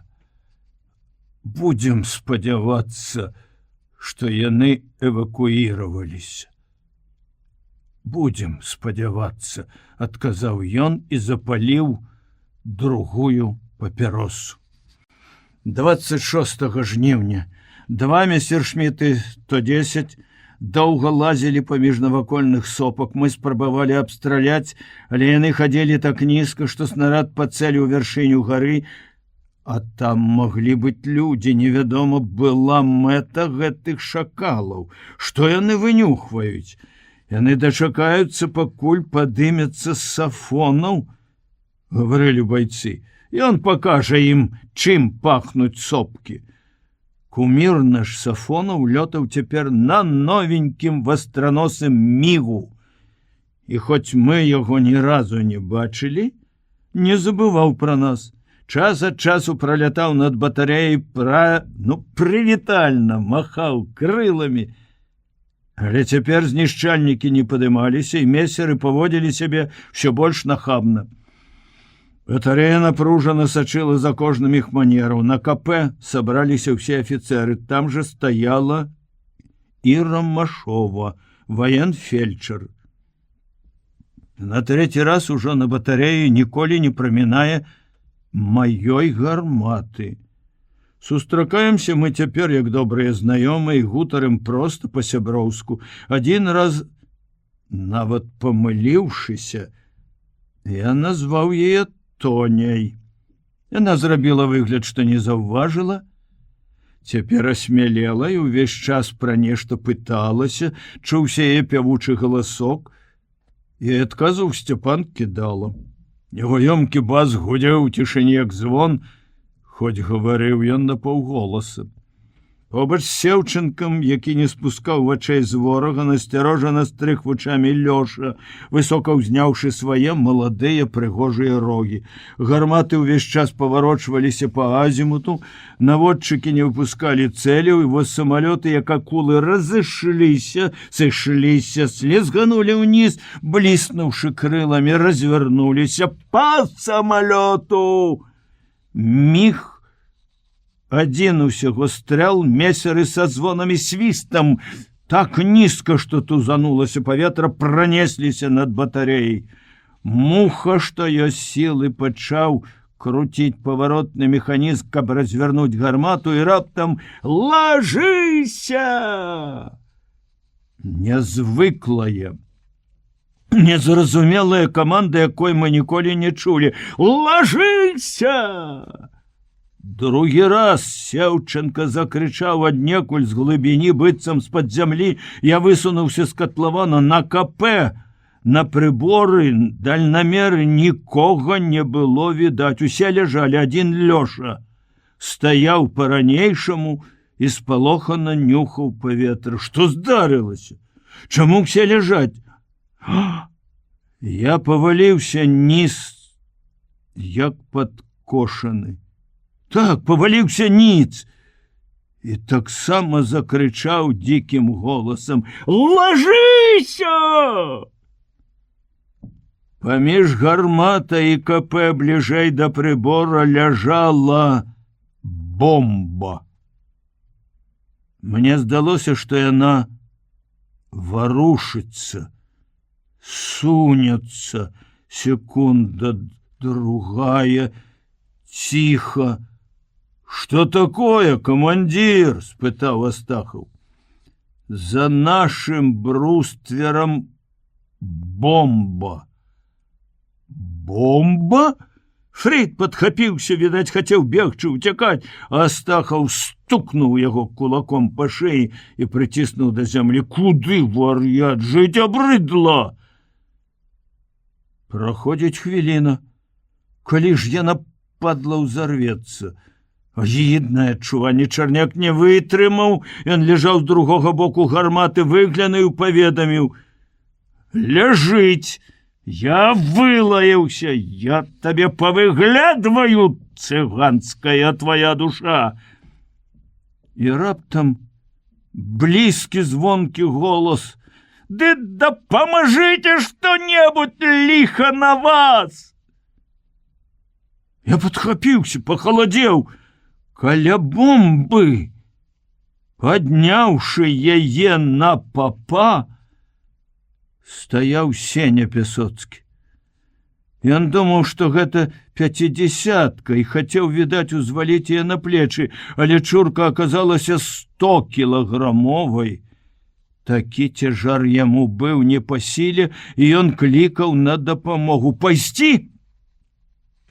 Страшэнна брыдкі холад кальнуў у пяты, аддаўся ў мозгу, уявілася: тело, мое тело, живое, молодое, разлетается кровавыми шматками. Ляснули зубы. Боязливец, вылаяў я себе. Иди! Пакуль я гэтак змагаўся сам з сабою, побач з Сенем апынуўся Кідала. Яны скрыжавалі руки, подняли смертоносный груз и понесли за позицию. Вся батарея адразу ўзнялася на ноги, забыўшыся на небяспеку. Бойцы вылезли на брустверы і не зводили заварожаных позіркаў з двух смельчакоў, але ніхто ні гуку. Люди несуць смерть. Ідуць быццам па танюсенькай вяровацы над безданню. Ни словом, ни ўздыхам, ни кашлем нельга перашкодзіць ім у такі момант. Яны занеслі бомбу ў балотістую нізіну, асцярожна паклалі на пажоўклы мох і гэтак жа павольна, не спяшаючыся, рушылі назад, ішлі ў нагу, плячо ў плячо. Адзін высокі, дзябёлы, другі Сеня на галаву ніжэйшы, можа, таму ён больш энергічна махаў рукамі. Першы не вытрымаў Сеўчанка, закрычаў дзіўным голосом, хрипло зрываючыся: бягом! Бісавы діты! Пясоцкі, Кідала адскочылі адзін ад аднаго і, нахіліўшыся, пабеглі. Бягом! Японскі бог! Ходзіце, як па бульвары! Я вас навучу бегать! Гремел комбат, хоть безумовно ему хотелось обнять и поцеловать гэтых бисовых детей. Бомба не взорвалась. Праз гадзіну яе разрадзілі сапёры, якіх выклікалі з горада. Калі агульная ўзрушанасць і захапленне нарэшце ўтаймаваліся, я пайшоў да Сені і сказаў, што таксама хачу паціснуць яму руку. Без лішніх слоў, як другу. Ён схаваў свае рукі за спіну і злосна адказаў: «Пайшоў ты! Абрыдла мне!» Але ўбачыў, што ашаламіў мяне, загаварыў больш лагодна. Навошта з мяне рабіць героя? Гераізм — гэта свядома і разумнае. А я не свядома. Ды і не вельмі разумна. Ты думаешь, я смелы такі? Глупство. Я баюся смерці, як ты, як усе. У мяне і цяпер дрыжаць калені, руки. Чаму я падхапіўся? Просто парыў. Стало непрыемна, крыўдна, абразліва, што мы нюхаем зямлю з-за нейкай адной паршывай бомбы. Я глянуў, ляжыць, маленькая такая, не помню, можа, захацелася паказаць сябе. Вось якія, палюбуйцеся. Ён крыва усміхнуўся. Дзяўчына побач стаяла. Ну, але які ж тут гераізм? Дарэмна ты, запярэчыў я. Это ўсё твой самааналіз, ты абавязкова хочаш усё ўсвядоміць, знайсці вытокі і прычыны, чаму, навошта? Добра, гэта парыў, але высакародны парыў. Я здымаю шапку. Безумство храбрых поем мы славу. Безумство храбрых — вот мудрой жизни. Так, здаецца, сказаў чалавек, якога мы з тобой аднолькава любім. Да так-то яно так, але все адно на душы пагана чамусьці. Пагана? Вось у мяне сапраўды пагана, прызнаўся я. Ну, я падхапіўся, калі ты клікаў на дапамогу. Я прымушаў сябе пайсці і не здолеў. Збаяўся. Дык ведай,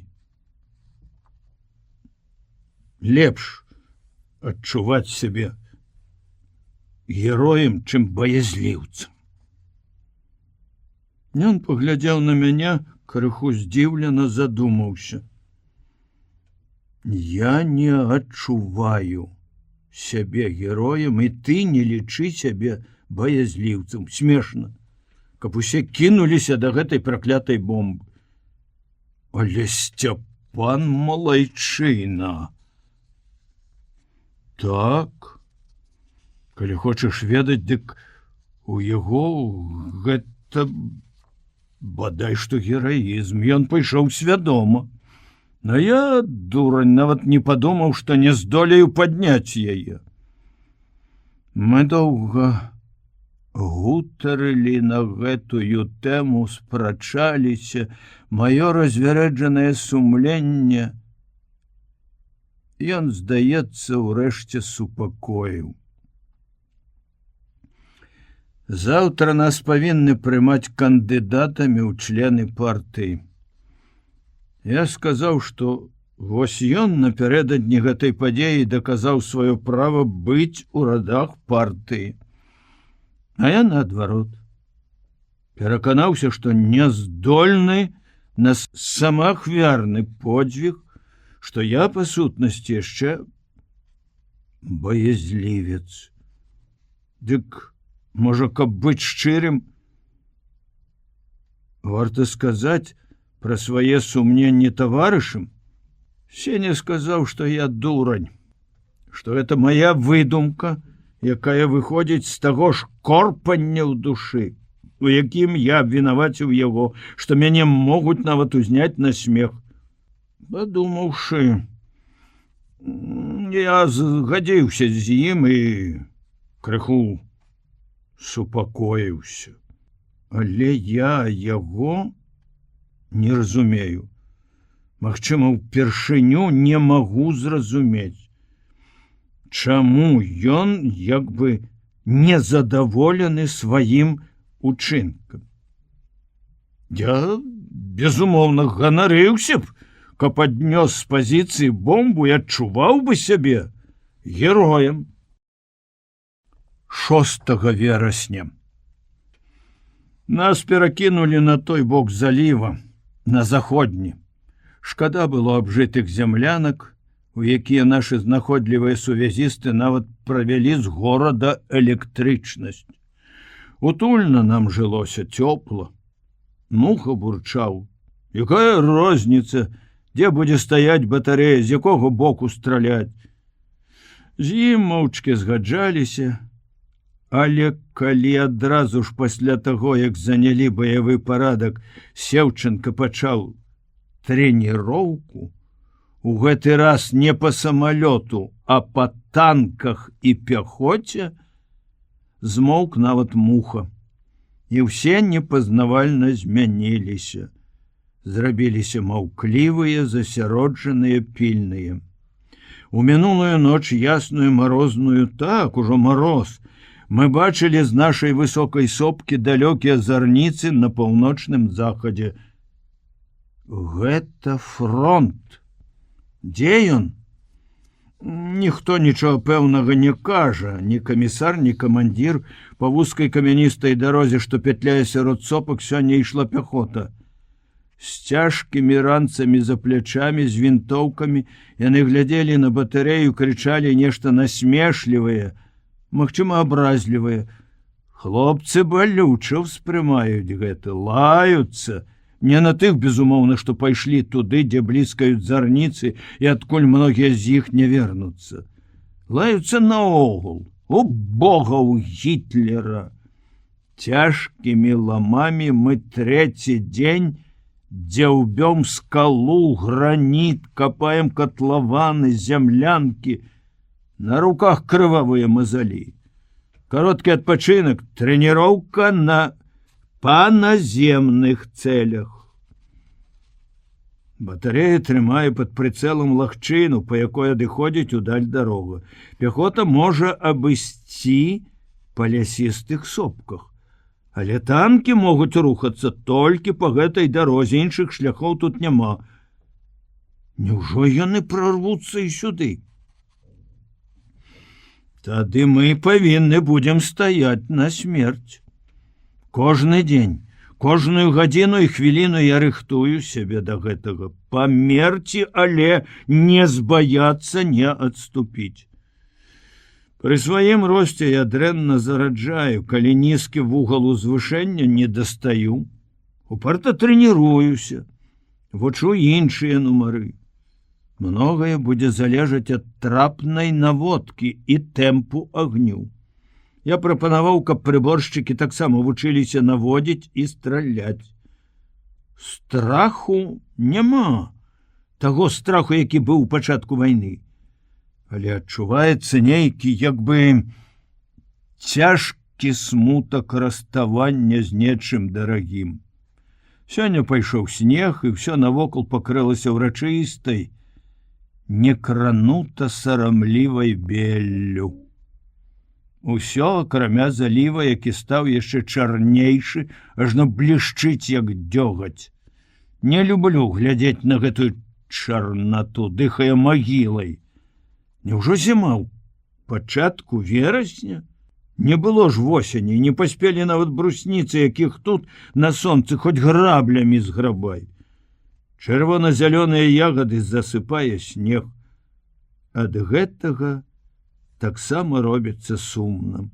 І думаецца, у нас дома яшчэ па сутнасці лета, восень ледь-ледь кранае першай пазалотай лісця бяроз і асін.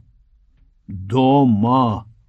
Што робіцца сёння там, дзе наша дамоўка? 11 верасня. Сёння Сеўченка і камісар раптам вырашылі арганізаваць канцэрт батарэйнай самадзейнасці, які мы рыхтавалі. Это было неспадзявана і незразумела. Людзі смяртэльна змораны, тыдзень дзяўблі скалу, будавалі зямлянкі, трэніраваліся, вялі баі, бо налёты ў апошні дні, даволі частыя. Муха бурчаў, паспаць далі, па не песнямі частаваць. Галоднаму не да песень. У глыбіні душы нават я падтрымліваў яго, хоць канцэрт мяне цікавіў, у ім удзельнічала Тоня Рамашова. Можа, камбат знарок выбраў такі выпадак, каб упрыгожыць канцэрт адзінай жанчынай. Яна прыехала раніцой паклапаціцца аб нашым здароўі. Пасля налёту не прыйшоў катер, і яна вымушана была астацца начаваць. Было даволі холодна, хоць апошнія дні пацяплела і снег растаў. Байцы збіраліся марудна, незадаволеныя. Сеўченко мусіў выклікаць усіх па камандзе: «Батарэя строіцца!» Размясціліся ў цэнтры пазіцыі, акцёры выступалі з узвышэння, на якім звычайна стаяў і сачыў за небам разведчык. Рана змерклася, пад вечар з мора прыплылі цяжкія хмары. Надвор'е тут мяняецца восень кожную гадзіну. Было дазволена курыць, і слухачы, якія сядзелі паўкругам хто на чым, большасць на пустых снарадных скрынках, курылі, і ўспышкі цыгарак асвятлялі іх твары. Першых выканаўцаў сустрэлі стрымана.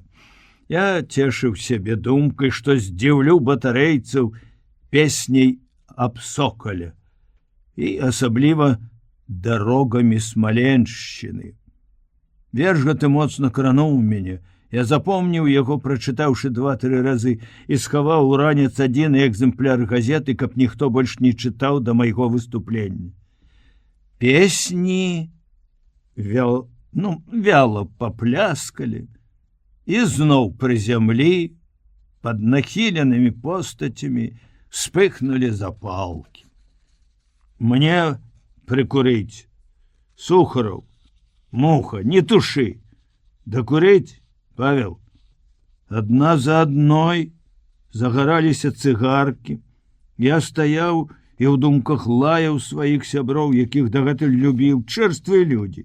Ім бы толькі курыць да матюкацца. Ніякага адчування прыгожага. Ну, паважалі б хоць Горкага. Дарогі чытаў, і самому хацелася плакаць. Голас дрыжаў, перарываўся. Дарогам не апладзіравалі зусім. Толькі чамусьці згаслі цыгаркі, зрабілася ціха-ціха. Ці не ляцяць самалёты? Не. Лёша фыркнуў цемры бестурботна, спакойна, а ў яго самы тонкі слых. Ён чуе шум матораў першы. Я сеў за сцэнай на зямлянцы разведчыкаў і, ашаломлены няўдачай, пакрыўджаны, усхваляваны, задумаўся і не вельмі слухаў іншых. І раптам выбух апладысментаў. Каму? Завошта? Віктор Вальноў спяваў пад акампанемент гітары. Яны яму крычалі: «Біс! Паўтарыць! Давай яшчэ!» Мне зрабілася сорамна. Няшчасны эгоіст, я не чуў нават, што спяваў сябра, а сам патрабуе нейкай асаблівай увагі і прызнання. Ён паўтарыў: «Воротился ночью мельник». Хитрый москвич. Ведае, чым можна зацікавіць людзей у такі момант. Жартам, гумарам. Смутку, цяжкага роздуму хапае і так, падумаў я. І зноў памыліўся. Выйшлі Сеня Пясоцкі і сувязіст Лабада. Заспявалі. Ой, там за лісом, за дубіною, сидів голубко з голубіною. Голуба забілі, а голубку завезлі за Дунай у палон. Сыплюць ёй пшанічку, прапануюць любога з 20 голубоў, але ніхто ёй не любы, бо няма такога, як яе быў мілы. Это про наших каханок, жонок, что засталіся там у фашистскім палоне. Про Сашу. Я адчуваў слёзы на вачах, слухаючы песню. Зааплодировали не адразу, быццам чакалі працягу. Што ж далей? А потым пляскалі доўга, дружна, горача, без крыкаў, без просьбы паўтарыць, але з удзячнасцю, якая адчувалася ў саміх воплесках. Узрушаны я зноў апынуўся там у родным краі і зноў не слухаў нашых выканаўцаў. Вярнула мяне назад на батарею фантастычны паўкруг агеньчыкаў Антаніна. Яна заспявала песню, якую кожны з нас 1000 разоў чуў і спяваў сам. Дан приказ ему на запад. Нічога асаблівага не было ў яе спеве. Танглявы, слабы, бясколерны, як сказаў адзін музыка голас. Але батарэя раўла ад захаплення. Біс крычалі так гучна, што чуваць, напэўна, было далёка, бо раптам, бліснуўшы ў хмарах, на нас, як шабля, упаў прамень пражэктара. Дзіўна выглядала ўся гэтая карціна. Слухачы і спявачка ў белым яркім святле, асабліва спявачка. Я апынуўся ў цені па-за праменем. І лепш, чым іншыя, бачыў яе ў ботах, кароткім шынялі, без шапкі. Шапку яна трымала ў руцэ. Дзівосныя былі яе валасы. Ненатуральна белыя ўдзень, яны ў святле пражэктара сталі блакітныя і, здавалася, ззялі. Свяціў ваенны карабель. Свяціў доўга, секунд 40. Відаць, і там пражэктарысты любаваліся ёй. І ўвесь гэты час не сціхалі апладысменты. Она бянтэжылася, жмурылася, закрывала твар рукой, хацела збегчы з пляцоўкі, але камісар утрымаў яе за руку. Калі пражэктар згас, яна спявала валагодскія прыпеўкі. Колькі гарачых размоў было пасля канцэрта. Хлопцы мае ап'янелі, забыліся на стомленасць, вочы блішчалі, говорили голосно, перапынялі адзін аднаго, смеяліся. Адна жанчына, колькі шуму, сказаў Астахаў з усмешкай дарослага, які апынуўся сярод дзяцей, і пажартаваў. Недарма Сталін гаворыць: «Жанчына вялікая сіла». О, жанчыны, як бы ў роспачы прастагнаў Фрыд. У добрым настроі ён заўсёды крыху тэатральны. У мяне, хлопцы, 5 сясцёр, а я адзін. Раптам паведаміў Муха. Пра гэта ён раней маўчаў. У любы іншы час Чарняк востры на слова не прамінуў бы, каб не пакпіць з Мухі, якога недалюбліваў. Але тут папаўся сам, раптам без дай прычыны прызнаўся. Скончыцца вайна, вярнуўся дадому, адразу ж жанюся. З яго пасмяяліся. Я маўчаў, байцы радаваліся, мне рабілася чамусьці сумна. Астахаў сказаў: «Чаму камандзір нахмурыўся? Калі ў такія хвіліны хмурыцца, цяжка будзе ваяваць». Ужо многія гавораць так, замест жыць, ваяваць. Быццам нам наканавана ваяваць усё жыццё. Вечаралі з большым, чым звычайна апетытам, хоць меню тое ж. Аўсяная каша, драска, якая страшэнна абрыдла. А пасля вячэры ў зямлянку нечакана зайшла яна. Ваен-фельчар. Хто з хлопцаў прылёг, адразу схапіліся, спім не раздзеючыся, і нават разувацца мае права толькі палавіна разліку. Яна крыху збянтэжылася, як бы пачала апраўдвацца, ішла з кухні. Вырашыла паглядзець, як у вас тут на новым месцы. Агледзелася навакол. Што ж, прасторна, чыста, можна жыць. Фрід прыбавіў агню ў маланцы, зробленай са снарада мза. Астахаў ветліва запрасіў, падставіўшы табурэцік, які сам змайстраваў. «Сядайце, таварыш ваенфельчар». Яна села, спытала, ці спадабаўся канцэрт. «О, цуд! Вы нам падаравалі столькі прыемных хвілін», на дзіва красамоўна пачаў хваліць яе Муха. Эткі галантны кавалер. «А вам, Шапятовіч, не спадабалася?» Звярнулася яна да мяне. «Мне? Я сам удзельнічаў у канцэрце, як няўдалы акцёр, цяпер перажываю».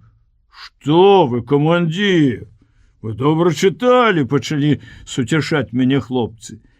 Яна засмяялася і раптам прапанавала: «Ну, давайте разам праспяваем што-небудзь. Я люблю спяваць». Заспявалі «Там вдалі за рекой», але большасці з нас, як кажуць, мядзведь наступіў на вуха. Выходзіла не надта складна, хоць словы ўсе ведалі. Я прапанаваў паклікаць Сеню Пясоцкага і Віктара Вальнова з гітарай. Яны прыйшлі, і ўсё пайшло на лад. Што, а весялосць гэтыя хлопцы ўмеюць арганізаваць. Сабралася дружная кампанія добрых сяброў, звязаных цяпер нечым большым, чым звычайная дружба. Вясёлая дзяўчына прынесла з сабой тое, чаго не хапала нам многія месяцы: паэзію ў спевах, высакародства ў жартах. Мы спявалі ўсе разам і па чарзе, хто што ўмеў. Разам рускія песні, я, Сеня і Чарняк беларускія, Фрід праспяваў яўрэйскую, у яго тонкі слых і добры голас. Віктар зноў чытаў Есеніна. Антаніне спадабалася. Яна прызналася, што раней не любіла вершаў. В землянцы зрабілася душна, мы адчынілі дзверы, і раптам у праёме іх, унізе, куды падала святло, з'явіліся наглянцаваныя хромавыя боты. Злосны бас з вышыні кінуў словы загад. Што тут за вечарынка? Дэмаскіравалі ўсю пазіцыю. Спаць, сержант Шапятович! Слухаюся, товарищ молодший лейтенант. Это Степан Кидала, дежурный командир, и он знік, не заглянуўшы, не показаўшы твару. Грубо оборвали нашу весялосць. Мне зрабілася да слёз крыўдна. Да і ўсім іншым было няёмка перад дзяўчынай. Усе маўчалі, яна сказала, апранаючы шинель: «Жыццё военное». Я ўзяў ліхтарык для начной установки трубак і выйшаў, каб правесці яе да камандзірскай зямлянкі, дзе камісар уступіў ёй свой ложак. Чорная зямля, чорнае неба, ніводнай прасветлены. Толькі на тым баку заліва ў порце гойдаецца маленькі агеньчык. Магчыма, нехта гэтак жа, як мы, асвятляе сцежку. Аклікаюць адзін за адным вартавыя: «Хто ідзе?» Хоць пасля першага наша адказу ўсе чулі, хто ідзе. «Не люблю я гэтага чалавека», — сказала Антаніна, калі Сеня і Віктар развіталіся каля сваёй зямлянкі. Я зразумеў, каго, не адказаў. Спатыкнуўшыся аб камень, яна ўзяла мяне за рукаў. Ён мне любоўнае пісьмо напісаў.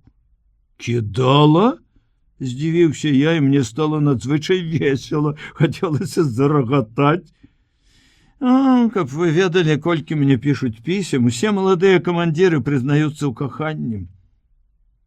Весялосць моя адразу знікла.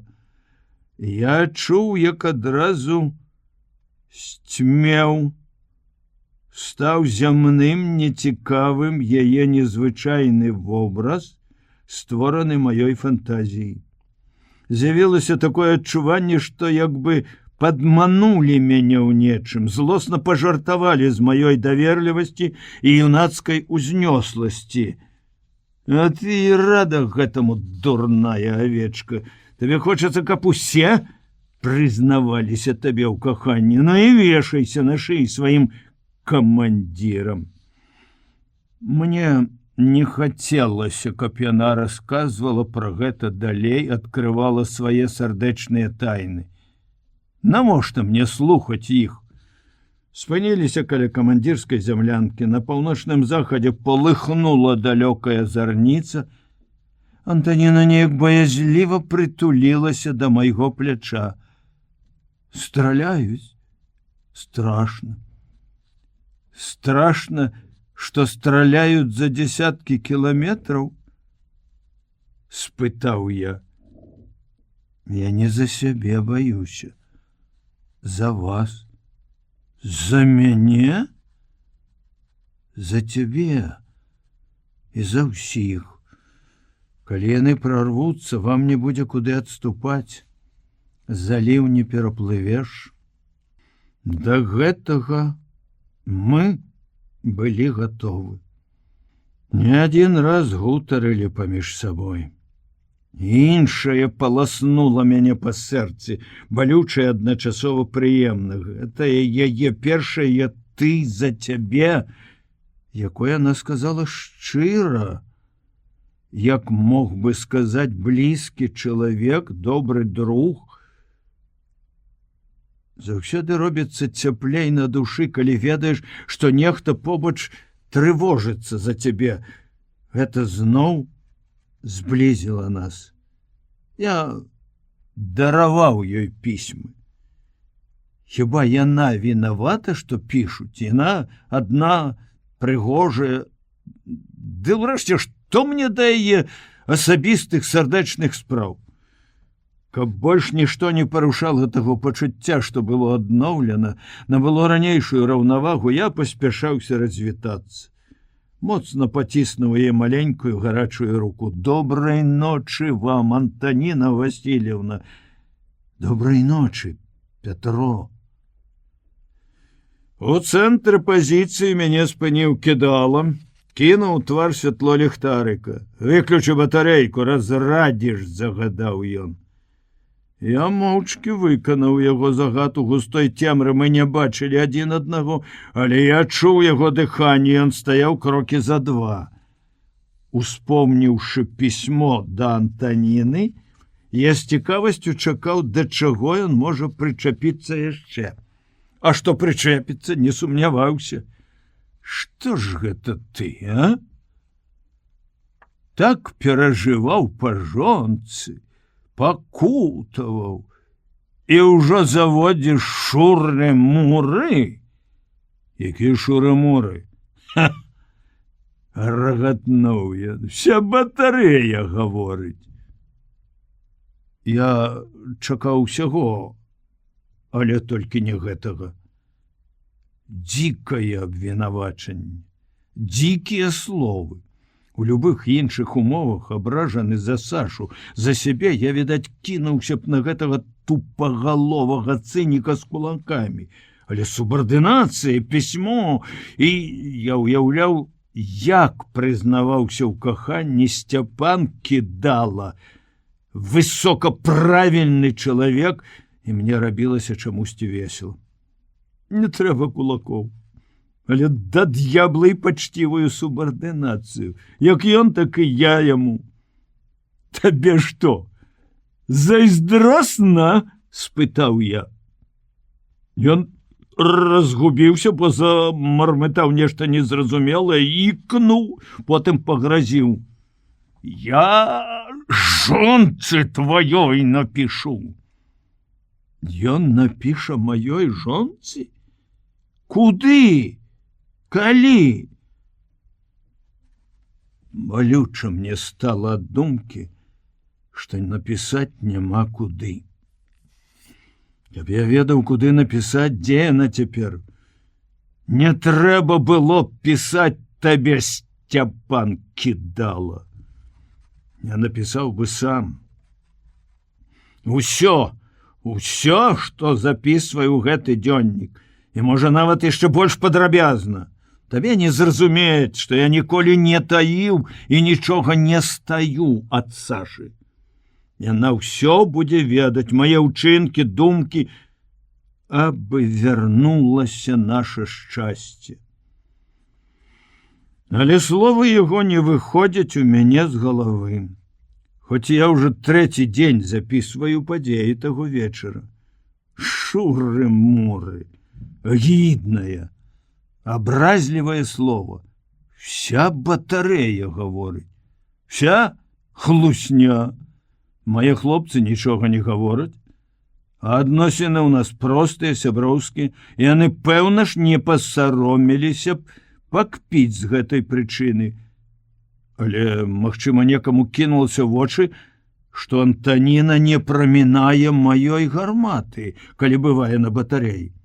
А я даўно яшчэ ў тэхнікуме заўважыў, што людзі не прызнаюць простай дружбы паміж жанчынай і мужчынам.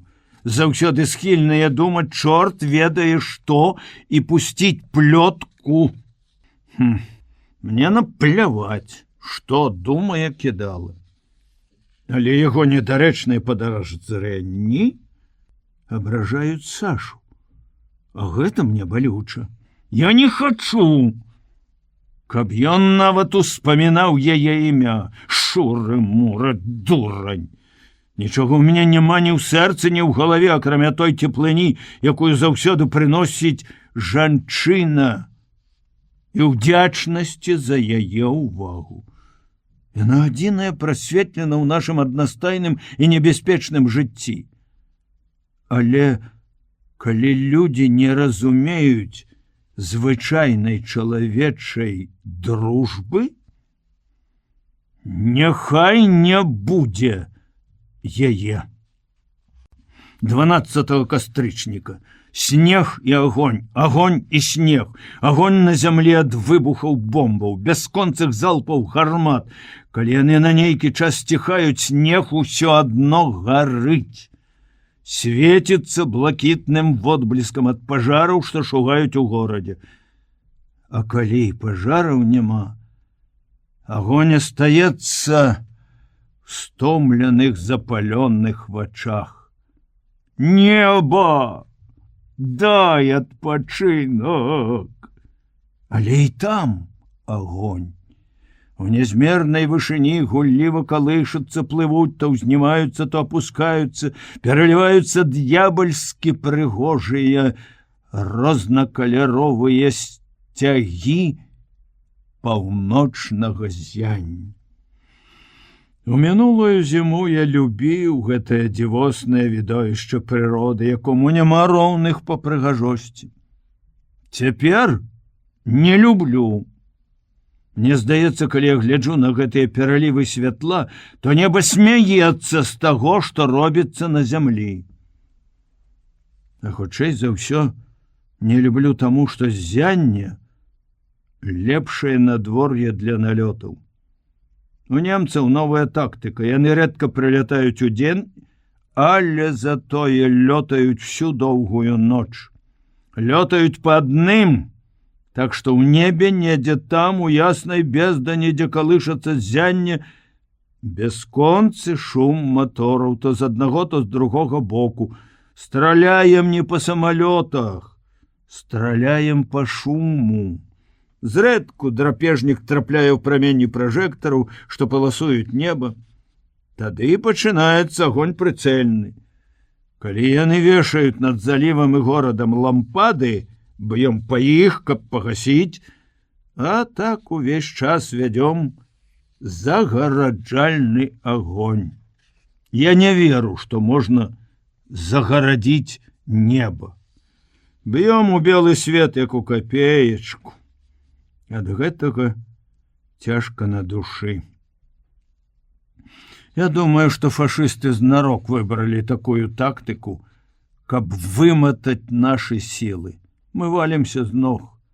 Фрыд учора крыкнуў: «О, неба, дай адпачынак!» І гэта не ў жарт. За ноч выпальваем увесь боезапас, узвод забеспячэння не ўпраўляецца падвозіць снарады, трактар не ўзбіраецца на абледзянелую гару, і ў час кароткіх перадышак, калі не чуваць шуму матораў, цягаем 4-пудовыя скрынкі. А прыборшчыкі робяць гэта амаль усю ноч. Ад скрынак распаўзаюцца кажухі, а спіны быццам абвугліліся. Чорныя сталі. Учора, калі расход дасягнуў рэкорднай лічбы, каля 600 снарадаў за ноч, Астахаў пачаў разважаць. Кажуць, кожны наш стрэл каштуе каля 300 рублёў. Праўда, камандзір? Дык гэта ж не адна наша батарэя выплюнула за ноч добрых 150 000 рублікаў. Мяне здзівіў такі падлік. На вайне рублі не лічаць, Астахаў. Мільярды гінуць. А дарэмна. Грошы народныя, ўсё трэба лічыць. Муха абурыўся. Ды што ты, людзі гінуць, а ты рублі лічыш? Каб я быў упэўнены, што мы сваёй загародай ратавалі хаця б аднаго чалавека, то не шкадаваў бы. А так шкадую. Колькі людзей уклалі ў гэтыя штукі працы, паказаў Астахаў на снарады, а мы іх у неба. Між іншым, у спрэчках, якія ўзнікаюць у хвіліны зацішша, адзін муха горача абараняе загараджальны агонь. Я хачу зразумець, чаму. На нарадзе камандзіраў я расказаў пра падлікі Астахава. Вось прыклад руплівай гаспадарлівасці байца. Гэтага чамусьці не зразумелі. Хворы Сяўченка, камбат, который дзень тэмпературыць, але не пакідае пазіцыі, стомлена сказаў: «Менш лічыце, а лепш страляйце, не сыпьце горох, залпы!» А Малашкін нечакана зрабіў вывод. Вы, Шапятович, развялі гнілую дэмакратыю ў аддзяленні. У вас кожны разважае за камандуючага. Палітыкі? Каб я не чуў гэтых размоў. Крыўдна. За хлопцаў крыўдна. Без сну, на марозе. Яны не выказалі ніводнай скаргі. І размовы іх шчырыя, патрыятычныя, як кажуць, баявы дух высокі. Асабліва ён узняўся пасля таго, калі камісар паведаміў, што фашысты добра атрымалі па зубах на подступах да Мурманска і адкінуты за заходнюю ліцу. Праз гэта яны шалеюць і так люта бомбяць горад і порт. А тут яшчэ на злосць ім у заліў увайшоў караван англійскіх суднаў. Першая дапамога саюзнікаў. Мацнее мароз, сярэдзіна кастрычніка, і такі мароз. А там у нас гараць золатам лясы. І, безумоўна, яшчэ цёпла. Роўна год назад я ішоў у армію. Саша праводзіла мяне далёка ў поле па дарозе на рэчыцу. Ранак быў ясны, сонечны, плыла павуціна бабінага лета і ляцелі жураўлі. Всяго 1 год, а здаецца, мінула вечнасць. Колькі месяцаў яшчэ можа працягнуцца вайна? Астахаў неяк сказаў: 2 гады. Вар'ят. 19 кастрычніка. З падбітага намі Ю-87 выкінуўся з парашутам лётчык. Прызямліўся кіламетры за 2 ад батарэі на схіле голай гары. Севченко загадаў: «Малодшы лейтенант Кідала, возьмите разведчика Бурова». Камбат на момант задумаўся, мяркуючы, даволі 2 чалавек для такой аперацыі ці замала. Сержанта Шепетовича затрымаць немца. Але калі мы ўжо сталі на лыжы, даў новую каманду: «Отставить Бурова. Сержант Пясоцкі, пойдзеце вы». Відаць, камбату падказаў камісар. Я бачыў, як яны ціха перакінуліся словамі, што трэба чалавек, які ведае нямецкую мову, а ведае яе адзін Сеня. Мы шпарка пайшлі па свежым снезе, все аднолькава задаволеныя такім заданнем. Узяць жывога фашыста, які толькі што скінуў бомбы на горад. На лыжах нас у мінулую зіму навучылі хадзіць добра. Мы рабілі пераходы па 100 кіламетраў, але паспець за Кідалам нам з Сенем было нялёгка. Высокі, дужы, ён адразу вырваўся наперад. Немец, вызваліўшыся ад парашута, адыходзіў на захад, узнімаўся на гару, каб пераваліць цераз грэбень і схавацца ў лесе. Ён, безумоўна, бачыў яшчэ раней самалёта, што заходні схіл гары лясісты. Над ім пакружыў наш знішчальнік, даючы зразумець, што калі фашыст будзе ўцякаць, то яго лёгка могуць прышыць да скалы кулямётнай чаргой, і ўсё роўна ён упарта лез на гару. Ось гад, а? На куды лезеш, на што спадзяецца, а? Горы, тундра, снег, уцячэ ад нас, па яго слядах пойдзе штурмавік-самалёт. Яму хочуць захаваць жыццё, ён лезе на смерць. Абураўся я страшэнна, ідучы побач з Пясоцкім. Ты ведаеш, якія яны фанатыкі? Фашызм — это страшэнны фанатызм. Я не магу зразумець, як з такой працавітай цвярозай нацыі, як немцы, маглі выхаваць гэтулькі фанатыкаў-забойцаў, разважаў Сеня.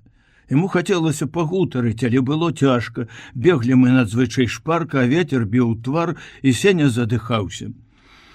Каля падножжа гары мы ўзялі лыжы на плечы, немец ужо быў амаль на самай вяршыні.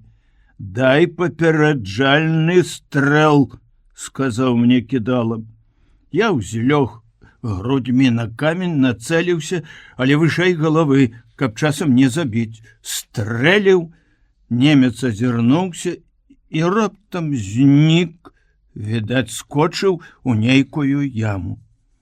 Вось жа падлюга! Кідала вылаяўся, выхапіў з кабуры пісталет, нібы намерыўся весці ў атаку цэлы полк. За мной! І зноў мы не паспявалі за ім.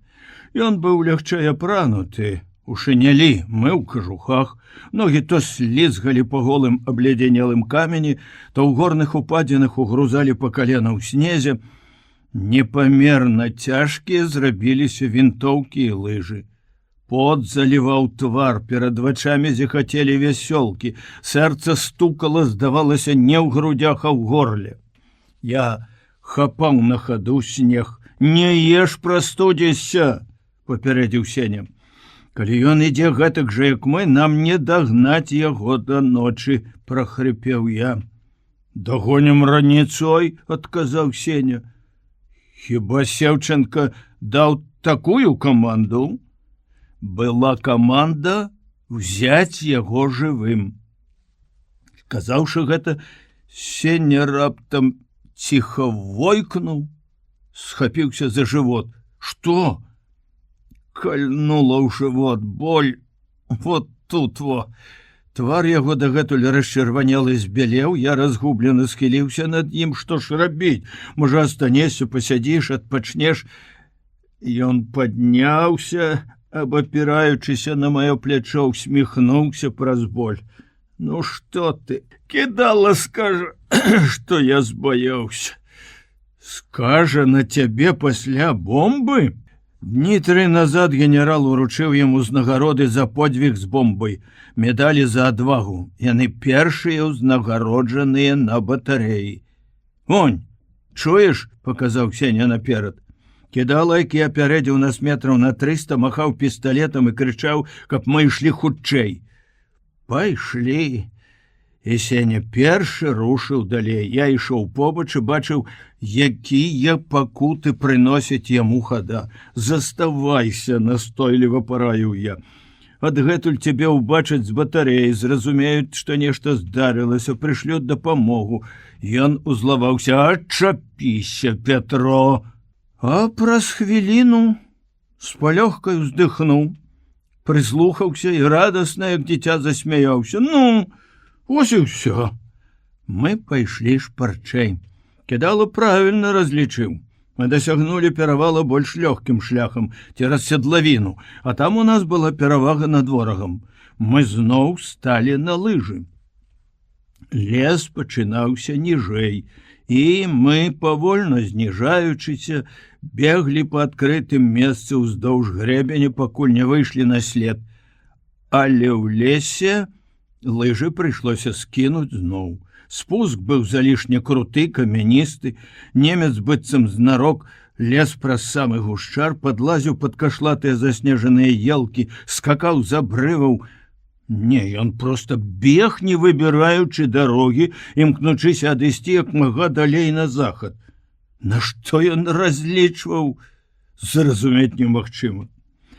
Камандзір наш зноў паспрабаваў вырвацца наперад, але я астудзіў яго. Сцяпан, ён можа адстрэльвацца, асцярожна. Маё папярэджанне спадабалася яму. Ён пайшоў побач з намі і гаварыў па-сяброўску проста. Мы ў адзін голас клялі фашыста, які прымушае нас траціць гэтулькі сіл на яго аднаго паганца, і раптам ціўкнула куля. Я першы нырнуў галавой у снег, крыкнуў: «Лажыся!» Прыслухаўся да самога сябе, ці не паранены. На маё шчасце, куля трапіла ў лыжы. Гожа фашысцкая брэдота! Траха не адаслаў на той свет. Наперадзе ляснуў яшчэ адзін пісталетны стрэл. Трэба падняць галаву, адпляваць снег, што набіўся ў рот, нос, працерці вочы, агледзяцца, дзе ляжу і дзе вораг, але падняць галаву было нелёгка. Вельмі ж ужо моцна ў такіх выпадках зямелька прытуляе да сябе, нават і такая непрыветлівая, камяністая. Збоку грымнуў вінтовачны стрэл. Гэта Сеня. Падбадзёраны, я нарэшце падняў галаву і адразу вызначыў месцазнаходжанне ворага. Ён быў метраў за 40 наперадзе, за вялікім валуном, паабапал якога стаялі 2 каржакаватыя сасны. У яго была зручная пазіцыя. Але ён рана пачаў страляць. Не вытрымалі нервы.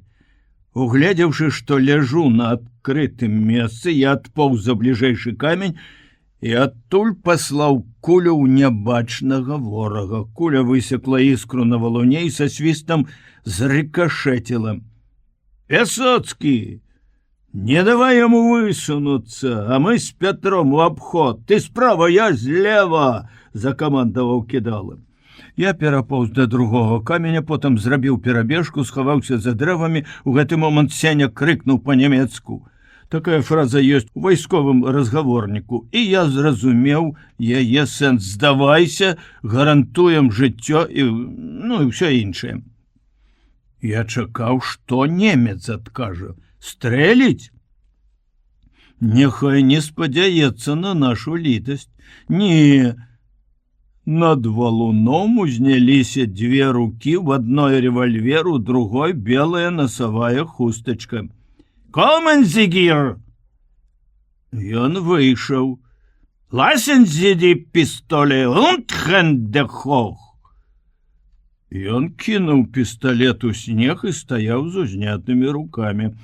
Першы падбег малодшы лейтенант і даў яму па вуху. Немец упаў, кідала пхнуў яго ногой. Я не осудзіў Сцяпана. За маю зямлю, якую яны захапілі, за шчасце, якое растапталі, за толькі што перажытыя напружанне і страх, напэўна, зрабіў бы тое самае, каб апынуўся каля яго першы. Злосці ў мяне было даволі. Але ляжачага я не мог бы ударыць. Акрамя таго, я адразу ўбачыў яго вочы, прыгожыя, блакітныя, яны былі напоўнены такім смертэльным страхам, што мне зрабілася шкада яго. Гэта быў малады хлопец, бадай што наш равеснік, высокі, дужы, з даўгаватым тварам, вялікім і лбом, тыповы арыец, але без якіх-небудзь прыкмет ці рыс садыста, забойцы, якім стаў за апошні час у нашым уяўленні вобраз кожнага фашыста. Ад гэтага нават патыхала нечым мірным, не крывёй, не гарам пажараў і нават не бензінам, а тонкімі прыемнымі духамі. Праўда, калі мы загадалі яму падняцца і павялі назад, страх у яго вачах знік. Бліснулі такія іскры, што прымусілі мяне насцеражыцца.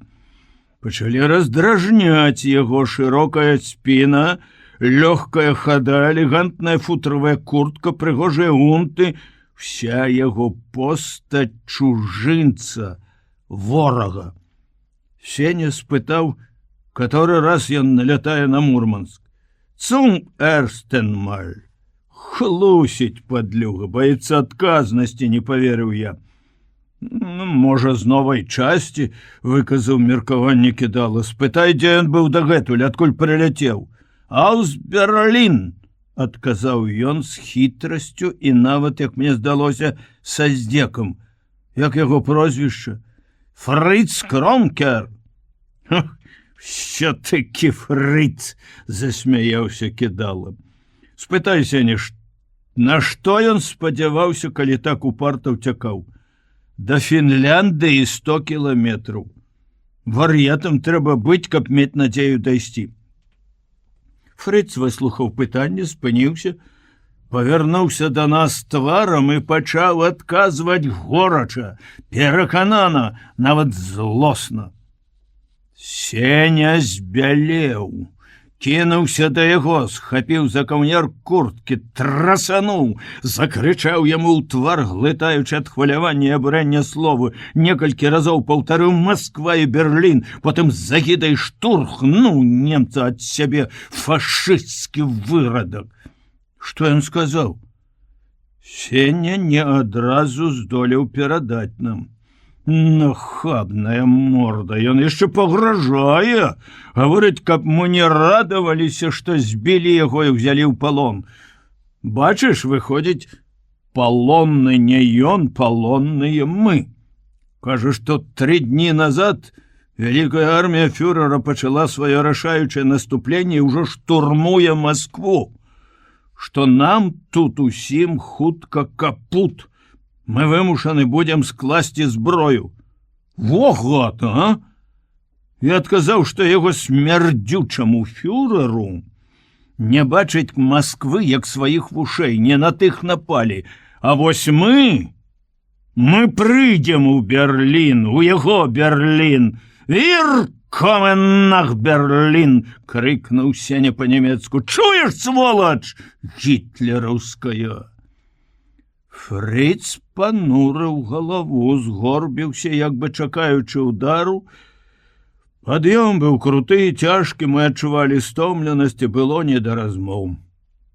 На перавале на хвіліну спыніліся, каб адпачыць, цяпер Можна не спяшацца, хаця і вечарэла ўжо. Сонца даўно схавалася за гарамі, яно выглядвае яшчэ ў дзень гадзіны на дзве. Неба на паўднёвым захадзе гарэла барвова-фіялетавым агнём, а на паўночным усходзе было цёмна-сіняе. Адтуль з мора наступала ноч. Мы бачылі сваю батарэю. Адчувалі, што нашы сябры глядзяць на нас, бачаць 4 постаці на фоне неба і радуюцца, што мы затрымалі фашыста.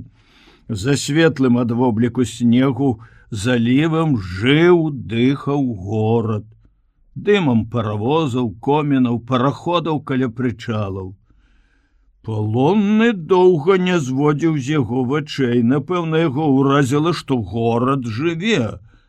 Можа, яму здавалася, што іх бомбамі ён знішчаны ўшчэнт.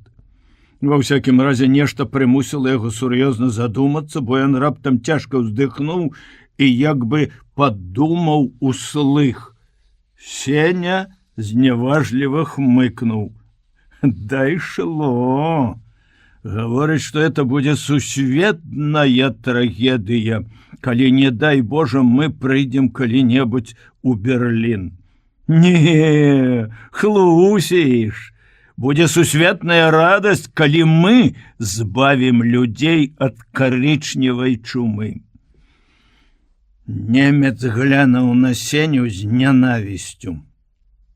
У задуменні ён, мабыць, забыўся, што адзін з нас ведае яго мову.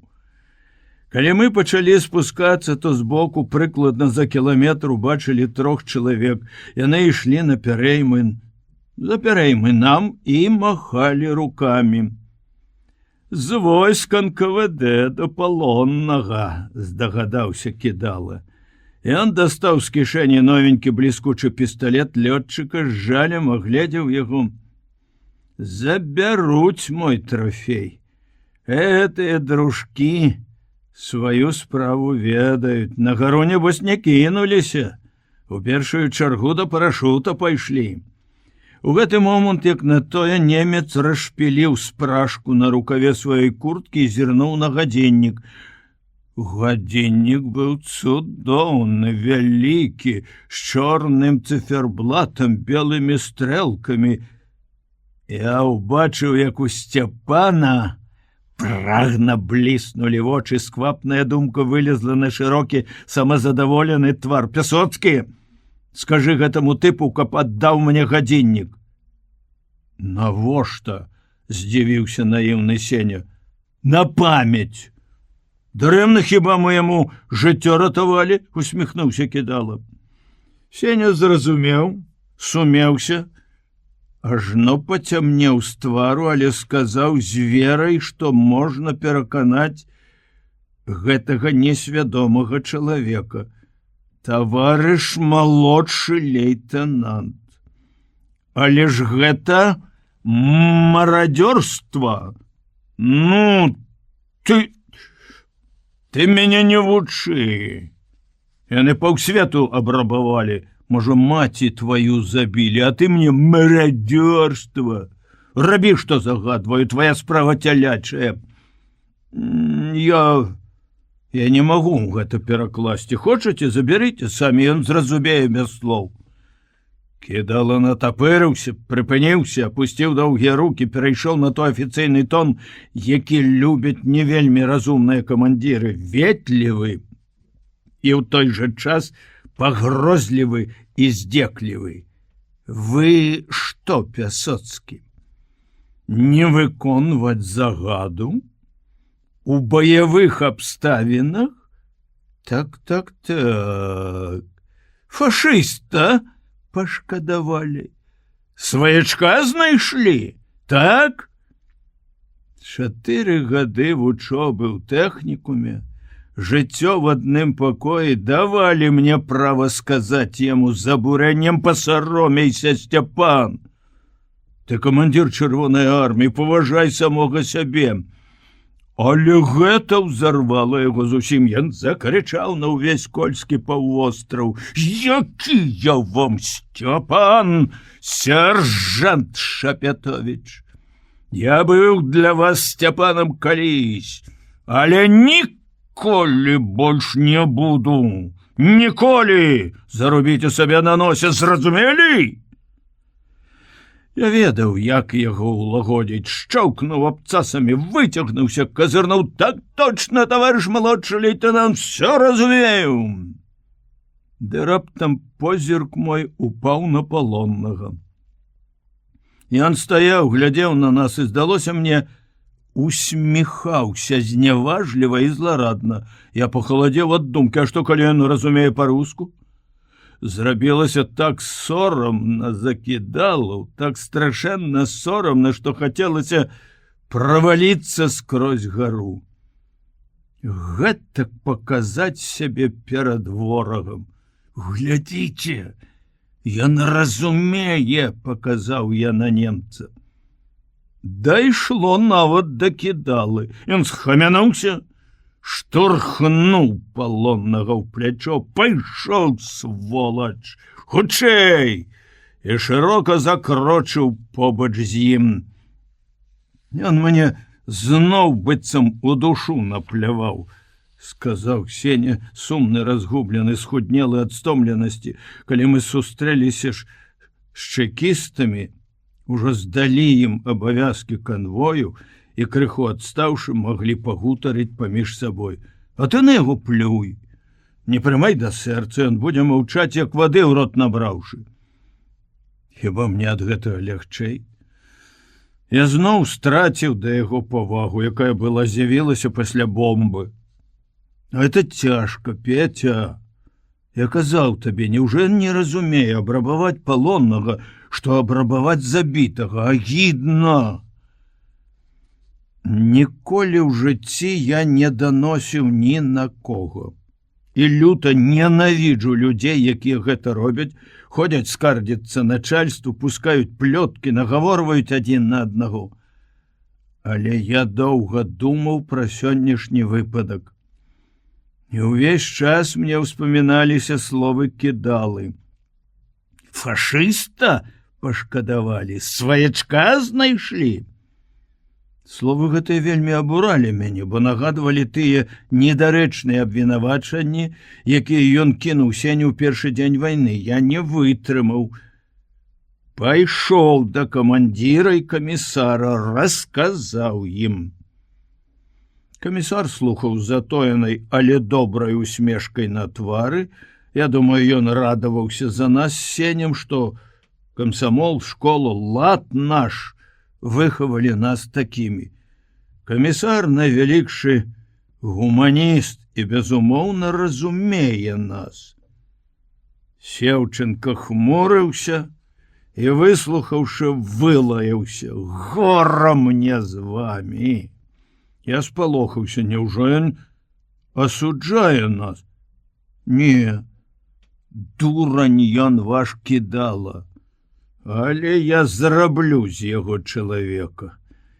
І папрасіў, каб мы нікому больш пра гэта не расказвалі. 14 листопада. Который день раскрываю свой шиток и ничего не могу записать. Мне соромно перед самим собой, перед теми, кому трапить мой дзённік, перед Сашей. Лепш не вспоминать, не записывать. Может, спалить? Знішчыць, каб нішто не вымушало мяне на прызнанне? Каб ніякіх дзённікаў і ніякіх слядоў. Але хіба лягчэй будзе ад усведамлення таго, што ніводзін чалавек ніколі ні аб чым не даведаецца? Я даваў слова, што буду да канца сумленны. Нічога не буду таіць, ні падзей, ні думак, не схлушу, каб зрабіць сябе лепшым, прыгажэйшым. Не, я мушу все запісаць шчыра. Мяне лёгка раніло асколкам у плячо. Завезлі ў санчасць, якая размешчана ў бараку цагельнага завода. Там у гліняных кар'ерах схаваны ўсе тылы дывізіёна. Цагельню ні разу не бомбілі. Мяне паклалі ў вялікім светлым пакоі, хоць гэта спачатку так здалося пасля зямлянкі. На самай справе Пакойчык невялічкі, шчыльна стаялі 4 бальнічныя ложкі, з іх толькі адзін быў заняты, ляжаў абмарожаны сувязіст з НП. Упершыню за многа месяцаў я адпачываў у поўным сэнсе слова, і целам, і душой. Мне ўсё было прыемна. Прыносіла асалоду, чыстая бялізна, знаёмы пах лекаў, адчуванне ўласнага цела, нават лёгкі боль раны, дотык мяккіх Антанініных рук, калі яна перавязвала, размовы, якія мы вялі з ёй, а потым кнігі, якія яна пачала прыносіць. Я накінуўся на іх з прагнасцю галоднага і глытаў адну за адной па 2-3 у дзень. Я нічога не чытаў з пачатку вайны, акрамя газет, бо кароткія перадышкі ў нялётныя дні аддаваў дзённіку. Я так захапіўся чытаннем, што нават Антаніна мяне раздражняла. Калі заходзіла і пачынала гаворку, а гаманлівага суседа проста ўзненавідзеў за тое, што пустой балбатнёй ён перашкаджаў мне углыбіцца ў кнігу. «Пачытай ты што-небудзь! Ну, пачытай лепш!» — прасіў я, каб ён змоўк. «Я ў добры час не чытаў, а ты хочаш, каб я цяпер затуманіваў галаву. На ліха мне гэта!» — адказваў ён. Вось жа ёсць людзі, а? У той дзень связіст выпісаўся, а я застаўся адзін, вельмі задаволены гэтым. Нарэшце ніхто не будзе перашкаджаць мне. Раніцой заглянула Антаніна, зрабіла перавязку, сказала, што едзе на нашу батарею. Я і гэтай акалічнасці ўзрадаваўся, бо толькі што пачаў запіскі з мёртвага дома. А ваенурач і другі фельчар заходзілі рэдка. Антаніна вярнулася пад вечар, заглянула ў палату, па-сяброўску спытала: «Не сумуеш?» І паведаміла: «Я сёння буду дзяжурыць». Узрадавала: «Прыйдзеш і будзеш няма чаго рабіць, балбатаць, не дасі пачытаць», — падумаў я. Але яна не прыходзіла. А я, праглынуўшы за дзень запіскі, пачаў у грумраку. Маленькая лямпачка пад столлю свяціла цьмяна, але я не зважаў на гэта. Вочы мае могуць чытаць і пры месячыку. Рыпнулі дзверы. «Що чытаеш?» — з дакорам спытала Антаніна. «Папсуеш вочы, самалёта не ўбачыш, камандзір», і выключыла святло. Я прыціх, не адказваў, чакаючы, калі яна выйдзе, каб падняцца, ўключыць святло зноў і чытаць далей, і раптам я адчуў яе гарачае дыханне. Яна схілілася надо мной, рука яе дакранулася маёй галавы, валасы ўпалі на твар, ад іх асаблівага непаўторнага паху закружылася галава. Нейкая дзіўная, непераможная сіла прымусіла мяне абхапіць рукамі яе шыю, прыцягнуць да сябе, і вось ужо зліліся нашы вусны. І яе грудзі, тугія, гарачыя, пад якімі часта і моцна грукала сэрца, прыціснуліся да маіх грудзей. Тады все поплыло, завіравала, зазвенела дзівоснай музыкай, знікла ўсё зямное, рэальнае, быццам узляцеў некуды туды, дзе калыхаўся, пераліваўся вясёлкамі, вабіў хараством сваім гэты падманлівы цуд, паўночная зянь. А потым я ляжаў душэўна і фізічна спустошаны. Пустата была ў сэрцы, ў мозгу, ніводнай думкі і ніякага адчування. Адна чарната, як у бездані. Потым яна пачала запаўняцца нечым брыдкім. Здалося штосьці жывое і слізкае паўзло ў душу, забруджвала цела. Я доўга не разумеў, што это такое, толькі адчуваў, што няма сілы супраціўляцца і бязвольна чакаў, калі яно выявіць сябе, гэта слізкае і агіднае, што ж яно такое? І раптам яно прыйшло. Гэтае вызначэнне вырысавалася на ягіднейшым свеце словам «здрада». Але здрада. Я здрадзіў самаму дарагому і светламу, што было ў маім жыцці. Калі гэта дайшло да свядомасці, я, відаць, застагнаў. Яна, Антоніна, хотела обнять меня. Не трэба! Фу, дурань які! А яшчэ жанаты!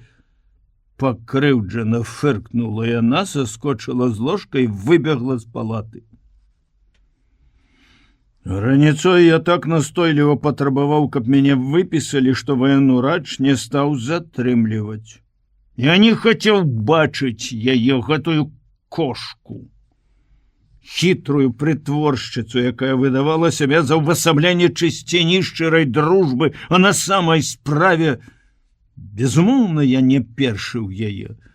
Вспомніліся пісьмы, пра якія яна казала, ад гэтай думкі рабілася яшчэ горш. Але што з таго? Я сам безвольны, никчемный человек, ануча! Я здрадзіў Сашы ў такі час. Няма большай душэўнай пакуты, як адчуваць сябе здраднікам. Я ўзненавідзеў сам сябе. Не знаходзіў месца занятку. Мяне раздражнялі байцы, асабліва іх размовы пра дзяўчат, пра жанчын, а калі яны аднойчы прыгадалі Антаніну, я накрычаў на іх. А потым мне здалося, што яны пра ўсё здагадваюцца. І я пачаў баяцца іх, сваіх падначаленых. Мне хацелася, каб бясконца наляталі немцы, каб смерць увесь час вісела над галавой. Можа, тады я знайшоў бы хоць які-небудзь спакой, але як назло, дні былі хмарныя, я падаў снегам, і больш сядзелі ў зямлянках, займаліся тэорыяй, палітвучобай. Свайго настрою я не мог схаваць ад пільных вачэй камісара і камбата. Сеўченка неяк сказаў: «По-мойму, цябе не далячылі, Шапятовіч.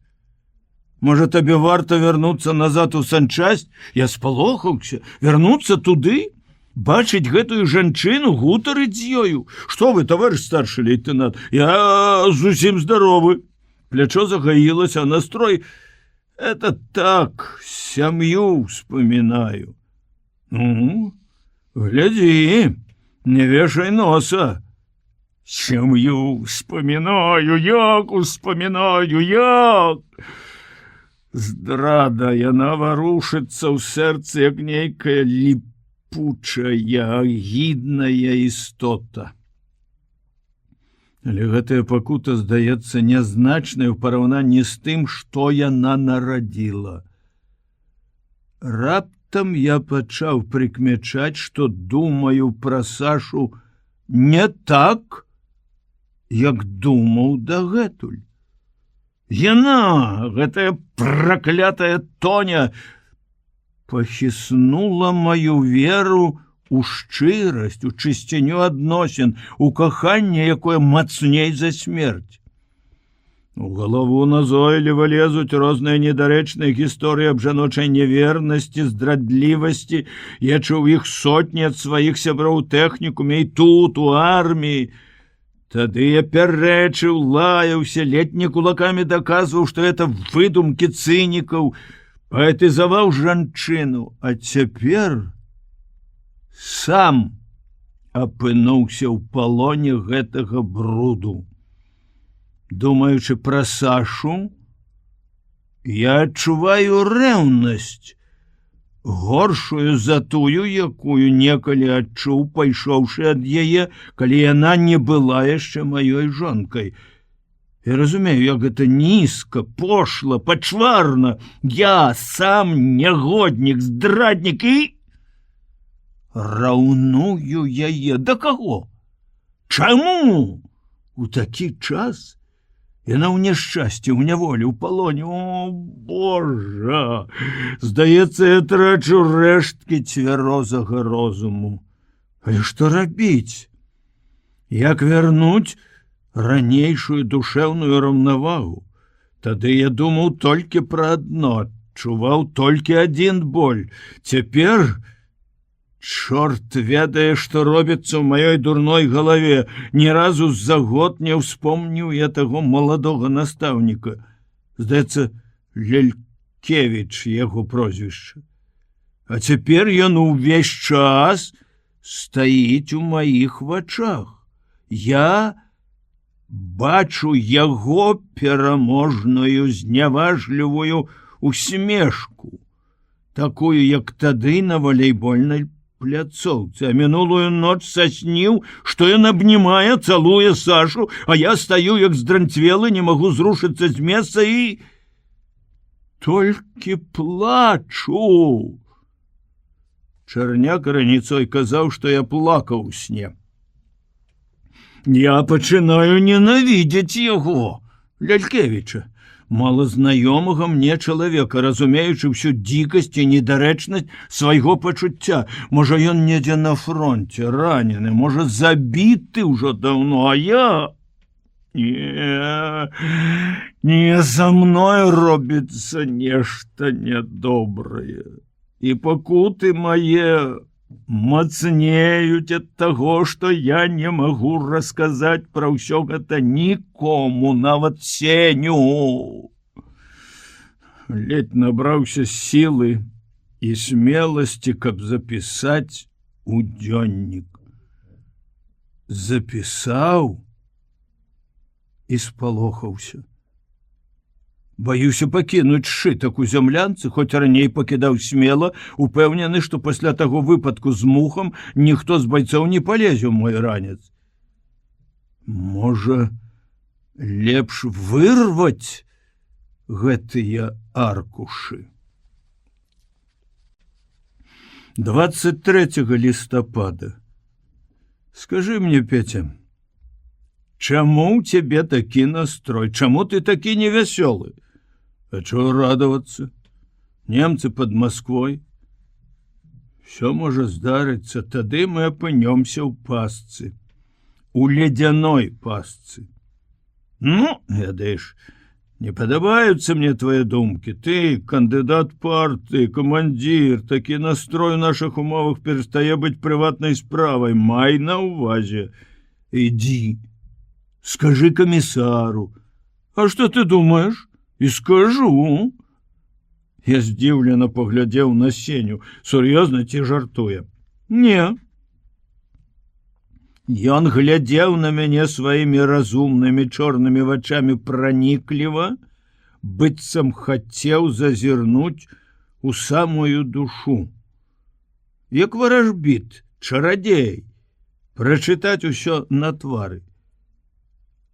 А можа, адкрыць табе душу? Навошта? Каб ты, мой лепшы друг, думаў, нібы я спалохаўся становішча на фронте? Не, я не баязлівец і ў перамогу веру гэтак жа, як і ты. Ад іншага няма спакою маёй душы. Але ці зразумееш ты? Нічога падобнага ты яшчэ не перажываў. Думаешь все об сусветных проблемах, высоких материях, мои разважанні пакуты могуць здацца табе нікчэмнымі, вартымі смеху, і тады мне будзе яшчэ цяжэй, думаў я. Правда, я не веру, што ты стаў такі панікёр і песіміст. Занадта много ў цябе любові, каб ты мог страціць веру ў будучыню. Любові? Здзівіўся я. Да чаго? Да ўсяго? Да жыцця, радзімы, да блізкіх, да жонкі. Я ледь не застагнаў. Знянацку ён дакрануўся да самага балючага месца. Таму і цяжка, што люблю. Хто не любіць? Таму што? Таму ўсё роўна. Мне ўвесь час здаецца, што зусім іншае прыгнятае цябе. Так паводзіць сябе чалавек, які зрабіў нешта благое, у каго нячыстае сумленне. Гэты хлопчык можа ўсё зразумець, але прызнацца яму я ўсё роўна не магу. Мы сядзелі ў зямлянцы, сеневы падначаленыя, разлік дальнамера, працавалі на кухні, скупое святло палярнага дня цадзілася праз шыбачку ў дзвярах і падала на твар гаспадара. У яго дзіўны твар у апошнія дні, залішне шчаслівы для такога часу. Можа, таму я і не мог расказаць яму свае таямніцы, як расказваў раней. Мяне раздражняў яго твар, незразумелая адзнака шчасця на ім. Чаго радавацца, а? Калі нават быць самым вялікім аптымістам, то ўсё роўна радавацца няма чаго. Слухай, Сеня, а чаму ты такі? Які? Чорт цябе ведае, які? Быццам адзін ты ведаеш, што заўтра канец вайне. Твар блішчыць, як намаслены блінец. Ён засмяяўся, перасеў да мяне на нары, абняў за плечы. Ты добры друг, Петя. Я радуюся, што ў мяне ёсць такі друг. Аднаму табе я магу сказаць, чаму я такі. Але дай слова, што ты нікому. Я быў калі-небудзь балбатуном. І ў дзённік свой дурацкі не пішы. Я хачу, каб гэта было толькі маёй тайнай. Мне цяжка было даць слова, што я не запішу нашай размовы. Акрамя таго, мяне крыху пакрыўдзіла, што ён назваў мой дзённік дурацкім, і я змоўчаў. Ён таксама доўга маўчаў. Ці то чакаў майго клятвеннага слова, ці думаў, можна мне даверыць тайну, ці не. Потым трасануў мяне за плечы. Я скажу табе дзіўную рэч, у якую ты, напэўна, не паверыш. Я закахаўся. Закахаўся? Паўгода ён не бачыў у вочы ніводнай дзяўчыны, бліснула думка, ніводнай, акрамя... Няўжо? Што ж гэта такое робіцца? З кожным днём мне не лягчэй.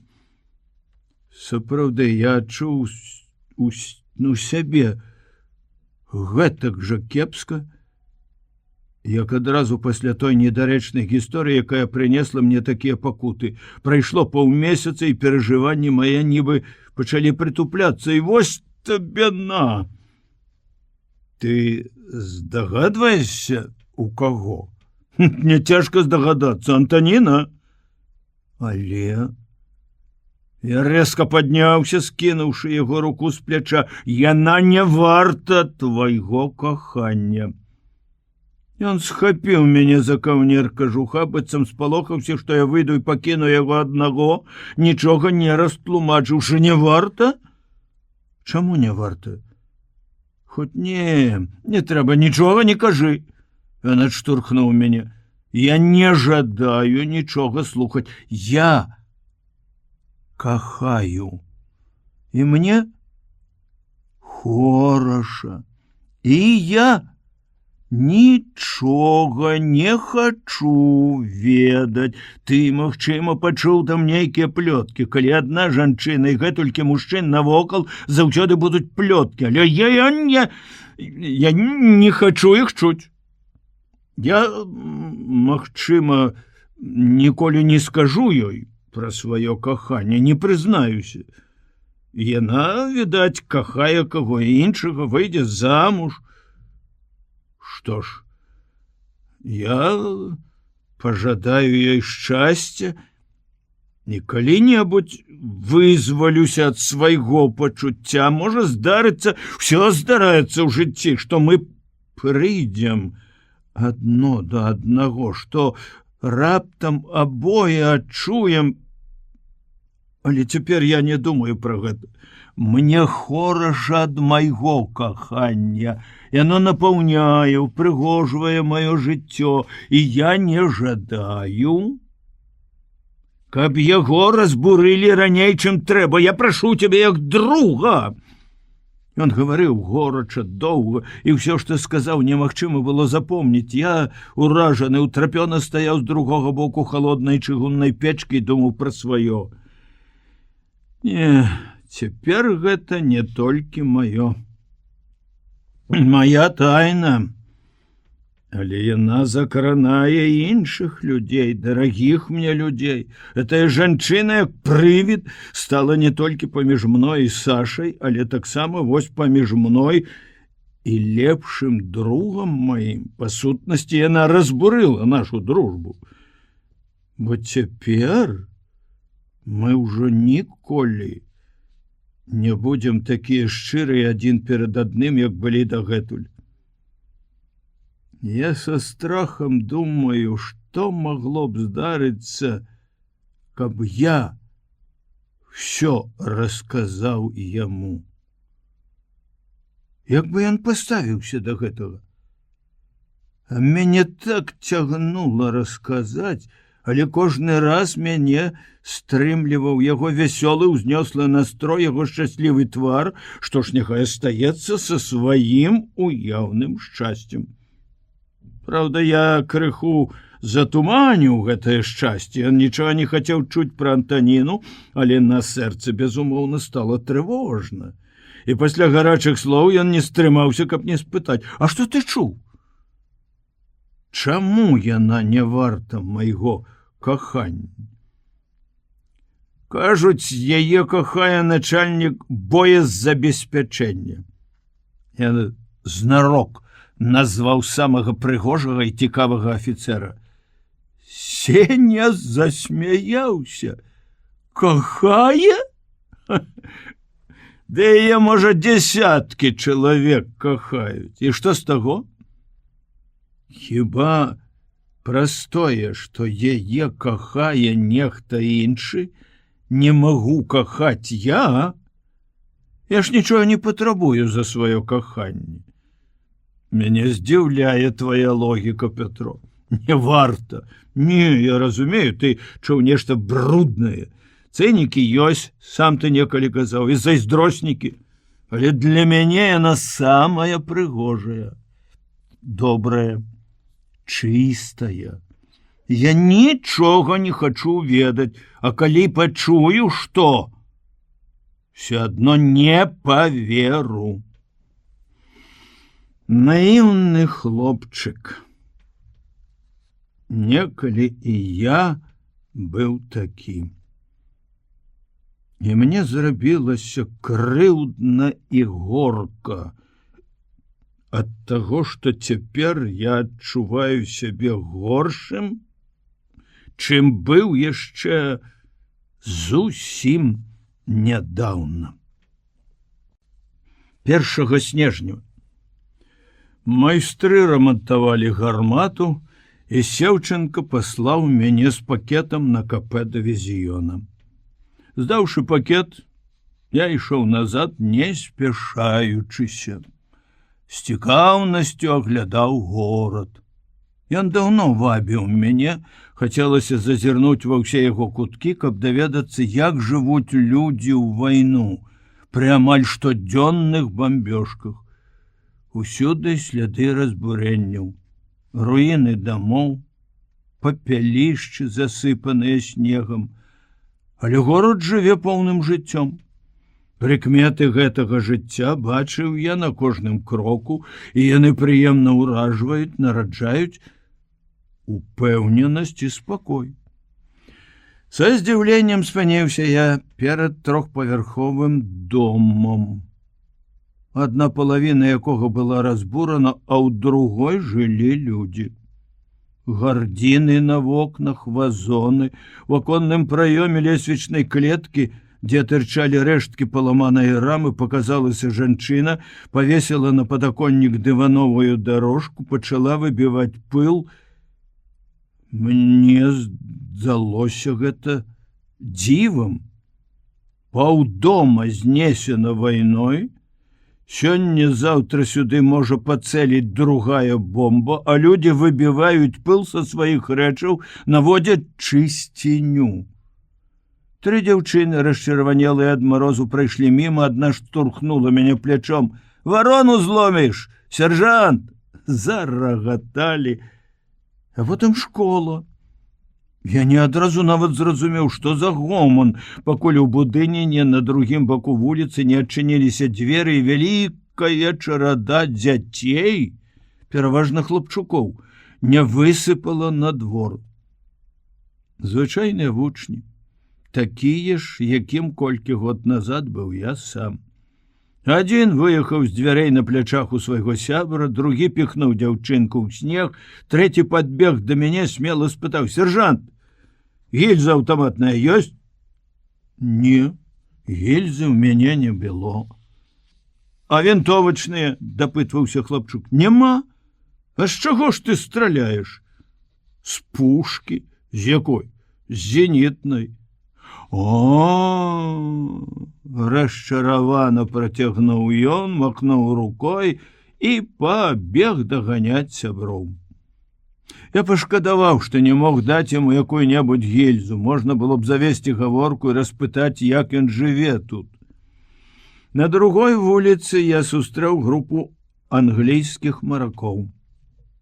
Паважныя, амаль усе высокія, у беретах з люлькамі, яны нагадвалі герояў з кніжак пра марскія падарожжы, якія я любіў чытаць у маленстве. Я ўпершыню ўбачыў жывых англічан і не ўтрымаўся, каб не прайсці крыху следам за імі, услухоўваючыся ў чужую мову. Яны звярнулі на мяне ўвагу, і адзін з прыязнай усмешкай працягнуў вялікую сігару. Чырвонаармеец з тэрмасам у руках шпарка прабег міма, абыякова прывітаўся, потым спыніўся, паклікаў мяне, даверліва паведаміў: «Піва хочаш? У сталоўцы камбіната піва даюць». Я пайшоў за ім. У вялікай халоднай зале, дзе большасць вокнаў забіта дошкамі, ад бамбёжак павыляталі шыбы, за півам стаяла чалавек 30 мужчын і жанчын. Набраць піва ў тэрмас другу майму не далі, але дазволілі нам, вайскоўцам, без чаргі атрымаць пакупку гэтай гаркаватай вадкасці, якую я выпіў з вялікай асалодай, хоць раней не любіў. Я затрымаўся ў сталоўцы, каб паслухаць, пра што размаўляюць людзі цывільныя, рабочыя, жанчыны, які ў іх настрой, але нейкі стары недобразычліва спытаў: «Што? Яшчэ хочаш? Не дамо. Нябось 100 грамаў кожны дзень маеш? А я забыўся ўжо, як яна пахне, дарагая. Хоць піўка панюхаю». Мне стало сорамна, і я хуценька выкаціўся на вуліцу. Сапраўды, дзён 5 назад нам пачалі выдаваць па 100 грамаў гарэлкі ад цынгі, як тлумачыць Спірін. Аставалася больш за гадзіну да адыходу катера на той бераг, і я зноў пайшоў у горад. І тут, у самым цэнтры, каля 5 вуглоў, мяне захапіў налёт. Раптоўна і непрыемна зараўлі з усіх бакоў сірены паветранай трывогі. Я падумаў, што яны больш наганяюць жудасці, чым бомбы. Спачатку на пустых вуліцах зрабілася мнагалюдна. Людзі беглі, клікалі адзін аднаго. Старая жанчына крыкнула мне: «Бяжы за мной, сховішча там, у двары». Але я не думаў хавацца. Мне здавалася, што зенітчыку сорамна лезці ў нейкую шчыліну. Страху перад самалётамі я даўно ўжо не адчуваў, і таму па прывычцы пачаў шукаць іх у небе, каб адначасова паглядзець збоку, як страляюць нашы. Выбухі снарадаў бачыў адразу, а самалётаў угледзець не мог.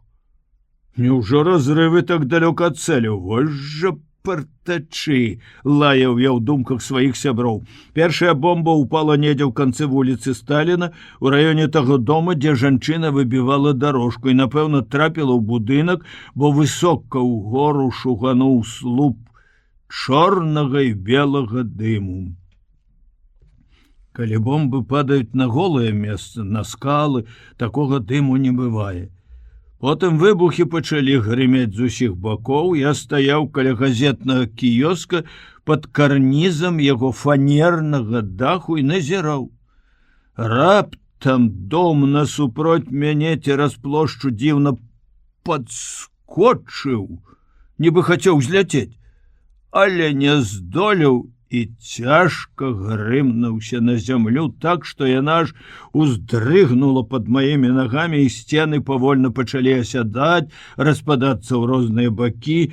Мяне загіпнатызавала гэтая магутная сіла разбурэння. Асабліва, калі я ўбачыў, як разам са сцяной пачалі падаць рэчы чалавечага ўжытку: шафа, стол, ложкі. А можа, і людзі там, падумаў я, і мне зрабілася страшна. Успомніліся тыя дзеці, якіх я бачыў гадзіну назад. Хлапчук, якому вельмі ж спатрэбілася аўтаматная гільза. У гэты момант я ўбачыў маленькага чалавечка, які бег цераз плошчу.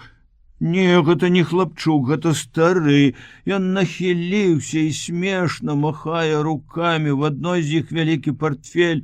Ён быццам заграбае ім паветра, каб хутчэй бегчы, і раптам за яго спіной бліснула кароткая ўспышка агню. Узвіхрыўся снежны пыл. Побач са мной пасыпалася каменне, забарабаніла па даху кіёска. Калі пыл і дым аселі, чалавека на плошчы не было. Нехто схапіў мяне за плечы, моцна трасануў: «Петя, вар'ят, чаго ты... чаму ты тут стаіш? Бяжым, хутчэй бяжым!» Я аглянуўся, убачыў Антаніну, вельмі здзівіўся, ніяк не мог уцяміць, адкуль яна ўзялася, і аглушаны выбухам, ашаломлены, толькі што ўбачым, паслухмяна пабег за ёй. Яна цягнула мяне за руку. Не помню, як мы апынуліся за руінамі дома, на заснежаным колішнім двары, і ускочылі ў глыбокую яму. «О, Божа!» прастагнала Антаніна, ледзь сэрца не выскачыла. Што ты як слуп застыў там пасярод плошчы, а?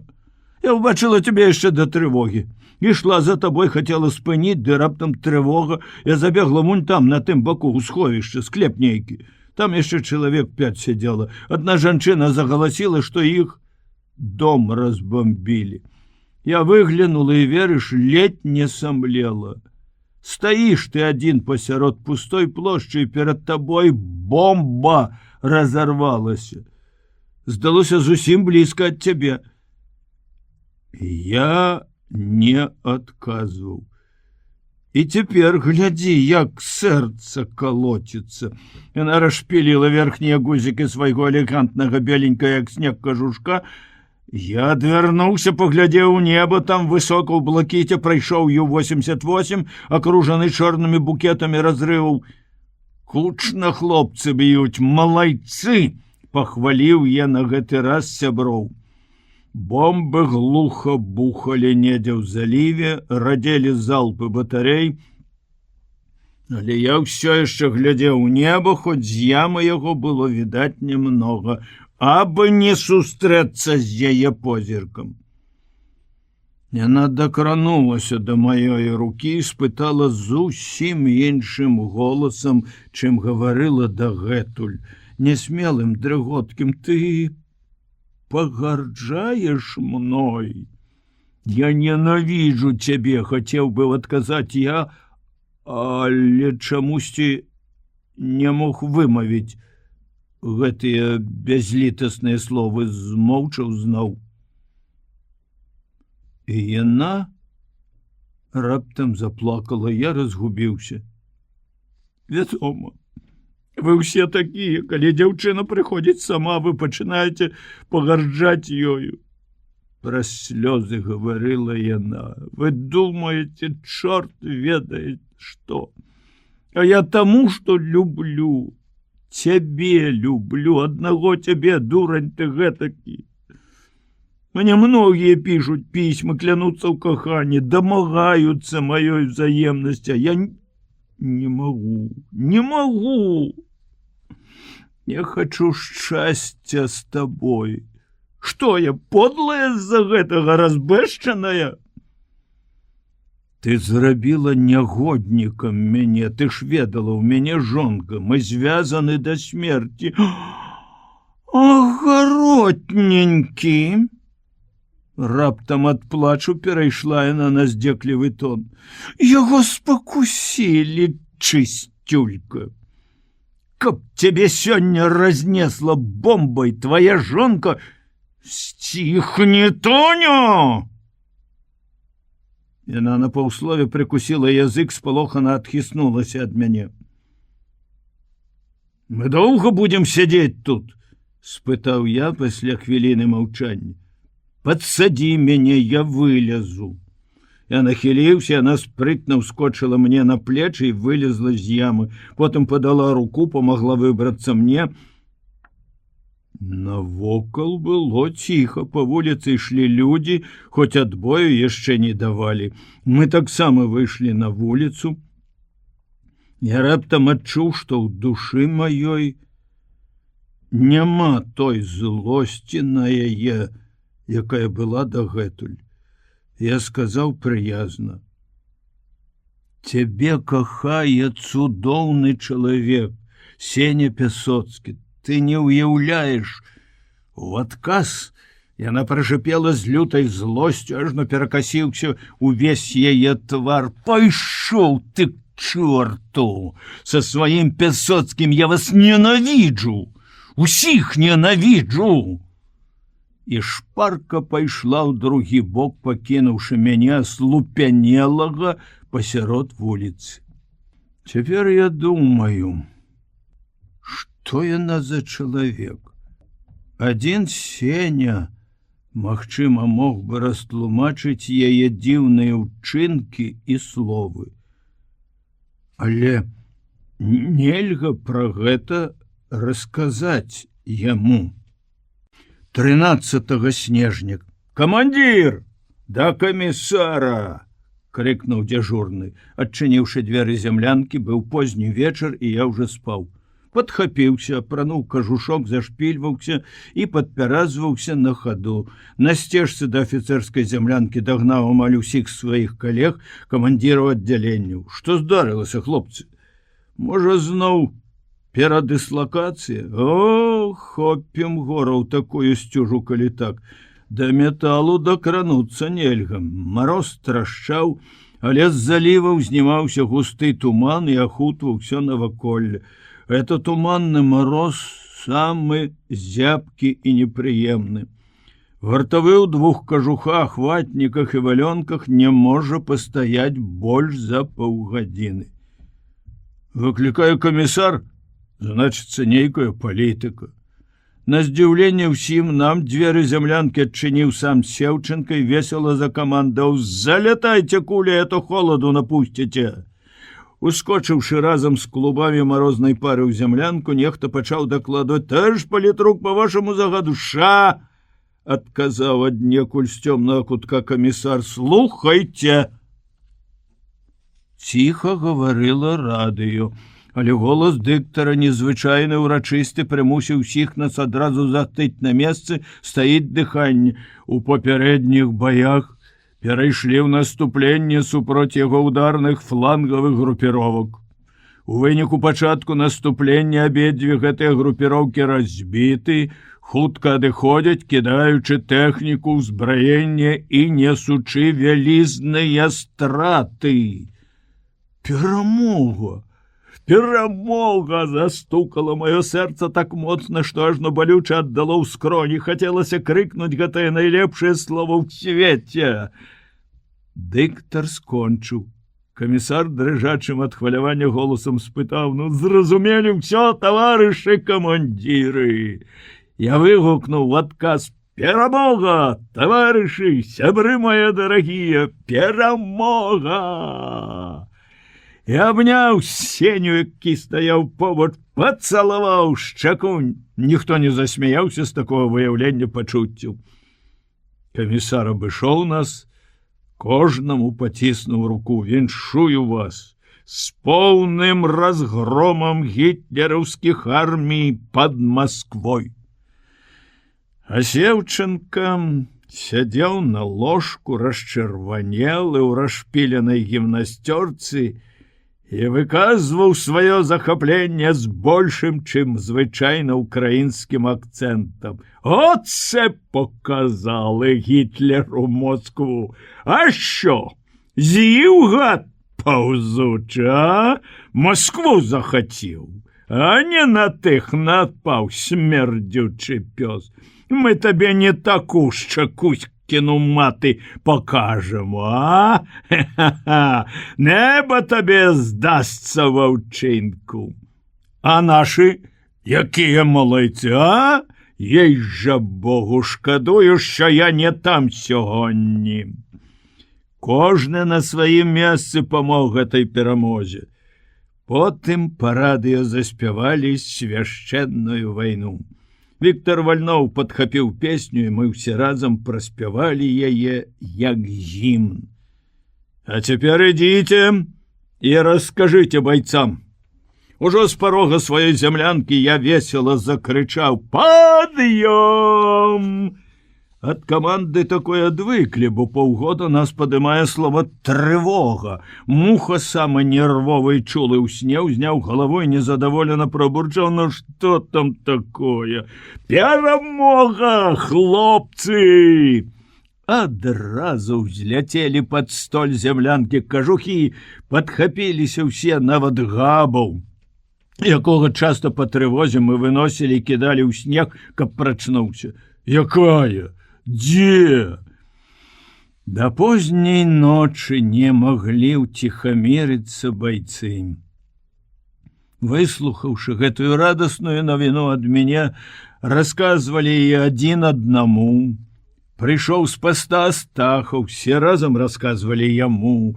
Змяніўся Чарняк, зноў пачалі спачатку, уважліва разглядалі карту, хоць на ёй, акрамя Кліна, не было ніводнага з вызваленых гарадоў. Пачаўся новы дзень. І хоць ён палярны, вельмі кароткі, сонца, ведаем, не пакажацца да студзеня, все роўна здаваўся святлей за ўсе папярэднія, яго асвятляла перамога пад Масквой. Мы віталі яго. І ў такі дзень было горка і балюча бачыць, як прыляцелі месяры, і ў паветраным баі збілі два нашыя самалёты. Праўда, самалёты не нашы, англійскія «Харікейны», але лётчыкі на іх нашы. Адзін выскачыў з парашутам, але перадалі нам з НП, прызямліўся мёртвы. Фашысцкі звяруга застрэліў яго ў паветры. Ух, каты! Мы радаваліся, калі паўмесяца назад над горадам пачалі баражыраваць «Харікейны», падмога. Але радасць наша тухне, часта іх збіваюць. Хто-ніхто спрабуе гэта вытлумачыць тым, што нашы лётчыкі не ўправіліся асвоіць чужую тэхніку. А, по-мойму, глупства. Не падабаюцца ўсім нам гэтыя машыны з доўгімі і чорнымі, як дамавіны, фюзеляжамі. Вельмі ж яны нейкія нязграбныя, непаваротлівыя і цяжкія, асабліва калі бачыш іх побач з нашымі серабрыстымі, срэбра бяскрылымі мігамі, з якімі фашысты нават баяцца ўступаць у бой. Сёння ўзнялася тройка іх на дапамогу харыкейнам, і адразу нашы сувязісты пачулі па радыё: «Ахтунг, Ахтунг, Сафонов in der Luft!» І месеры зніклі. Вось нагнаў ім страху Сафонаў. 12 студзеня 1942 года. Снежная пустыня, цішыня. Такая цішыня, што робіцца жудасна. Мімаволі часам пачынаеш гаварыць шэптам, а то раптам хочацца закрычаць так, каб пачулі за сотні, за тысячы кіламетраў, там, дзе людзі, дзе вайна і жыццё. Я ўглядаюся ў гэтую снежную роўнядзь, белую, ажно балюча вачам. Не заўсёды яна белая. Часта здаецца мне крывава-барвовай. Быццам на ёй застылі ўспышкі тых агнёў, якіх так многа было там, у Мурманску. Можа, гэта ад неба? Тут ужо на якую гадзіну паказваецца сонца, і калі яно ўсходзіць ці заходзіць, неба гарыць рознакаляровымі агнямі. Мне належыць глядзець у неба, ці не ляцяць варожыя самалёты. А я не магу адарваць вачэй ад снежнай гладзі возера. Напружана ўзіраюся у далёкі, зацягнуты блакітнай смугой супрацьлеглы бераг. Мае новыя падначаленыя глядзяць на мяне як на хворага псіхічна ненармальнага. Не дакучаюць лішнімі размовамі і стараюцца, каб я як мага радзей станавіўся на варту.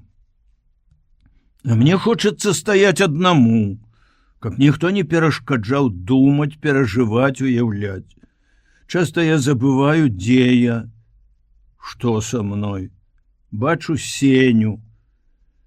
Ён лажыцца сярод снежнага поля, адзін курчыцца ад болю, ад холаду, кліча на дапамогу, а навокал пуста. Не, ён сядзіць, заплюшчыўшы вочы, засынае. А снег пачынае варушыцца, узнімацца хвалямі, як мора ў буру, і залівае, засыпае яго, набіваецца ў вушы, ў рот, за каўнеру, рукавы. Я кідаюся яму на дапамогу і адзін раз кінуўся так, што ледзь не зваліўся з абрывістай скалы ў возера. А тут метраў 10 вышыні. Гэта, відаць, бачыў нехта з маіх байцоў. А то часам са снежнай пены выплывае нахабная морда кідалы. Ён усміхаецца. Ён можа спакойна мыліцца і усміхацца пасля таго, як забіў. У мяне няма іншага слова Сеню. Я толку яго морду кулакамі, прыкладам вінтоўкі, толку ў думках. А можа, і не толькі ў думках. Здаецца, аднойчы я сапраўды замахнуўся прыкладам на прывід яго. Магчыма, і гэта бачыў нехта з маіх падначаленых, ці чуў, як я кагосьці страшэнна лаю. Цяжка мяне ўразіла смерць Сені Пясоцкага.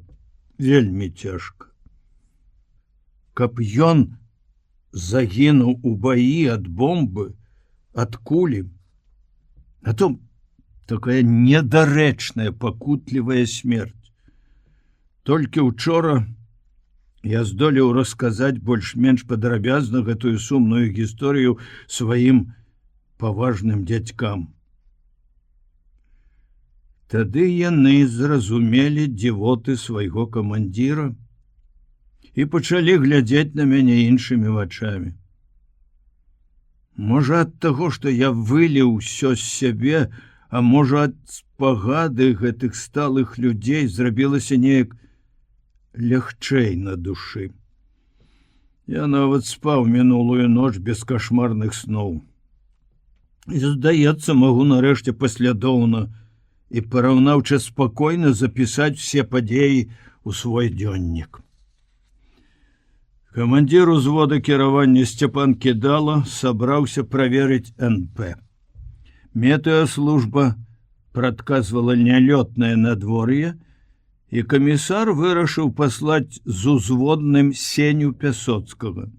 Яго нядаўна выбралі камсоргам, і лазебнаму хацелася, каб ён, новы камсорг, асабіста наведаў камсамольцаў на назіральных пунктах, расказаў ім пра разгром немцаў пад Масквой, сабраў членскія ўзносы, з лепшымі пагутарыў аб прыёме ў партыю. Такую важную справу ён мог даверыць толькі Сеню. Раніцой яшчэ прыцемкам яны выйшлі. Да бліжэйшай НП было кіламетраў 15 нялёгкага горнага пераходу. А пасля абеду вярнуўся са свайго звычайнага абходу па другіх зямлянках Ханон Фрыд і сумна паведаміў: «Камандзір, замёрз сержант Пясоцкі». «Што значыцца замёрз?» — спытаў, здаецца, Муха, не я. «Зусім на смерць». Я ўскочыў з нараў, схапіў пранырлівага яўрэя за грудкі. «Ты што вердзеш? Калі? Дзе?» «Толькі што пазванілі з НП». Я кінуўся ў зямлянку камісара і камбата, але там іх не было. Я знайшоў іх у будцы сувязі каля тэлефонаў, забыўся на ўсялякую субардынацыю, з дзвярэй крыкнуў: «Што з Пясоцкім?» Сяўченко выплюнуў пад ногі недакурак, цяжка ўздыхнуў: «Эх, Пясоцкі, Пясоцкі». Тады я зразумеў, тое, што сказаў Фрыд, праўда. Хвіліну стаяў аглушаны горам, потым упёрся лбом у драўляную сцяну і заплакаў. «Сеня, дарагі Сеня, мой друг, разумная светлая галава, як жа я буду жыць і ваяваць без цябе?»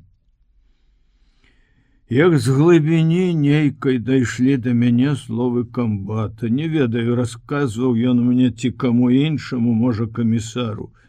Яны мала што не дайшлі да НП. Кідала, кажа, кіламетры 3-4, але Пясоцкі зусім выбіўся з сіл і не мог далей ісці. Кідала прапанаваў яму пасядзець, адпачыць, а сам пабег на НП, каб вярнуцца ў 2 ці ў 3 і забраць яго.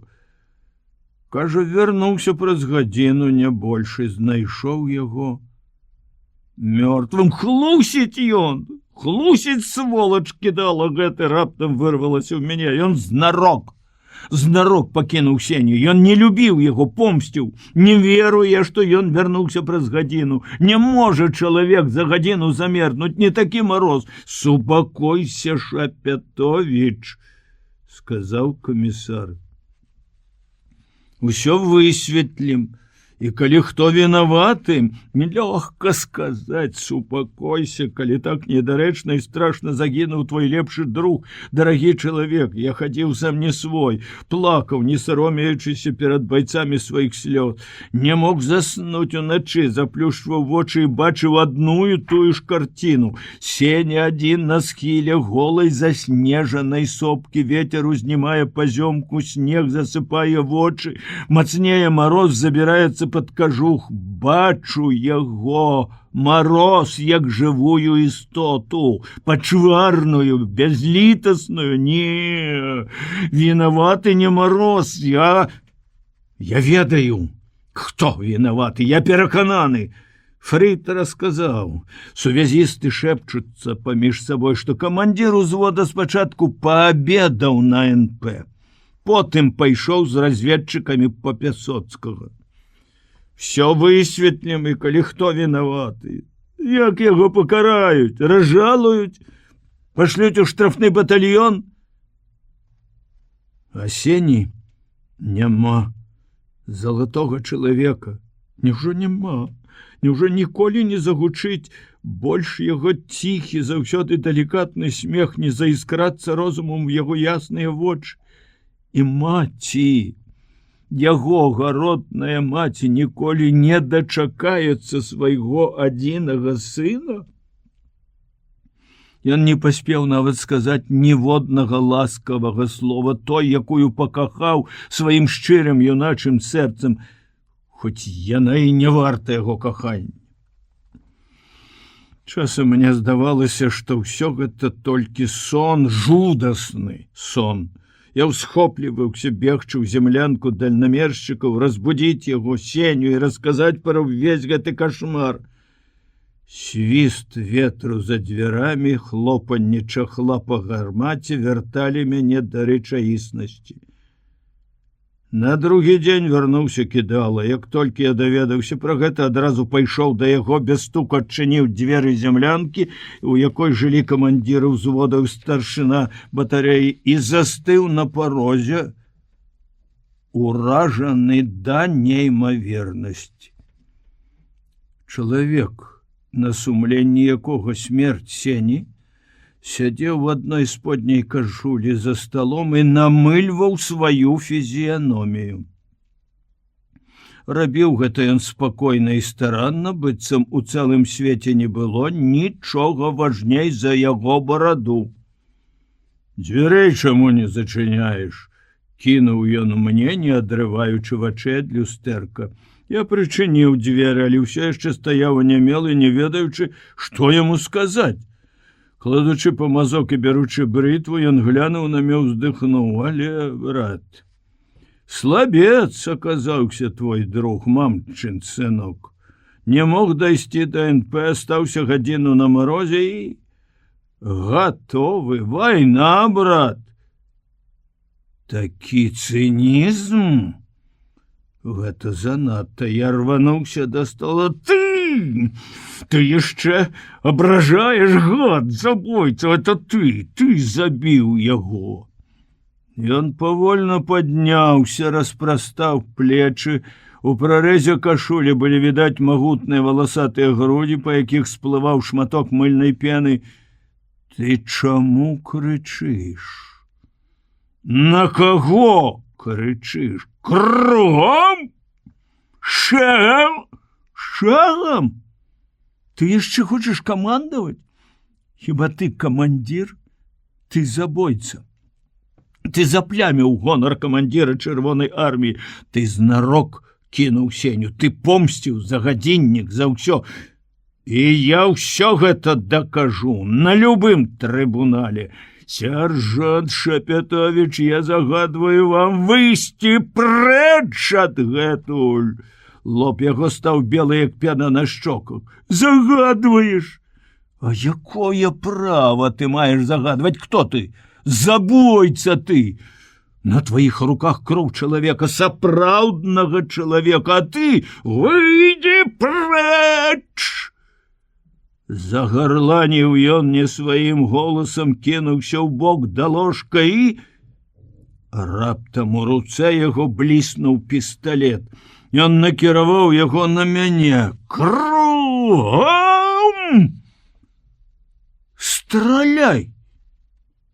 Страляй! Калі табе мала адной смерці. Страляй жа! Закрычаў я, наступаючы на яго, і раптам пад ногі мне трапіла табурэтка, што стаяла каля стала. Міг, і з усяго размаху стукнуў я табурэткай па руцэ, якая трымала зброю пісталета, адляцеў, ляпнуўся аб падлогу. Другі удар па ненавісным намыленым твары. Ён перакуліў на мяне столік, балюча ударыў па каленях, але сам, калі нахіліўся, атрымаў трэці удар табурэткай па галаве. Немаведама, чым бы ўсё гэта скончылася, каб раптам нехта ззаду не схапіў мяне за рукі. Малашкін! Ён пачуў крык, ускочыў, кагосьці з нас ратаваў ад смерці. Відаць мяне, бо калі камандзір узвода выпіхваў мяне за дзверы, я ўбачыў, што той гад, які ўпаў, быў на падлогу, але, напэўна, не ад удару, а наўмысна зноў трымаў пісталет. З рота і носа яго ляцела шматцё крывавай пены, як у шалёнага параненага быка падала на разбітае люстэрка, але стрэліць ён не паспеў. Паміж намі стаў Малашкін і даволі спрытна выкінуў мяне з зямлянкі. Гадзіну ці больш я бяздумна сядзеў каля сваёй гарматы, і ніхто мяне не чапаў. Я не адчуваў ні марозу, ні страху, ні нават тых болю і гора, якія павялі мяне да кідал і кіравалі маімі ўчынкамі. Я не раскайваўся ў тым, што зрабіў. Але неасэнсаванае ўсведамленне, што зрабіў нешта не так ці, магчыма, не адпомсціў да канца за смерць Сені, і цяпер як бы адрэзаў сабе шлях, прычыніла іншы боль. Хацелася плакаць ад бяссільнай злосці і крыўды. Байцы праходзілі паўз мяне, спачувальна ўздыхалі, даведаўшыся, што адбылося.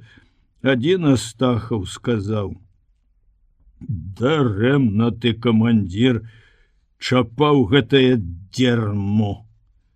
Цяпер яны ЧП зробяць». Сяржант падняў руку на малодшага лейтенанта. «Ведаеш, як могуць раздзьмуць?» «Чорт з ім, няхай робяць, што хочуць, мне ўсё роўна», адмахнуўся я. Не хацелася ні з кім гаварыць, нават з гэтым добрым і разумным Астахавым. Падышоў Малашкін, а я ўсё сядзеў. Ён пастаяў каля мяне, можа, хвіліну, як бы не адважваючыся выказаць тое, што яму загадалі. Сказаў ціха: «Встаньце». Я падняўся. Ён сам, пазбегаючы глядзець мне ў твар, у вочы, расперазаў мой рэмень, я зразумеў. Бяруць пад арышт. Каля катлавана стаяў разведчык з вінтоўкай. «Завядзіце на КП дывізіона і здайце начальніку каравола», сказаў яму малодшы лейтенант. Выйшлі з зямлянкі мае байцы. «Бывайце, хлопцы», паспрабаваў я бадзёра усміхнуцца, але усмешка, відаць, не ўдалася. У чарняка у вачах бліснулі слёзы. Ад гэтых слёз і ў мяне у горле стала горка салёна. «Пайшлі», сказаў я канвойнаму і хутка закрочыў па пазіцыю. І тут убачыў, што не толькі мой разлік, але і ўсе іншыя, ўся батарэя праводзіць мяне спачувальнымі позіркамі.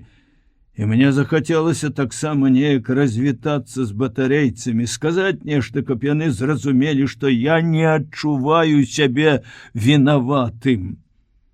Каля бусоля на сваім звыклым месцы стаяў Лёша, панурыўшы галаву, перажоўваючы ягель.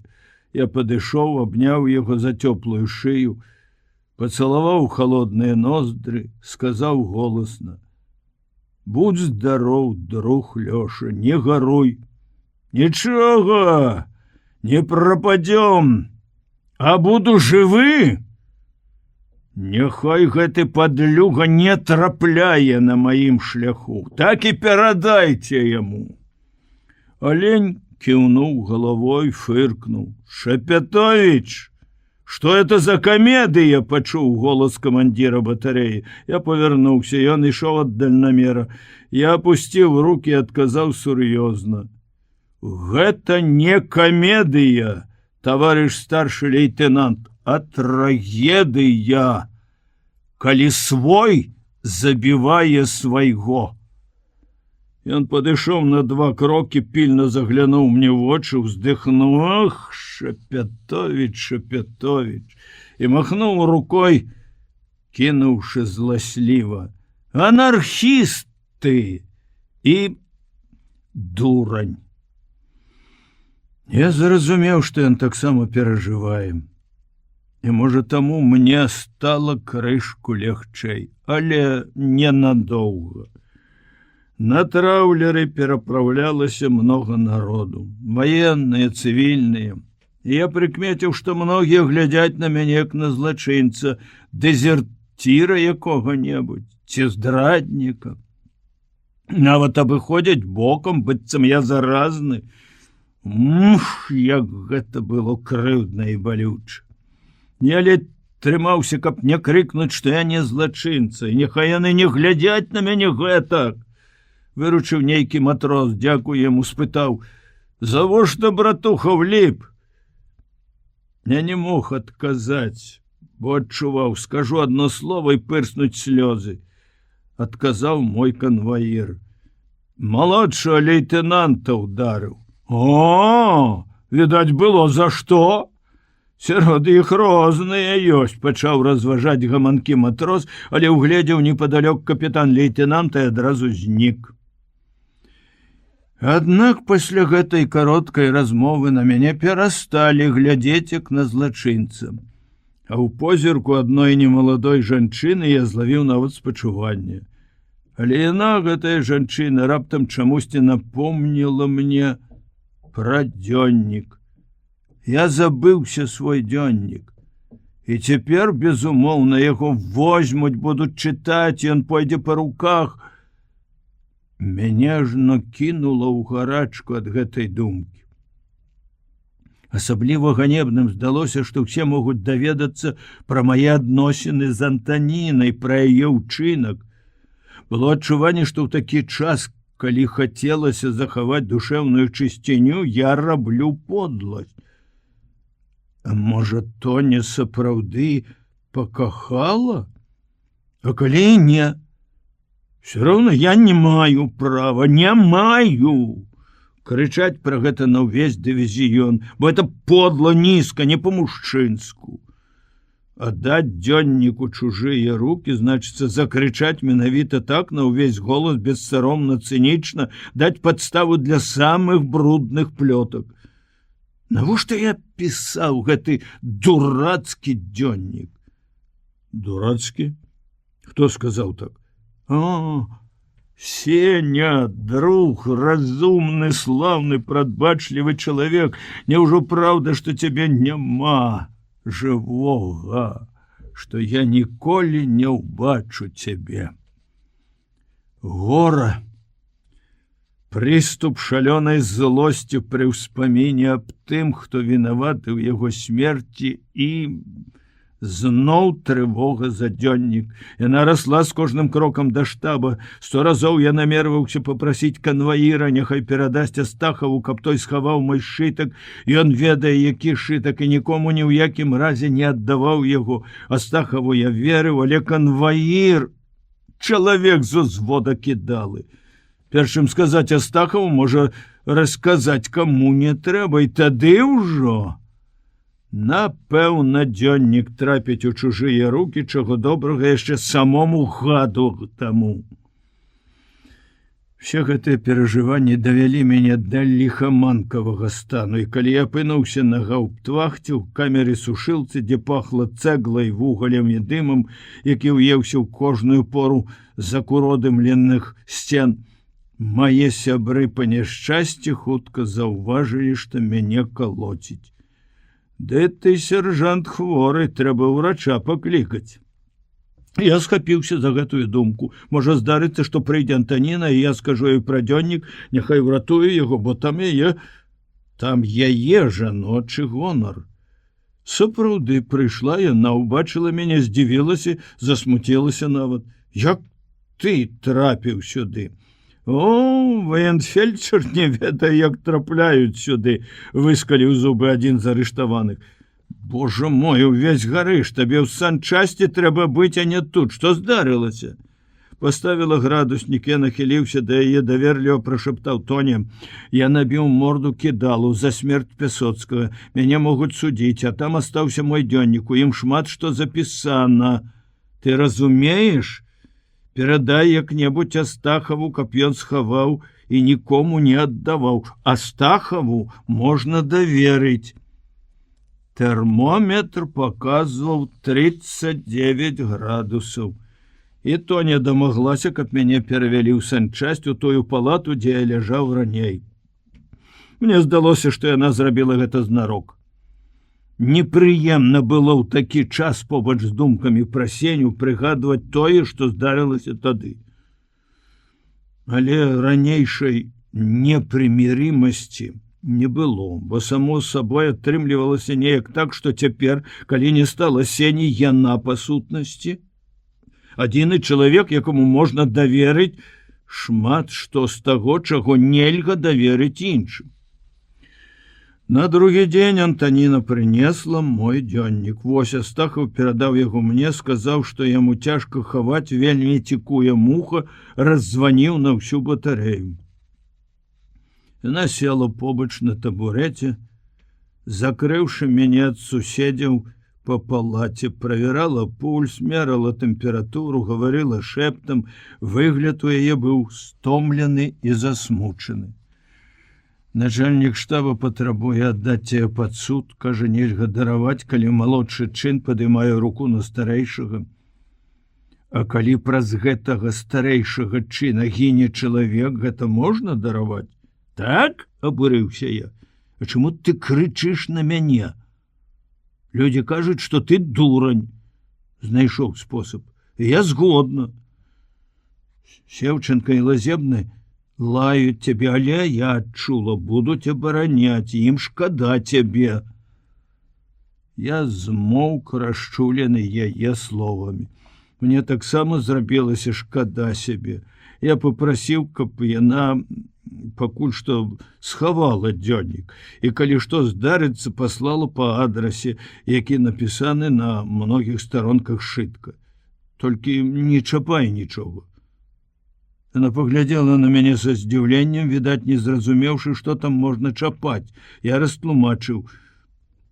Там дрэнна напісана пра цябе. Яна ўспыхнула ўся, сарамліва апусціла вочы. Я ведаю. Ты чытала? Не. Я ведаю, што ты не мог напісаць пра мяне добра. Ты все яшчэ ненавідзіш мяне? Я не адказаў. Ненавісці ў сваім сэрцы я не адчуваў больш. Але не мог прызнацца ў гэтым ёй, і нават баяўся прызнацца сам сабе. Мне здавалося, што прыязнае стаўленне да яе абраза для Сашы. І ў той жа час абставіны, бязлітасныя абставіны вымушалі мне даверыць ёй самае запаветнае, што давяраюць толькі добраму другу. Не праз два, калі я адчуў сябе лепш, мяне выклікаў камандзір дывізіёна, капітан Купанаў, былы камандзір нашай вучэбнай батарэі. Мяне ўсцешыла, што далі рэмень. І я ішоў на КП адзін без канваіра, вольны і пры поўнай форме. Але ўсё роўна недалёкая дарога гэтая была для мяне нелёгкай. Чым бліжэй падыходзіў да КП, тым больш цяжэлі ногі, і ўрэшце моя хада стала нагадваць той кашмарны сон, калі хочаш ісці, энергічна падымаеш ногі, робіш крокі і заўважаеш, што не можаш скрануцца з месца. Апанаваў страх. Што скажа мне гэты маленькі чалавек, якога мы празвалі Наполеонам? Што я адкажу яму? У галаве ніводнай думкі. Здавалася, лягчэй было б стаць перад 10 самымі суровымі суддзямі, чым перад адным капітанам. Я паважаў яго і баяўся. Просты гаваркі Сеўченка ніколі не выклікаў у мяне такіх пачуццяў. Я паважаў яго не менш, але не баяўся нават тады, калі ён злаваўся і моцна прапясочваў за што-небудзь. Да яго я пайшоў бы з радасцю, гатовы выслухаць самы суровы прысуд. Купанаў ўсё-такі ж стройны, перацягнуты партупей, хутка падняўся, калі я, атрымаўшы дазвол, зайшоў, пачаў дакладваць. Ён выслухаў, што з'явіўся па яго загаду, і маўчаў. Стаяў насупраць за планшетным сталом, пільна ўглядаўся мой твар, быццам хацеў пазнаць, ці наадварот убачыў упершыню і хацеў назаўсёды запомніць. Натуральна, што я не вытрымаў яго позірку, апусціў вочы і адчуў, што мне душна, на лбе, на шыі, на спіне выступае пот, ды такі едкі, што засвярбела ўсё цела, але я не мог паварушыцца, скоўвала думка адзіна, якая свідравала мозг. Калі ён паглядзіць гэтак моўчкі яшчэ хвіліну, я не вытрымаю. Мне стане млосна. Але ўрэшце капітан сказаў: «Я вас слухаю, сержант Шапетович». Тады я ўстрапянуўся, прорваўся, як кажуць, ступіў крок бліжэй, загаварыў так шпарка, быццам баяўся, што не здолею выказаць усяго за той час, які мне адпушчаны лёсам і камандзірам. Таварыш капітан, я быў упэўнены і цяпер упэўнены, што ён кідала, знарок кінуў Сеню Пясоцкага. Я ведаю гэтага чалавека, я вучыўся з ім у тэхнікуме і тут ужо ў арміі. Ён ненавідзеў Пясоцкага. Завошта, я не ведаю. Помніце, у пачатку вайны Кідала выдумаў тады, што Пясоцкі паражэнец. А потым гэтая гісторыя з гадзіннікам. Калі мы затрымалі нямецкага лётчыка, ён хацеў забраць у яго гадзіннік, а Сеня сказаў, што это марадзёрства. І вось ён адпомсціў яму. Як адпомсціў? Забойца! Гаварыце спакойна, кінуў Купанаў. Але мне сапраўды ўжо было ўсё роўна, што зробяць са мной. А я не магу гаварыць спакойна. Вы можете паслаць мяне ў штрафную, куды хочаце, але калі я зноў сустрэну гэтага тыпа, няхай ён хоць генералам стане, я не толькі расквашу яму морду, я даволі. Капітан ляпнуў далоней па стале. Я змоўк. Яму нельга было не падпарадкавацца. Зноў з'явілася трывога, што ён вырашыць, чаму так доўга думае. І раптам ён сказаў, як заўсёды, коротка, афіцыйна, па-вайсковаму: «Пойдзеце ў батальён в нос. Сёння ж адбыць. Документы возьмите в помначштаба лейтенанта Муравьева. Можете идти». Замест того, каб адказаць, што патрэбна па статуту, я зноў сарваўся, а ён не панясе ніякай кары. Кідала. Я ўбачыў, як уздрыгнулі, узляцелі на лоб белыя бровы камандзіра дывізіёна. Здзівіўся ён. Расчараваўся ці ўгневаўся? Я асекся. «Можаце ісці!» Паўтарыў ён, але з такім націскам, з такой сілай, што мне адразу ўспомнілася ўсё, чаму ён некалі вучыў нас. Я выскачыў з душнай зямлянкі, прагна глытнуў марознае паветра і тут асэнсаваў яго словы: «Пойдзеце ў батальён в нос». Чаму гэты батальён? Не разумею цяпер. Але тады я зразумеў, што ўратаваны ад нечага страшнага і ганебнага, што знайшліся людзі, якія зразумелі мой душэўны стан. Калі я схапіў табурэтку, упершыню за тыя чорныя дні я ўбачыў дзень палярны, хмурны, але ён здаўся мне цудоўным.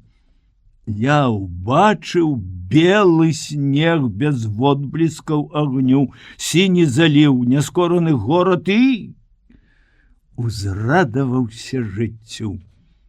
Толькі вылаяў сябе, што не падзякаваў Купанову і нават не развітаўся па-людску. Свінтус! Атрымаўшы належныя дакументы і свой ранец з небагатым салдацкім набыткам, я пайшоў у санчасць, каб забраць у Антаніны дзённік. Помню, ідучы, я пашкадаваў, што аддаў яго. Панікёр. Але няхай яна зразумее, што я ратаваў яе гонар.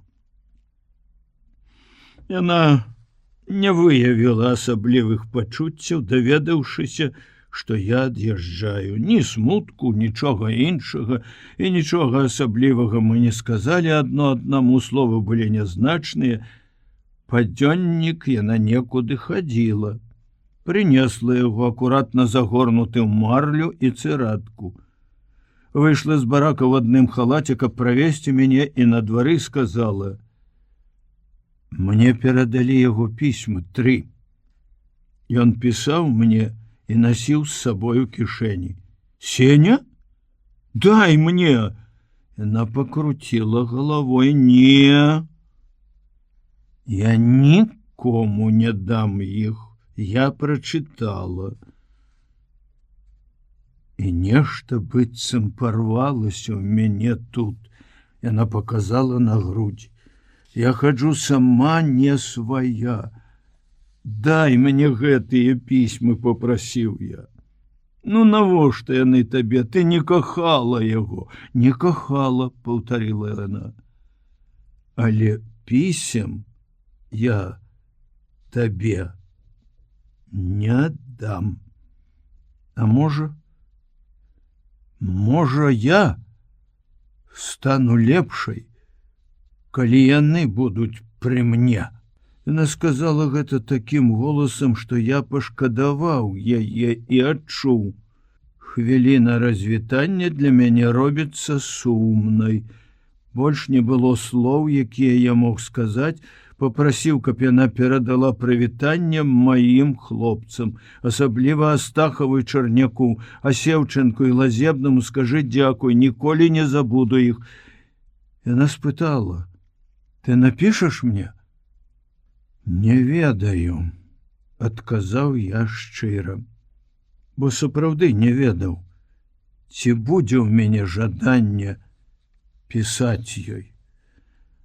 Развіталіся кароткім поціскам рук. Люты. Я не стаўлю нават даты. Дні так падобны адзін на адзін, што адрозніваюцца хіба толькі тым, што бываюць ясны, калі з-за далёкай грады лясістых сопак вылазіць ненатуральна жоўтае халоднае сонца, гадзіны на 2-3, а ўначы калышуцца ў небе дзіўныя палотнішчы палярнага ззяння. І бываюць дні завірушныя, апошніх у гэтым месяцы больш. Снег пачынае падаць зверху, узнімаецца знізу, і ўвесь свет засцілае снежная каламуць. Сціраецца мяжа паміж днём і ноччу, паміж сапраўдным і уяўным. Снег і снег.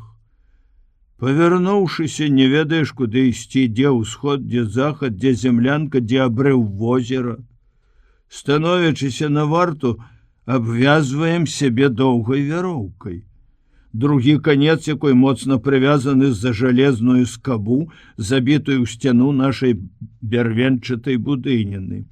І вартавому у такія ночы прыходзіцца час ад часу падымаць усіх, каб прачысціць тунелепадобны праход ад дзвярэй на пляцоўку і скінуць снег з даху, з коміна, бо прапусці гадзіну-другую, і мы будзем пахаваны жывымі. Не здолеем ні адчыніць дзвярэй, ні выбрацца праз акно. Хаціна, у якой мы жывём, пабудавана ў дзіўным месцы, у цясніне паміж скаламі. Цясніна, расшыраючыся, паката спускаецца да берага азёрнай бухты. Это адзіны выхад на шырокі прастор, вароты ў свет. Праўда, цяпер, калі намяло гурбы снегу з даху, можна ўзабрацца па левай круцізне ўверх і адтуль лёгка спусціцца ў лясную даліну, што ляжыць на ўсходзе ад нас.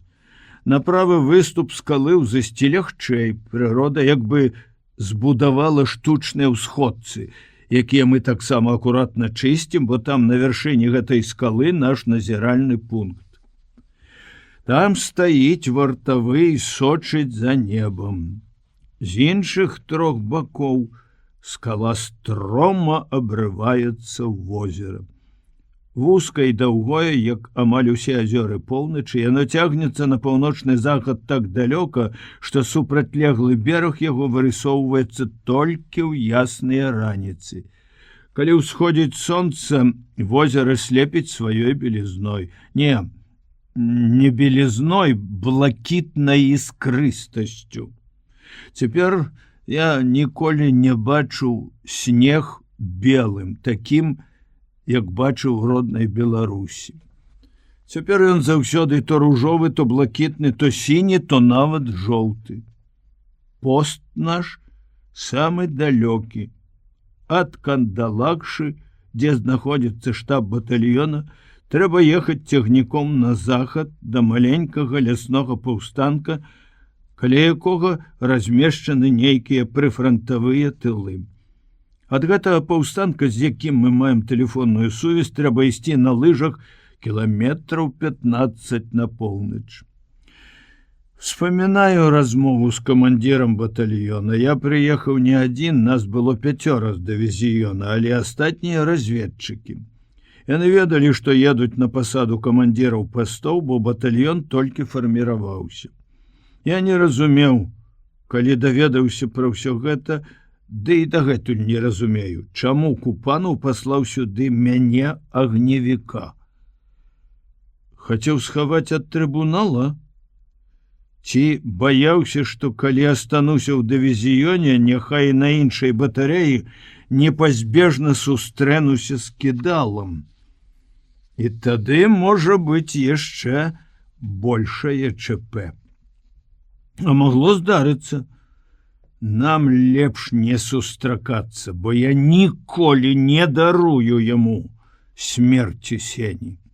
Маёр Журавлёў, худы і стомлены, потым я даведаўся, што ён прыехаў з блакаднага Ленінграда, неўважліва разглядаў нашы дакументы, але калі чарга дайшла да мяне, зацікаўлена ўзняў вочы. А, это ты. Купанаў расказваў мне. Што ж ты сваіх б'еш? Сярод сваіх таксама трапляюць, я не мог знайсці ёмкага і трапнага вызначэння і запнуўся. Якіх варта біць, усміхнуўся маёр і тут жа цяжка ўздыхнуў. Бывае. Я адразу адчуў сімпатыю да гэтага чалавека. Люблю людзей разумных і простых, нефармалістаў. Пойдзеш камандзірам 9-го, сказаў мне тады маёр Журавлёў, але май на ўвазе. Самы адказны пост, самы далёкі і самы блізкі ад фронту. Там трэба вуха трымаць востра. Глядзець не толькі за небам, але і за зямлёй. Часам праз лінію фронту прорываюцца лыжнікі. А фіны, ведаеш, якія лыжнікі? А лінія фронту тут. Чорт я суцэльную утрымае на гэтай забытай Богам зямлі. Тут улетку не прайсці, не праехаць. Людзей у вас будзе мала, пакуль што ўсяго 3 чалавекі, там вы 4. Несці дзяжурства прыйдзецца ўсім. Людзі своеасаблівыя. Да кожнага трэба падабраць ключик. І вось калі я пражыў 1,5 месяца з гэтымі своеасаблівымі людзьмі, ключики знайшліся самі сабой. Ці больш правільна сказаць, ніякія ключики не спатрэбіліся.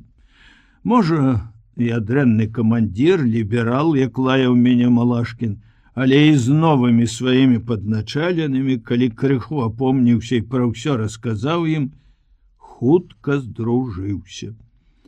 І служба ў нас ідзе без усялякіх непаразуменняў. Кожны ведае сваё месца, свае абавязкі, і ўсе дакладна без спрэчак выконваюць мае няхітрыя загады. А людзі сапраўды своеасаблівыя. 2 з іх старэйшыя за майго бацьку. Фядос Ефремович Сушылаў і Алампі Маркович Самародаў. Апошні мне здаўся зусім старым чалавекам.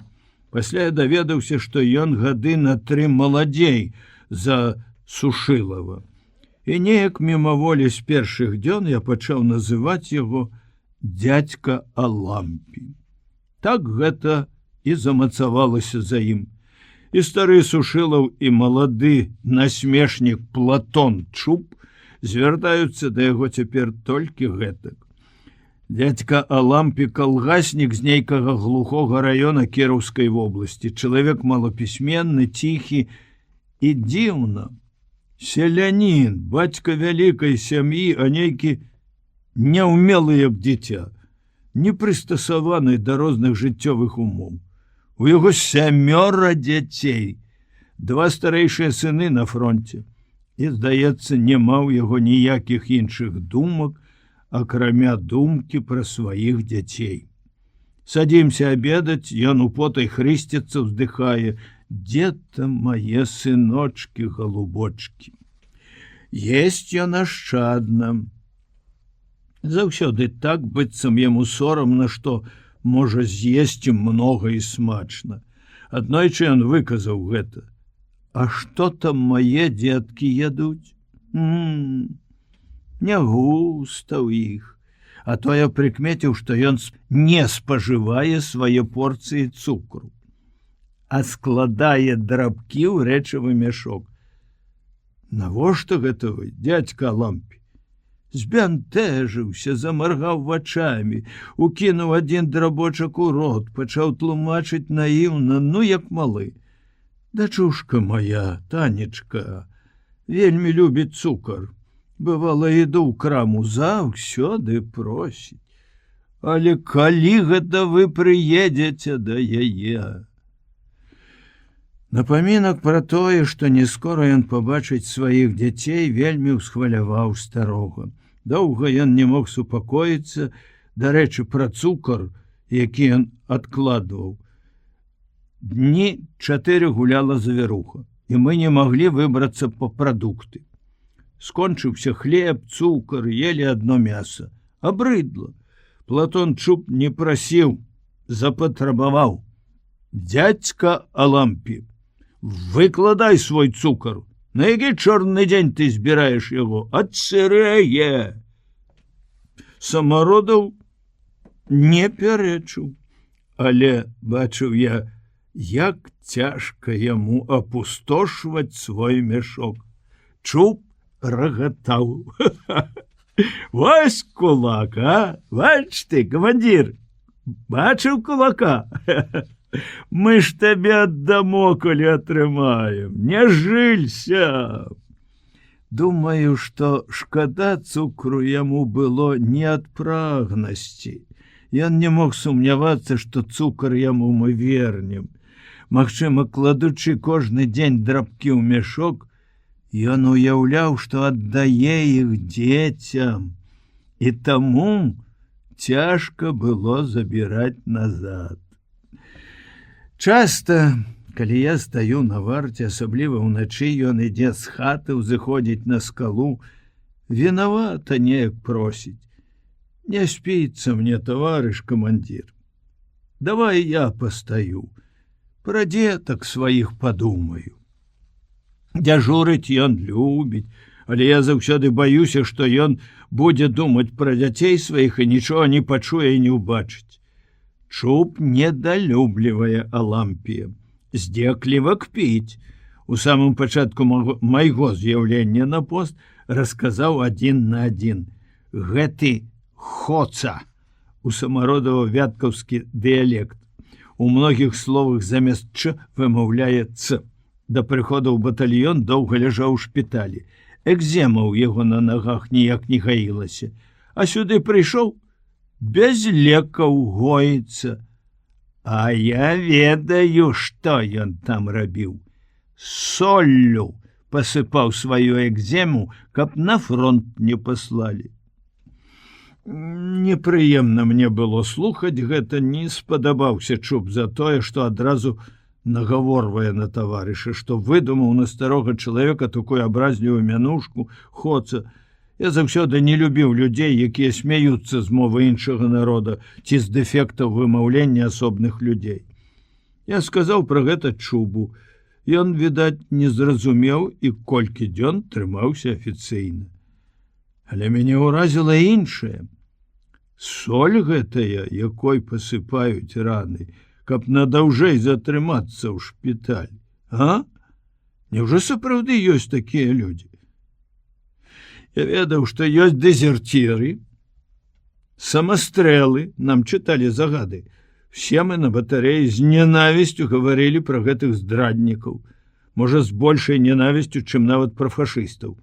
Але пасыпаць соллю ўласныя раны проста не змяшчаецца ў маёй свядомасці, здаецца неверагодным. Некаторы час пасля гэтага я адносіўся насцярожана і да Самародава, і да Чуба. Толькі да Сушылава я адчуў павагу з першых дзён. Ён з архангельскіх памораў, але не рыбак, а паляўнічы, рабочы з Верасаўгаса. Хоць ловіць рыбу, гэтак жа ўдала, як і паляваць. Ён ва ўсім процілегласць дзядзьку Алампію. Той худы, сутулены, гэты каржакаваты, як камёл добрага дуба, толькі крыху касалапы. Той амаль сівы ўжо, гэты ж старэйшы па гадах, а ў яго ледь-ледь пасерабрыліся скроні. Валасы цёмныя, густыя, з рудаватым адлівам, крыху святлей калматыя бровы, амаль зусім рудыя, а вусы чорныя. Па жэсту, які Сушылаў рабіў часам забыўшыся, я адразу здагадаўся, што ён насіў бараду. Потым стары прызнаўся, так насіў. Але ў будаўнічым батальёне, дзе ён служыў дагэтуль, камандзір прымусіў яго пагаліцца для гігіенічнасці. Сушылаў попрасіў, каб я дазволіў яму адгадаваць бараду. І я дазволіў на сваю адказнасць.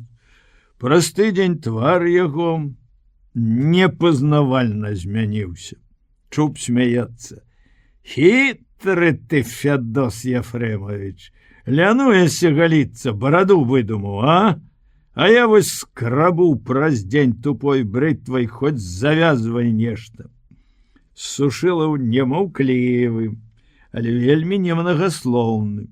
Гаворыць, быццам ласку робіць. Дзяцей у яго двое, дарослыя, сын ваенны марак, дачка студэнтка засталася ў блакадным Ленінградзе. Ад сына прыходзяць пісьмы, пра дачку нічога не вядома. Але ён не ўздыхае, як Самародаў, не ўспамінае пра дзяцей пры нас. Толькі прыкмеціў я, у газетах надзвычай уважліва чытаю ўсё пра Ленінград. Чуб празваў Сушылава «наш кармілец». І гэта не жарт, это сапраўды так. У першыя дні, ўражаны Сеневай смерцю і ўсім, што адбылося пасля, я нічога не бачыў, не заўважаў, што ем, адкуль бярэцца рыба, мяса, а потым раптам звяртаецца да мяне Сушылаў. Мяса няма, наш камандзір. Дазвольце раздабыць. Раздабыць? Дзе? Паехаць у батальён? Ён усміхнуўся з маёй наіўнасці. Схадзіць на паляванне. Можа, удасца хоць курапатку падстрэліць. Ён пайшоў раніцой на лыжах з вінтоўкай, з сякерай за рэменем, а вярнуўся позна ўвечары і прынёс на сваіх дужых плячах маладога аленя. Я ўбачыў, і ў мяне сціснулася сэрца. Успомніўся наш батарэйны любімец Лёша. «Навошта вы?» – спытаў я Сушылава. «Як навошта? На мяса?» – проста і нават здалося мне сярдзіта адказаў ён. Вядома, стаміўся чалавек. Чуб і Самародаў паглядзелі на мяне як на вар'ята. У першыя дні яны сур'ёзна лічылі, што ў мяне не ўсе дома. і пачалі з сялянскай разважлівасцю і сур'ёзнасцю свежаваць аленя. А дзён праз колькі Сушылаў адпрасіўся на возера, рыбкі захацелася, і прынёс паўмешка акунёў. Ён не толькі ўмеў паляваць і рыбачыць, але і гатаваць быў мастак. Спрабавалі кулінарыць па чарзе, ды абеды дзядзькі Алампія хоць на сабаку вылі. Бабскіх спраў, як ён кажа, гэты сялянскі патрыярх не разумее. Крыху хіба лепш у Чуба, а ў Сушылава нешта незвычайнае. З аленіны ён нагатаваў такіх смачных рэчаў, якіх я ніколі ў жыцці не еў. І ў батальён по прадукты часцей за ўсё ездзіць ён, наш кармілец, сам просіцца. Яму давай любую работу, самую цяжкую, абы толькі не стаяць на голай скале і не ўглядацца ў пустое неба. Не можа трываць памор нерухомасці і бяздзейнасці. Платон Чуб сяго толькі, гадоў на 10 старэйшы за мяне. Ён кубанскі казак. Ганарыцца сваім казацкім званнем і дужа перажывае, што з-за нейкай хваробы не мог трапіць у кавалерыю. Па гэтай прычыне яго ў свой час і ў армію не ўзялі. Але што за хвароба, сам не ведае, ці можа хітруе, не прызнаецца. Чалавек ён не без хітрыкаў і дзівацтваў, але ўвогуле шчыры, па-сялянску прастадушны, чуллівы, паэт у душы. Крыху гультаяваты, наровіць, каб хто іншы за яго зрабіў. На дзяжурства збіраецца паўгадзіны, і з-за паўгадзіны будзіць свайго зменшчыка. Всяляк выгадвае, каб менш стаяць на марозе, асабліва ўначы. Сушыла ўсё яму даруе, любую іншую работу можа выканаць за яго, а за гэта лаецца, мацюкаецца немнагаслоўна, але з такім гневам, што робіцца боязна. Я перамяніў змену, каб Чуб будзіў мяне. Ён хітры і крыху падхалім. Камандзіра не будзець на паўгадзіны раней, хоць ніколі не перастаіць і лішняе, як дзядзька Алампі. Чуб любіць спяваць. Сядзіць ці стаіць недзе, раптам заплюшчыць вочы. Кіўнецца збоку ў бок, быццам задрамаў, і заводзіць па-жаночы працяглую песню. Ты взойди, красное солнышко, над горою взойди, над высокою, над ущельями взойди, над глубокими, над лесами взойди, над дремучими. Песня ніякага дачынення да Кубані не мае, але, глядзіш, па шчацэ казака коціцца сляза. Трасане головой, і пайшло лірычнае адступленне. Эх, камандзір, браточки мае, не бачылі вы Кубані, а не бачылі, дык маўчыце. Не ведаеце вы сапраўднага хараства, эх, Кубань, Кубань, родная старонка, як у песні пяецца, якія прасторы, каб вы ведалі. Бывала, ўстанеш раніцой, выйдзеш з курэня, дзесьці на краі свету сонца ўсходзіць. Божачка мой, якое сонца! Хіба тут такое сонца? Ай, ніколі вы такога сонца не бачылі. Глядзіш на яго, адарвацца не можаш, пакуль вочы не аслепіш.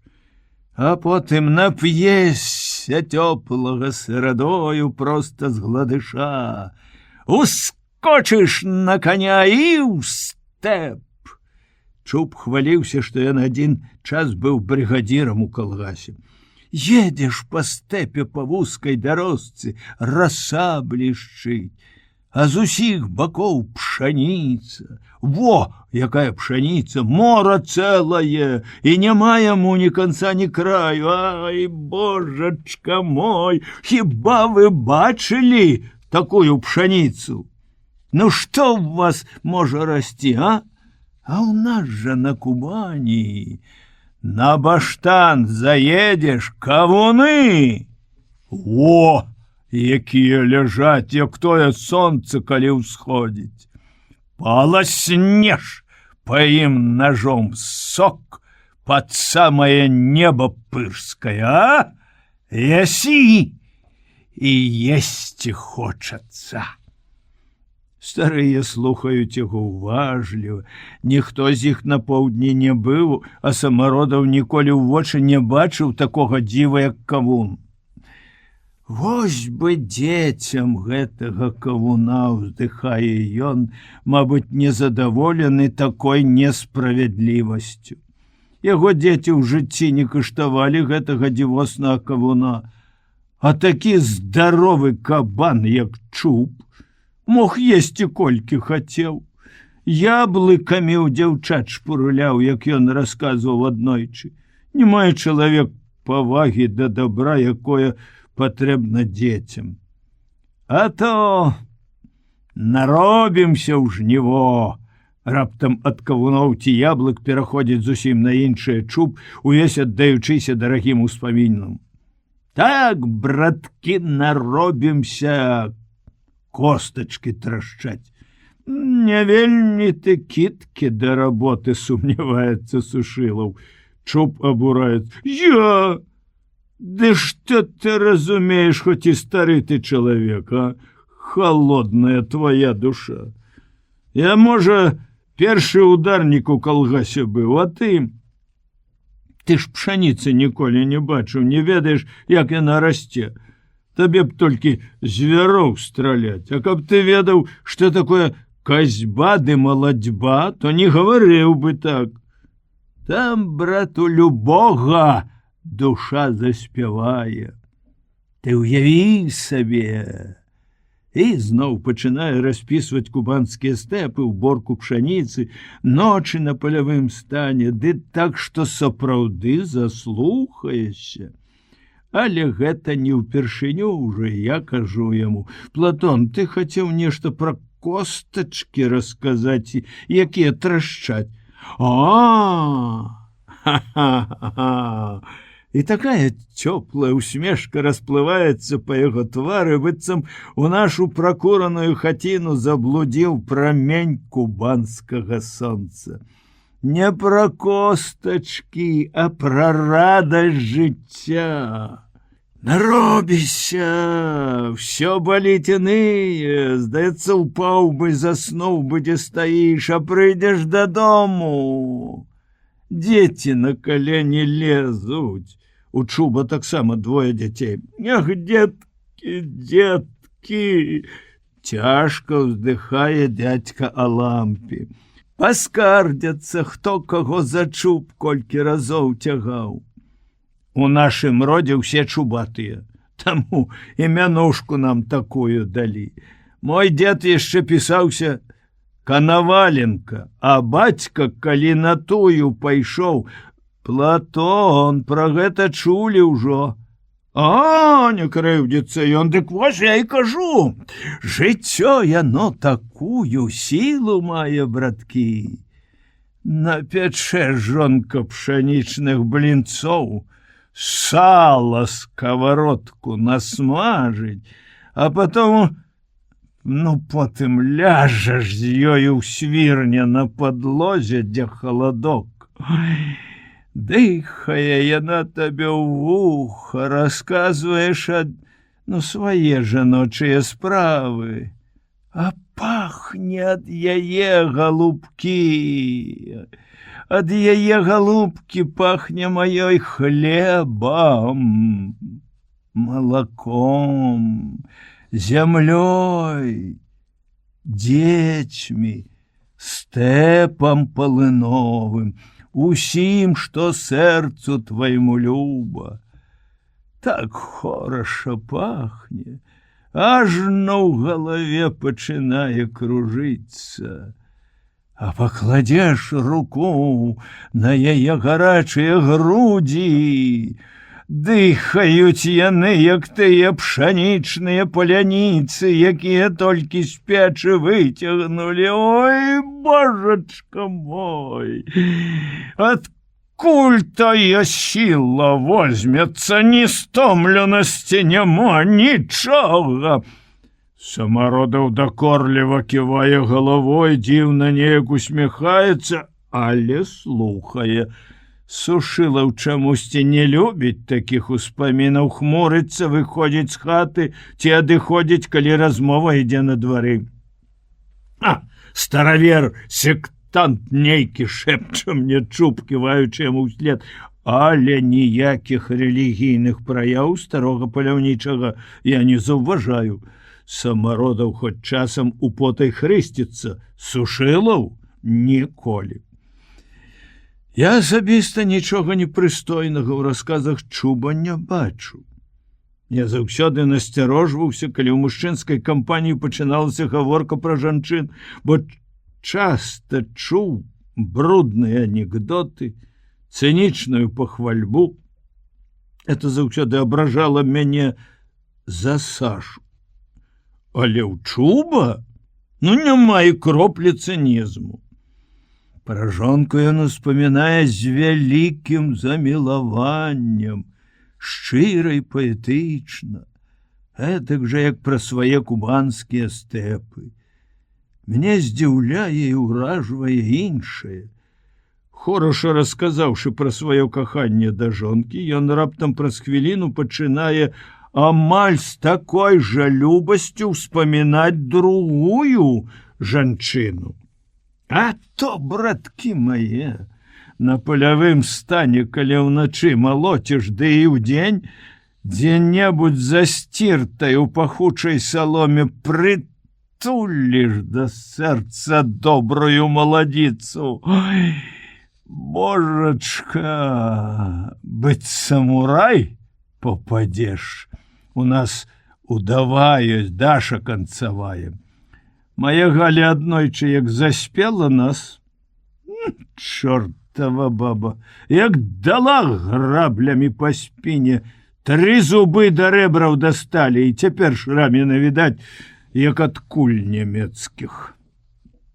Аднойчы, калі мы ўдвух пайшлі шукаць разрыў тэлефоннага проводу, я спытаў у яго: скажы, Платон, ты кахаеш сваю жонку? Божачка, ты, здаецца, каб крылы меў, паляцеў бы, 8 гадоў душа ў душу пражылі. Ты верыш ёй? Ды яна ў мяне як святая. А ты? Сам ты заляцаўся да другіх, здраджваў. Як ты мог? А, братка мой, дык жыццё ж такое. Думаеш, ты монахам пражывеш? Не пражывеш. Гэтым наіўна вясёлым і упэўненым не пражывеш. Ён ударыў мяне в самае балючае месца. Я змоўк. Што я мог адказаць ім? Запярэчыць? Даказаць, што я лепшы? Увогуле яго расказы простыя, жыццярадасныя, надзвычай вярэдзяць мне з сэрца. Як, магчыма, ніколі раней думаю я пра Сашу, думаю бясконца, удзень і ўночы. Пачуцці мае, здаецца, разгарэліся з новай сілай. Каханне, смутак, трывога, страх за яе, за Ленку і сорам. Пакута ад здрады зрабіліся такімі ж вострымі, як у першыя дні. Але разам з гэтым зноў рэўнасць, недарэчнасць, абсурднасць, ганебнасць, якой я ўсведамляю, аднак нічога не магу зрабіць з сабой. Зноў, заплюшчыўшы вочы, я бачу побач з Сашай гэтага настаўніка Лялькевіча. Ад такога відовішча кусаю руки, хочацца закрычаць на ўсю гэтую снежную пустыню. А можа, гэта прадчуванне? Тьфу! Я раблюся забабонным і дурным. Я лаю сябе як толькі можна, але ад гэтага мне не робіцца лягчэй. Не сціхае і боль за Сеню, і злосць на Кідалу. Правда, тыдзень назад я атрымаў пісьмо ад Астахова. Ён піша, што Сцяпан Кідала за смерць Пясоцкага разжалаваны да старшага сержанта і накіраваны на 3-ю батарею камандзірам аддзялення разведкі. Малайчына Купанаў. Ёсць, значыцца, на свеце справядлівасць, невялікая кара, але ўсё-такі няхай адчуе, што не адзін я лічу яго вінаватым у смерці чалавека. Разам з крупінай задавальнення пісьмо прынесла смутак. 3 словы. Дзянькі ў нас гарачыя. Разанулі па сэрцы, якое сцякае крывёю і так. Я разумеў, што значыць дзянькі гарачыя. Летаюць фашысты, ідуць баі. Яшчэ больш горача там, дзе нашы, мае таварышы па зброі, мае равеснікі, землякі гоняць ворага ад Масквы. І, можа, неўзабаве ступяць на беларускую зямлю, но не так ужо далёка, всюды горача. Адзін я тут прахалоджваюся са старымі дзядзькамі. Жару аленіну, смачна прыгатаваную Сушылавым, і ўглядаюся ў пустое неба. Нават самалёты тут не пролятаюць, а калі пролятаюць, то рэдка. Асабліва чамусьці цяжка ў ціхія бязветраныя дні. Снежная цішыня глушыць, цісне, хочацца завыць па-воўчы. Відаць, Купанаў ведаў, як пакараць мяне, але я павінен вырвацца адгэтуль. Дзён колькі назад позвонили з ёлкі, што да нас прыедзе 21-й. Это майор Журавлёў. Пачалі раіцца, як сустрэць камандзіра. Сушылаў адразу прапанаваў сустрэць як належна, не скупіцца.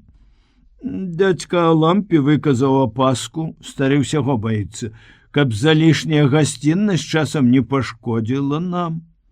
Пабачыць, майор, як мы жывём, і мяса, і рыба, ды возьме і абрэжа нам паёк, які атрымліваем у батальёне. Вось жа кулак, засмяяўся Чуб. Бачыў ты, камандзір, кулака? Дядька Алампі.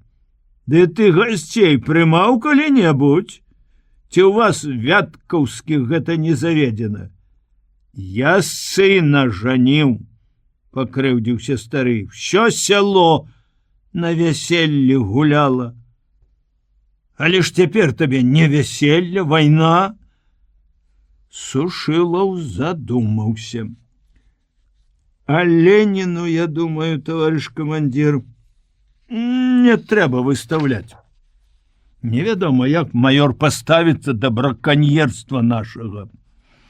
Але прыняць трэба па-людску.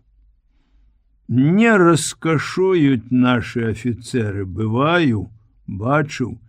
Я курапатку падстрэлю і рыбы налаўлю. Рэшткі аленняй тушы мы схавалі ў снезе далей ад паста, каб яна не трапіла на вочы начальству. Я пайшоў на паўстанак сустрэць камбата. Калі ішлі назад, то ўбачыў, што Журавлёў слабы і хворы чалавек. 15 кіламетраў дарогі на лыжах па лесе і сопках забралі ў яго апошнія сілы. Ён бадзёрыўся, жартаваў, стараўся не адставаць ад нас, ішоў таксама баец, які прыехаў з ім. Але я бачыў, як цяжка яму, і часцей, чым мне трэба было, спыняўся адпачываць. Да нашага прыходу Сушылаў прыгатаваў царскі абед. Між іншым, каб не есці з кацялкоў, ён яшчэ раней выразаў цудоўныя драўляныя талеркі з бярозы. Калі мы зайшлі ў нашу будыніну, увесь гэты посуд, напоўнены халоднай закусцю, стаяў на стале. Ад смажаніны, што падагравалася на печцы, ішоў такі апетытны пах, што вельмі проста ў галоднага чалавека магла закружыцца галава. Маёр спыніўся каля дзвярэй, заплюшчыў вочы і, здалося мне, пахіснуўся. «Што гэта?» — няўпэўненым голасам спытаў ён. «Чым багаты, тым рады, таварыш маёр», — бадзёра прывітаўся наш кармілец. «Радавы Сушылаў, паляўнічы рыбалоў. Ну, вось, курапатка, рыба», — тлумачыў я, крыху баючыся, што маёру можа не спадабацца такая раскоша. Журавлёў стомлена апусціўся на нары. «Спалохалі вы мяне. Думаў, зноў галюцынацыя. У мяне ў блакадзе часта было. Чую пах найлепшых страў, якія еў да вайны. Бачу іх». Вельмі нас усіх кранула такое шчырае яго прызнанне. І тое, як ён потым доўга хадзіў навокал стала, углядаўся ў падсмажаную рыбу, нюхаў наварыстую юшку і жоўтую апетытную курапатку. «А гатаваў хто?» «Я», — адгукнуўся Сушылаў, спадзяючыся, мабыць, на падзяку. «Кухарам у батальён. Не жадаеце пайсці?» Чуб пасля прызнаўся, што ён ледзь не самлеў, пачуўшы такую прапанову камандзіра. Кубанец больш за ўсіх любіў смачна паесці, а страціць Сушылава значыцца сесці на траску і гарохавы суп. «Ніяк не, таварыш маёр. Ніколі не быў кухарам і не жадаю быць. А гэта, — кіўнуў кармілец на стол, — пастараліся ўсе разам для дарагога госця». Чуб з палёгкай уздыхнуў. Пранесла. «Калі такі абед, даставай, Луня, нашы запасы. Будзем баляваць. Даўно я не сядзеў за такім сталом», — сказаў маёр. Самым істотным у мяшку ардынарца была біклашка. Журавлёў наліў у кубкі па глытку гарэлкі. «Ну, таварышы, за тое, каб вы варту добра неслі, каб фашысты не прыляталі знянацку, каб адчулі, што цяпер гэта ім не чэрвень 41-га, што мы навучыліся арганізоўваць абарону аб'ектаў. За перамогу нашу!» Хораша мы паабедалі. Проста, шчыра, па-сямейнаму. А потым Чуб спяваў свае працяжныя песні. Раніцой, калі я сам стаяў на пасту, камбат падняўся на скалу, павітаўся, уважліва глядзеў наваколле і зацягнутае хмарамі неба. Што ж, пост зручны ва ўсіх адносінах, адзначыў ён, углядаючыся ў прастор возера. Потым закурыў і пажартаваў. «Жывеш ты, Шапятовіч, тут, як Бог!» Я адчуў, што гэта самы зручны выпадак, каб папрасіць аб тым, пра што даўно думаў. «Таварыш маёр, накіруйце мяне на фронт. Не магу я, сорамна. Зразумейце, сорамна з дзядамі лысымі ацірацца тут». Маёр кінуў недакурак уніз у возера, лоб пад шапкай стаў як гармонік, увесь у зморшчынах, адказаў не адразу. «Па-вашаму, значыцца, тут можна абысціся аднымі дзядамі, як вы кажаце. Сабраць сляпых, глухіх, без ведаў, без падрыхтоўкі. Дрэнна вы разумееце значэнне нашай службы, Шапятовіч. І сказаў жорстка, як загадаў: служыце сумленна там, дзе вас паставілі.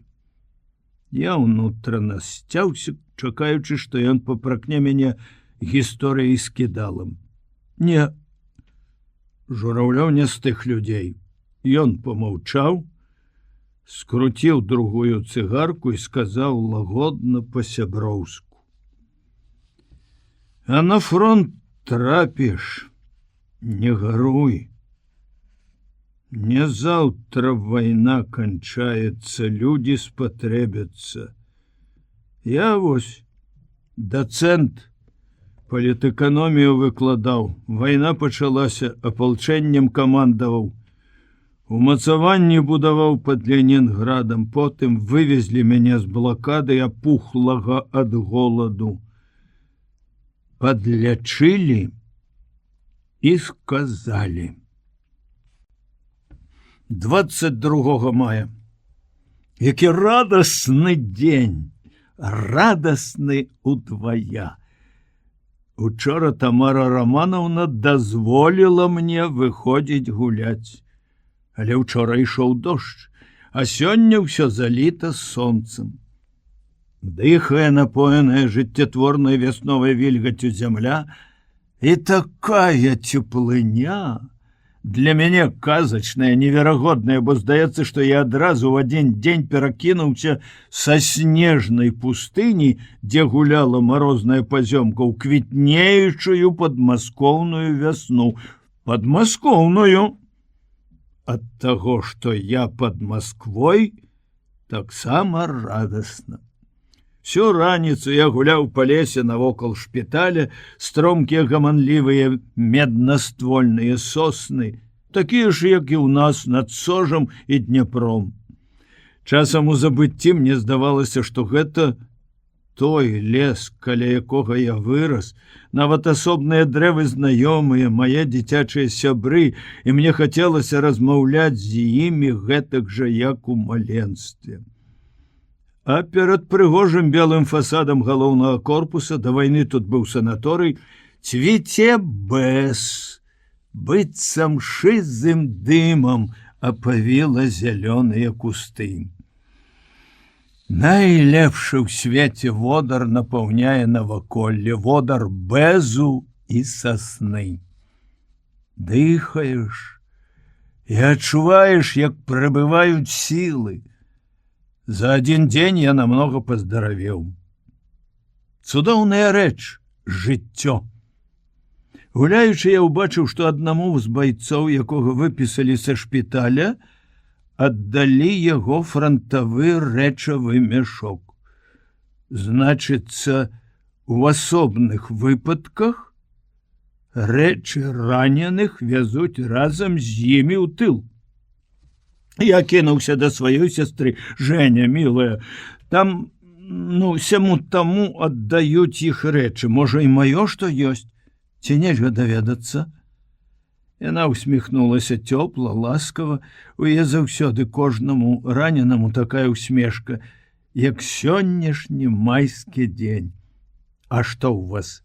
Скарб там, што вы так хвалюецеся? Я на момант сумеўся, але тут жа вырашыў прызнацца шчыра. Яна разумная і чулая дзяўчына, масквічка, дачка прафесара. Дзённік у мяне. Дзённік? Спачатку вайны я вёў дзённік. Я не памыліўся, яна зразумела. І вось якое шчасце! Ён зноў у маіх руках, знаёмы, родны, зашмальцаваны агульны сшытак, дробненька спісаны у кожную клетачку. Трэба было эканоміць паперу. Я сяджу адзінока ў дальняй альтанцы пад соснамі і размаўляю з ім як самым верным другам. Перагартаў, перачытаў, успомніў. Апошні запіс, які абрываецца словам «сказалі», Я не мог дапісаць, што сказалі маёру Журавлёву. Пісаў я позна ўначы пры святле газнічкі, зробленай з гільзы буйнакалібернага кулямёта. Побач бестурботна спалі Чуб і Самародаў. Чуб смешна хроп з подсвістам, а за дзвярамі тонка свістаў ветер, той своеасаблівы ветер, які здзірае самы верхні пласт снегу, узнімае тонкія снежныя пылінкі і нясе іх бясконца в адным напрамку. Такая пазёмка засыпае след за 5 минут. Раптам адчыніліся дзверы, ветер калыхнуў полымя газнічкі, Сушылаў, які стаяў на варце, прашаптаў трывожна і таямнічна: «Камандзір, сюды!» Я накінуў кажух, выскачыў, вартавы хутка падымаўся на скалу, я за ім. Ён не стаў там у поўны рост, як звычайна, а лёг за камень, прашаптаўшы мне: «Лажыся!» Я ўпаў побач з ім.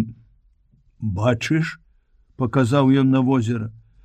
Я пільна ўгледзеўся, але нічога не ўбачыў. Лыжнікі. Многа лыжнікаў, ідуць ланцугом, у маск-халатах. Ты іх так не ўбачыш. Тені, звярні ўвагу на тені. А, чортава свяціла. Была поўня. Але па небе ветер гнаў пашматаныя хмары, і месячык то хаваўся за іх, то зноў выныраў. Па азёрнай раўніне плылі цені ад хмар. Такі тень закрыў бліжэйшую да нас частку возера, але патроху ён адступаў да левага лясістага берага, і на залітай месячыкавым святлом гладзі вырысаваліся іншыя цені ад нябачных людзей, што кіраваліся ў наш бок.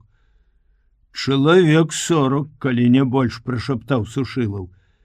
Я бачу не толькі цені, але тое, што не закрыта маск-халатамі. Да іх прыкладна кіламетры, як думаеш? Свае? Чужыя? Фіны, Федос Ефремович. Я не сумняваўся. Так маглі ісці толькі ворагі. Яны ведаюць, што тут пакаты бераг і лёгка выбрацца з возера. Пост наш новы, пра яго яны маглі не ведаць, ці, можа, маюць намер захапіць знянацку і знішчыць. «Будзем біцца?» — спакойна спытаў Сушылаў. «Будзем. Яны не павінны прайсці». Я спусціўся ўніз, ускочыў у хаціну. «Трывога! Таварышы!» — тузануў за нагу Чуба, больш моцнага на сон. «На возеры фіны. Ідуць сюды, прорываюцца ў тыл. Але не павінны прорвацца. Будем біцца, таварышы, да апошняга патрона, да апошняй кроплі крыві, як нашы браты там, на фронте». «Дзеткі мае!» — прашаптаў Самародаў. Мне не спадабаўся гэты стогн старэчай душы. Я злосна кінуў: «Хто збаіцца, застрэлю!» Сам я таксама дрыжаў увесь, але не ад страху, а ад напружання, ад прагі бою, помсты. «Мы не боязліўцы», — бадзёра сказаў Чуб, хапаючы вінтоўку. «Паміраць дык з музыкай!» і моцна вылаяўся. «Кожны на сваё месца, як вучыў маёр, узяць все патроны, все гранаты, кулямёт возьму я, мы ударым па іх са скалы». Камбат, калі наведаў пост, правёў з намі вучэнне па абароне ад нападзення з зямлі і з паветра. Тады я глядзеў на вучэнне крыху скептычна. А цяпер зразумеў, як яно было дарэчы. Кожны ведаў, дзе яму залегчы, што рабіць. У момант, даўшы патрэбныя ўказанні, я кінуўся да тэлефона. Мы былі звязаны з паўстанкам, дзе на камутатары дзяжурылі дзяўчаты. По першаму слову паветра яны давалі нам ёлку, штаб батальёна, і мы перадавалі даныя аб палёце варожых самалёт. У непагадь Чуб любіў пакалякаць з тэлефаністкамі, адвесці душу, як ён казаў. У апошнія дні і я часам адводзіў душу. Прыемна сярод сонечнай пустэчы і цішыні пачуць жаночы голас, пажартаваць. Але была сярод тэлефаністак адна вельмі злосная баба-яга, як ахрысціў яе чуб. Яна не любіла гэтых пустых размоў, часам пагражала, што даложыць нашаму начальству, чым мы займаемся. Дзяўчына, дарагая, паклікаў я, пачуўшы ў трубцы адказ на званок.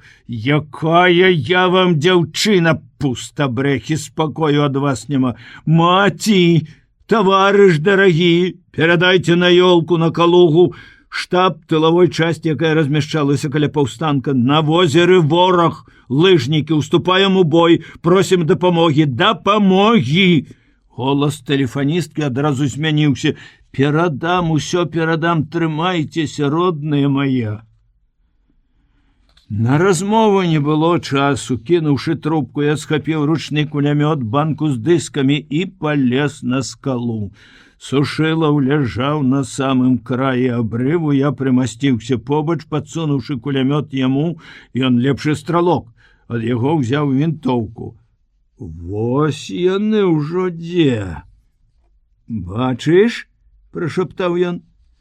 Так, цяпер на фоне снегу вырысоўваліся рухомыя цёмныя плямы.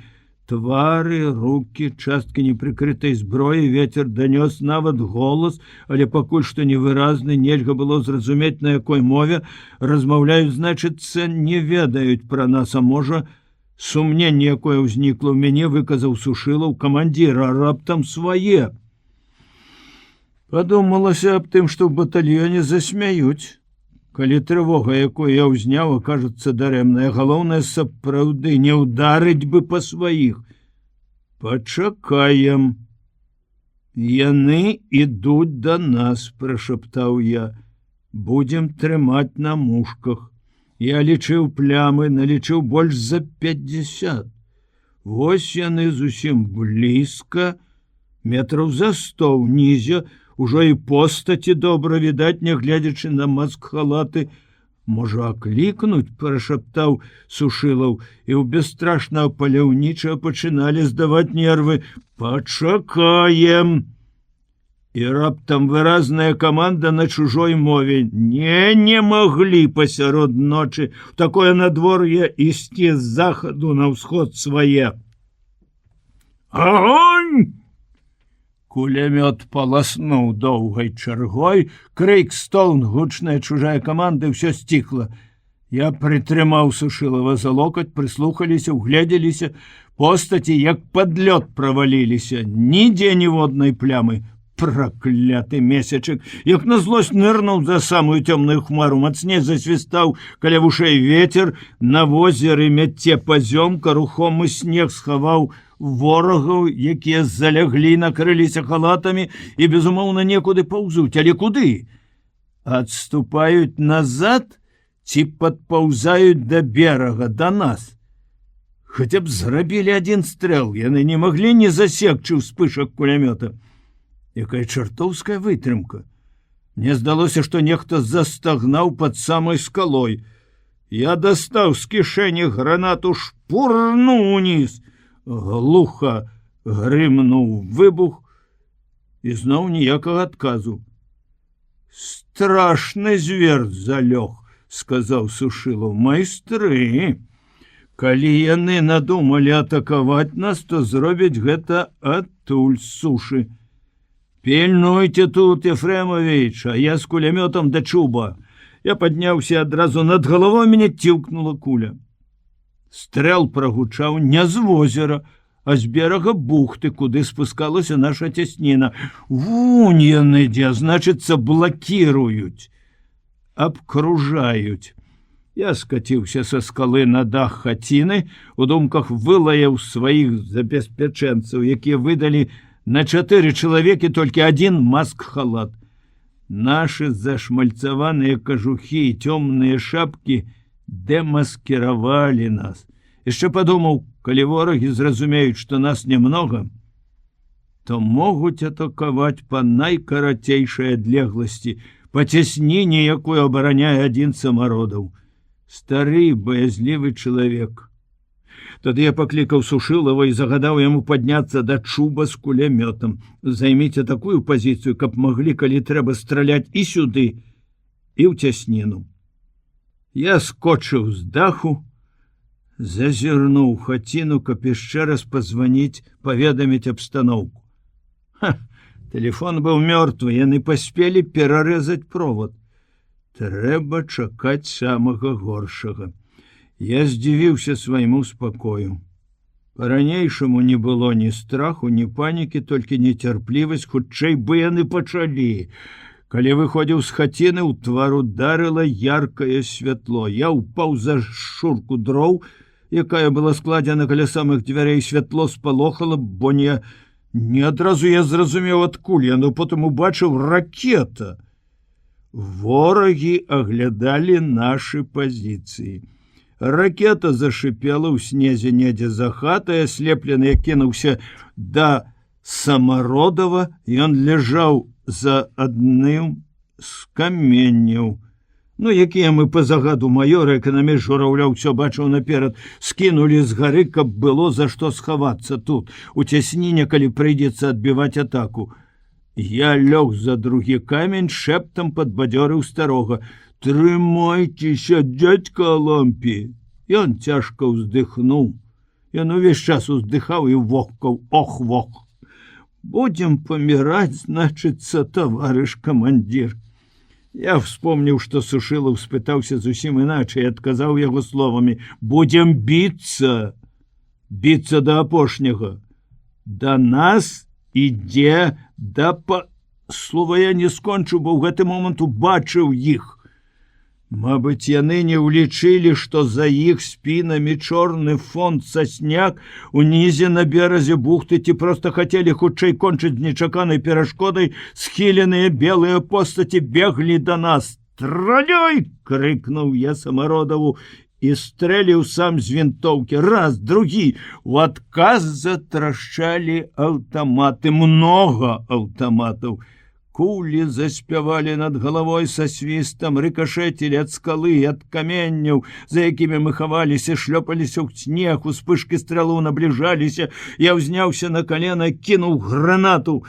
Следам за мной шыбануў гранату Самародаў, а зверху ударыў з кулямёта Сушылаў. Фашысты заляглі і пакінулі страляць, каб не дамаскаваць сябе. Я быў упэўнены, што цяпер яны паспрабуюць атакаваць з другога боку, з таго, які прыкрывалі Сушылаў і чуб. Там былі самыя зручныя подступы, і дыверсанты, безумоўна, разведалі іх. Я крыкнуў Сушылаву, каб яны з чубам глядзелі больш пільна. Сапраўды, праз некалькі хвілін у гары загаварыў наш кулямёт і затрашчалі аўтаматы. Атака там з'явілася сігналам для тых, што заляглі недалёка ад нас. Яны таксама пачалі страчыць з аўтаматаў, зноў кінуліся наперад. Якая ўстарэлая зброя вінтоўка! Прыйшлося зноў выкарыстаць гранату. Яна, мабыць, добра пацэліць, бо пачуліся стогны і крыкі. Але я з жудасцю успомніў, што кінуў апошнюю гранату. Іх немнога ў нас было, всяго десятак. У каго астатнія? Самародаў? Гранаты ёсць? У адказ пачуўся стогн. Я кінуўся да старога, ён ляжаў, уткнуўшыся тварам у снег. Я павярнуў яго, зноў выглянуў месячак і ўбачыў замест твару чорную пляму. Я зразумеў, куля трапіла яму ў галаву. Магчыма, у лоб, і твар быў заліты крывёю. «Паміраю, камандзір! Дзеці! Сыночки мои, дзеці! Перадай!»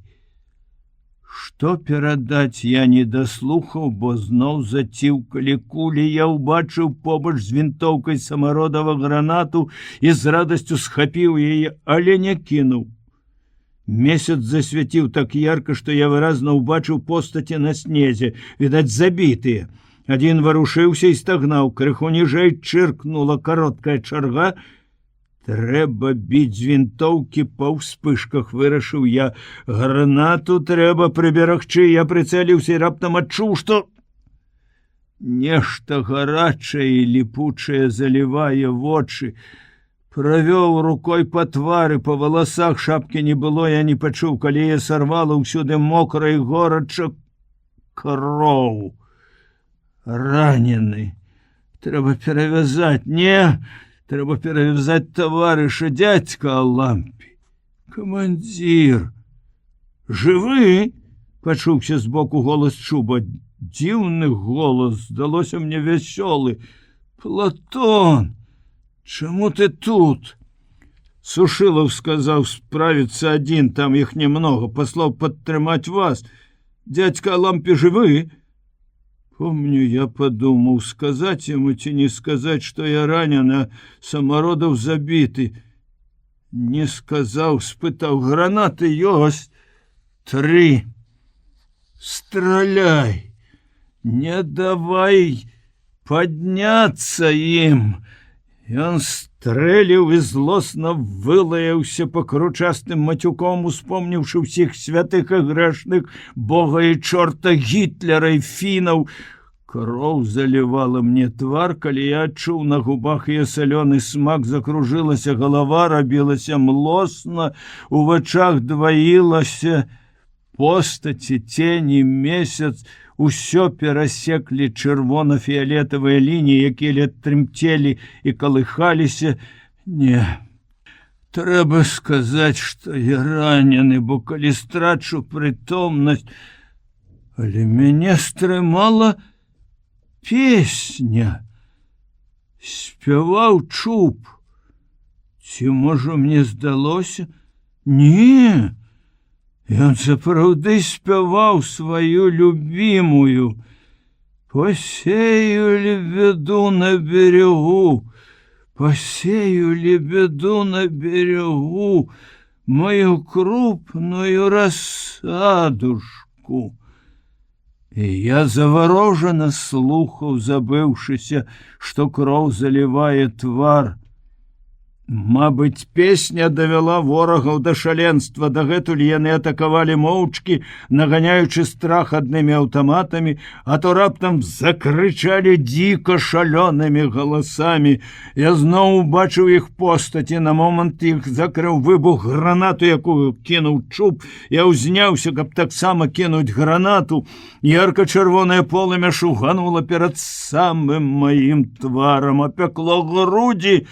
Падпаліла снег, загарэўся снег, заняўся полымем з усіх бакоў. Я пачаў адступаць ад гэтай нясцерпнай гарачыні і сарваўся ў бездань, паляцеў.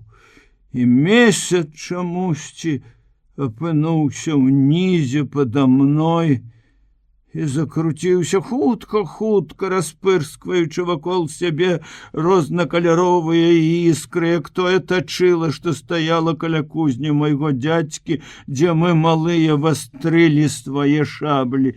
На апошнім чыстым лісце майго сшытка напісана не цвёрдай рукой хімічным алоўкам. Дарагі таварыш камандзір Петро Андреевич, ляжаў я тыдзень з вамі побач у шпіталі ў Кандалакшы. Ды ты не прыйшоў да прытомнасці, так моцна цябе пасекла праклятая граната. Таварышы нашы Алампі Маркович Самародаў і Платон Іванович Чуб полеглі смерцю храбрых на полі бітвы, як верныя сыны айчыны, вечная памяць ім. Я адбіваўся адзін, потым прыляцелі нашы самалёты, асвяцілі ўсё навокал, высадзілі дэсант.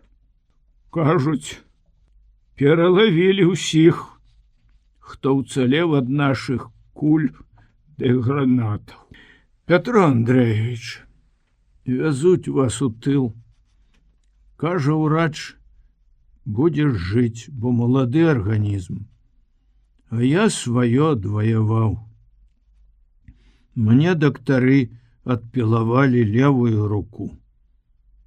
Вылечыся тут, поеду ў свой саўгас. Ачуняеце, напішыце. Перадаю дактарыцы, якая вас суправаджаць будзе, ўсе дакументики ваши і сшытак, які так і ляжаў на столе раскрыты. Нешта вы писали, ды не дописали. Обнимаю тебе на развітанне, сынок. Сустрэцца наўрад ці давядзецца. Фядос Ефремович Сушылаў. Я не адразу знайшоў гэты запіс. Цяпер перачытваю скупыя словы незвычайнае пісьма і праз слёзы, як праз туман бачу вясёлага кубанскага калгасніка Платона Чуба, які памёр з песняй. Яна гучыць у мяне ў вушах, этая вясёлая песня. Посею лебеду на берегу, посею лебеду на берегу. У мелодыю песні ўрываецца роспачлівы стогн. Детки мои, сыночки. 27 мая. Ён прыйшоў у нашу палату ў той дзень, калі да мяне наведаўся маёр са штаба ПВО, каб павіншаваць з узнагародай, ордэнам чырвонага сцяга. Маёр прынёс 2 экземпляры газеты, где вельмі недакладна і залішне узнёсла апісваўся наш бой. Адна газета пайшла па шпіталі, і вось ён зазірнуў таксама, каб павіншаваць. Дагэтуль я не бачыў яго. Ён прыйшоў на мыліцах, ледзь кранаючыся падлогі з забінтаванымі ступнямі. Сеў на ложак, горача па-сяброўску загаварыў, працягваючы мне руку. Давай, земляк, пацісну твою мужную руку. Малайчына, так і трэба нішчыць іх погань фашысцкую. Тут у шпіталі часам земляком называе разанец астраханца, адэсіт растаўчаніна, чалябінец хабараўца. Але па гаворцы я зразумеў, што перада мной сапраўдны земляк беларус і ўзрадаваўся, для пэўнасці спытаў: вы беларус? Калі там, паказаў ён на газету, правільна пішуць, што ты гамельчанін, дык я схойнік, ведаеш, з Палесся. Дык гэта ж побач, у мяне жонка ў Рэчыцкім раёне. Я пехатою хадзіў да Хойнік. Яшчэ больш узрадаваўся я. А з якого вы фронту? Дзе вас параніла? Я? Ён неяк дзіўна усміхнуўся. Я адтуль. Адкуль? З Палесся. Ды не, дзівак, я пытаюся, дзе ваяваў? Там і ваяваў. Там? Як гэта зразумець? Так і разумей. Мабыць, у мяне ў той хвіліну быў такі выраз твару, што ён не мог стрымаць вясёлага смеху. Але, браце, там, у партызанах. А потым накіравалі мяне для сувязі ў Маскву. Ішоў цераз лінію фронту, праваліўся ў нейкім гнілым балоце. Ногі абмарозіў, вось качаюся 2 месяцы. Просто злость бярэ, плакаць хочацца. Там у нас, я ведаю, з вясной хлопцы так разгарнуліся, што горача гітлераўцам. А я вось тут. Я глядзеў на яго. Немагчыма выказаць словамі, як я глядзеў на яго. Як на прышельца з іншага свету. Не, глядзеў з радасцю, гонарам, захапленнем, бо ён прыйшоў адтуль, дзе асталося маё шчасце. З той зямлі, за якую я паміраў і гатовы паміраць зноў. Ён жывы сведка ўсяго, што робіцца ў родным краі захопленым ворагам. Быццам баючыся, што ён пойдзе, знікне, нічога не расказаўшы, я схапіў яго за руку, хоць тады, туга перавязаным бінтамі, мне нелёгка было зрабіць гэта. Кожны рух прычыняў боль. Што там? Як там у нас?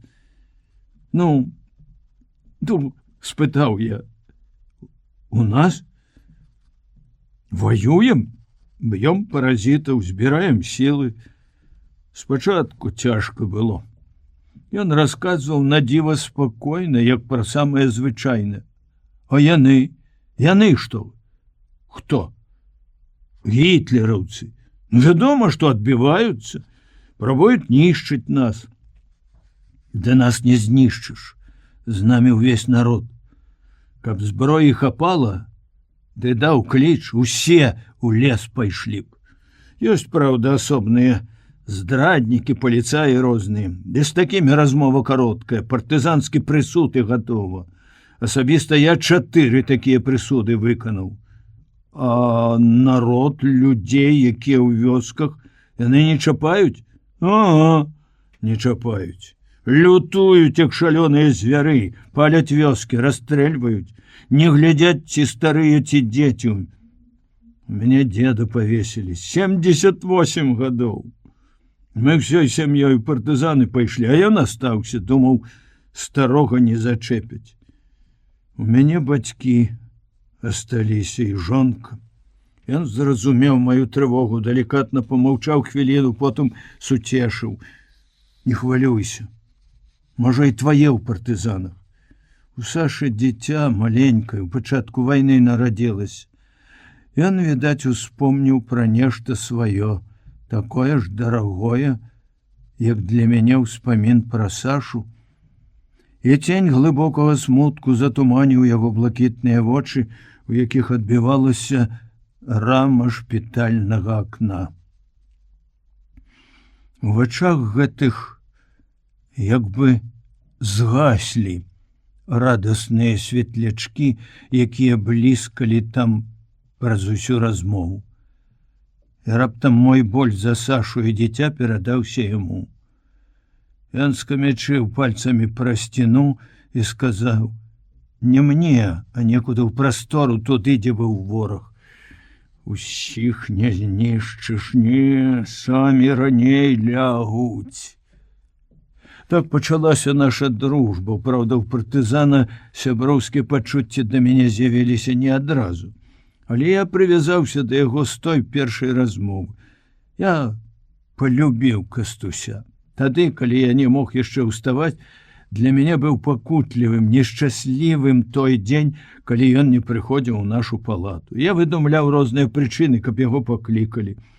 Ён, мабыць, адчуваў гэта і нейкі час ставіўся да мяне як дарослы да малога. Але я не крыўдзіўся. А калі пачаў падымацца і хадзіць, то не адступаў ад яго ні на крок. Увесь час, удзень, увечары мы былі разам, і ён пачаў ставіцца да мяне таксама па-сяброўску. Мы бясконца гаварылі. Пра што мы толькі не размаўлялі. Успаміналі родныя мясціны і дарагіх людзей, марылі, спрачаліся на палітычныя і ваенныя тэмы. Нарэшце, ў нейкі дзень я выказаў яму сваю мару, якая з'явілася бадай што адразу ж пасля першай нашай сустрэчы, але я доўга таіў яе не толькі ад яго і ад каго іншага, але нават ад самога сябе. Я гарэў жаданнем, думаў пра гэта бесперапынна, але разважыўшы заўсёды са смуткам прыходзіў да вываду, што ажыццявіць гэта дужа цяжка. Аднак, калі дружба наша стала такой, што можна было даверыць адзін аднаму самыя патаемныя думкі, я адкрыў сваю мару. Кастусь, зрабі так, каб і я паляцеў з табой у тыл. Ты? Ён сур'ёзна задумаўся, а потым, відаць, вырашыў крыху падражніць мяне, памучыць. А што ты ўмееш рабіць? Як што? Страляць? Страляць цяпер усе ўмеюць. Я артылерыст. Артылерыі ў нас пакуль што няма. Тое, што ён гулліва спакойна адмаўляў усе мае якасці, давяло мяне да шаленства. Я крыкнуў: «Дарогі умею будаваць, масты, мала з цябе!» «Нам будаваць не трэба, нам іх узрываць трэба. А калі я умеў збудаваць, то змагу і ўзарваць, будь спакойны». Мой мучитель зноў сур'ёзна задумаўся. А вось гэта правільна. Будаўнік павінен ведаць, дзе слабое месца, каб меншым зарадам больш шкоды. Не, ты сур'ёзна хочаш у партызаны? Сур'ёзна? Да я не ведаю, што зрабіў бы, каб апынуцца там. Эх, шкада, што ты не радыст, нам радысты патрэбны. Але нічога, калі выпішуся, я пагутару ў партызанскім штабе, я дакажу, што ты патрэбны чалавек. Я ледь не пацалаваў яго за такое абяцанне. А потым усе наступныя дні ў нас была адна гаворка. Сотні варыянтаў яго размовы ў штабе. Дзесяткі варыянтаў маёй заявы з просьбай накіраваць у тыл да беларускіх партызан. І вось сёння камандзір разведкі партызанскага атрада за радзіму Кастуся Гаманка выпісалі са шпіталя. Я праводзіў яго да варот, ён ішоў бадзёры, вясёлы, любаваўся сваім вайсковым абмундзіраваннем, якое яму выдалі. Ён фарсісты хлопец. Акрамя мяне яго праводзілі іншыя раненыя, санітаркі, сястра Женя. Мне, соромна прызнацца, не падабалася гэта. Я як бы раўнаваў яго да ўсіх. Я хацеў бы астацца з ім адзін і яшчэ раз пагутарыць вельмі сур'ёзна. Людзі, якія ішлі сваёй пустой балбатнёй, жартамі перашкаджалі. Толькі на самым развітанні, калі ён, пацалаваўшыся з санітаркамі, абняў мяне, я здолеў сказаць: «Костя, ты ж глядзі, не забудь, прашу цябе». «Што ты, Петя? Хіба я магу забыць? Для мяне цяпер гэта таксама галоўнае. Роўна праз 3 дні ты атрымаеш адказ, я прыеду сам». І ён пайшоў. Я стаяў у баку ад іншых, глядзеў яму ўслед, і незразумелы смутак сціскаў мне сэрца. І цяпер я не знаходжу сабе месца, хоць мінула ўжо шмат гадзін, як ён пайшоў. Ці прыедзе ён? Ці выйдзе што з нашай задумы?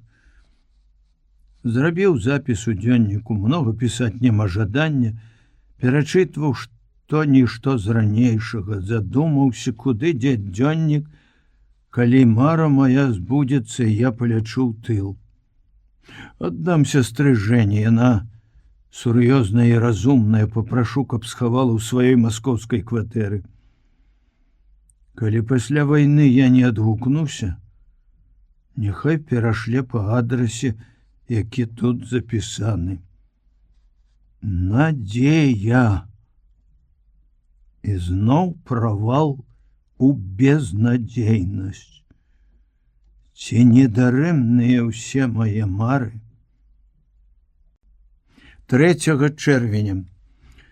Роўна праз 3 дні ты атрымаеш адказ, я сам прыеду. Ах, Кастусь, Кастусь, мінуў ужо тыдзень, а ад цябе і почуту няма, забыўся. Няўжо забыўся, аказаўся балбатуном. Хаця б паведамі, што нічога не выходзіць, і я не чакаў бы, не хваляваўся б. А можа, ты не вінаваты? Невялікі начальнік, можа, самога загналі куды-небудзь далёка. Маглі нават вельмі проста забраць у армію. Дарэмна я так песціў сваю мару. Няшчасны фантазёр. Учора урач хацела мяне выпісаць і накіраваць у батальён выздараўляючых. Я прыкінуўся, што адчуваю сябе кепска, нават тэмпературу настукаў, попрасіў Жэню, каб яна пераканала ўрачоў у неабходнасці падтрымаць мяне, хаця дзенькі два. Я павінен атрымаць вельмі важную для мяне вестку ад гаманка. Агеньчык недзе ўсё яшчэ гарыць, ну, і цяжка яго патушыць. Эх, Костя, навошта ты запаліў яго? Навошта? 4 чэрвеня. Ура! Я лячу у Беларусь!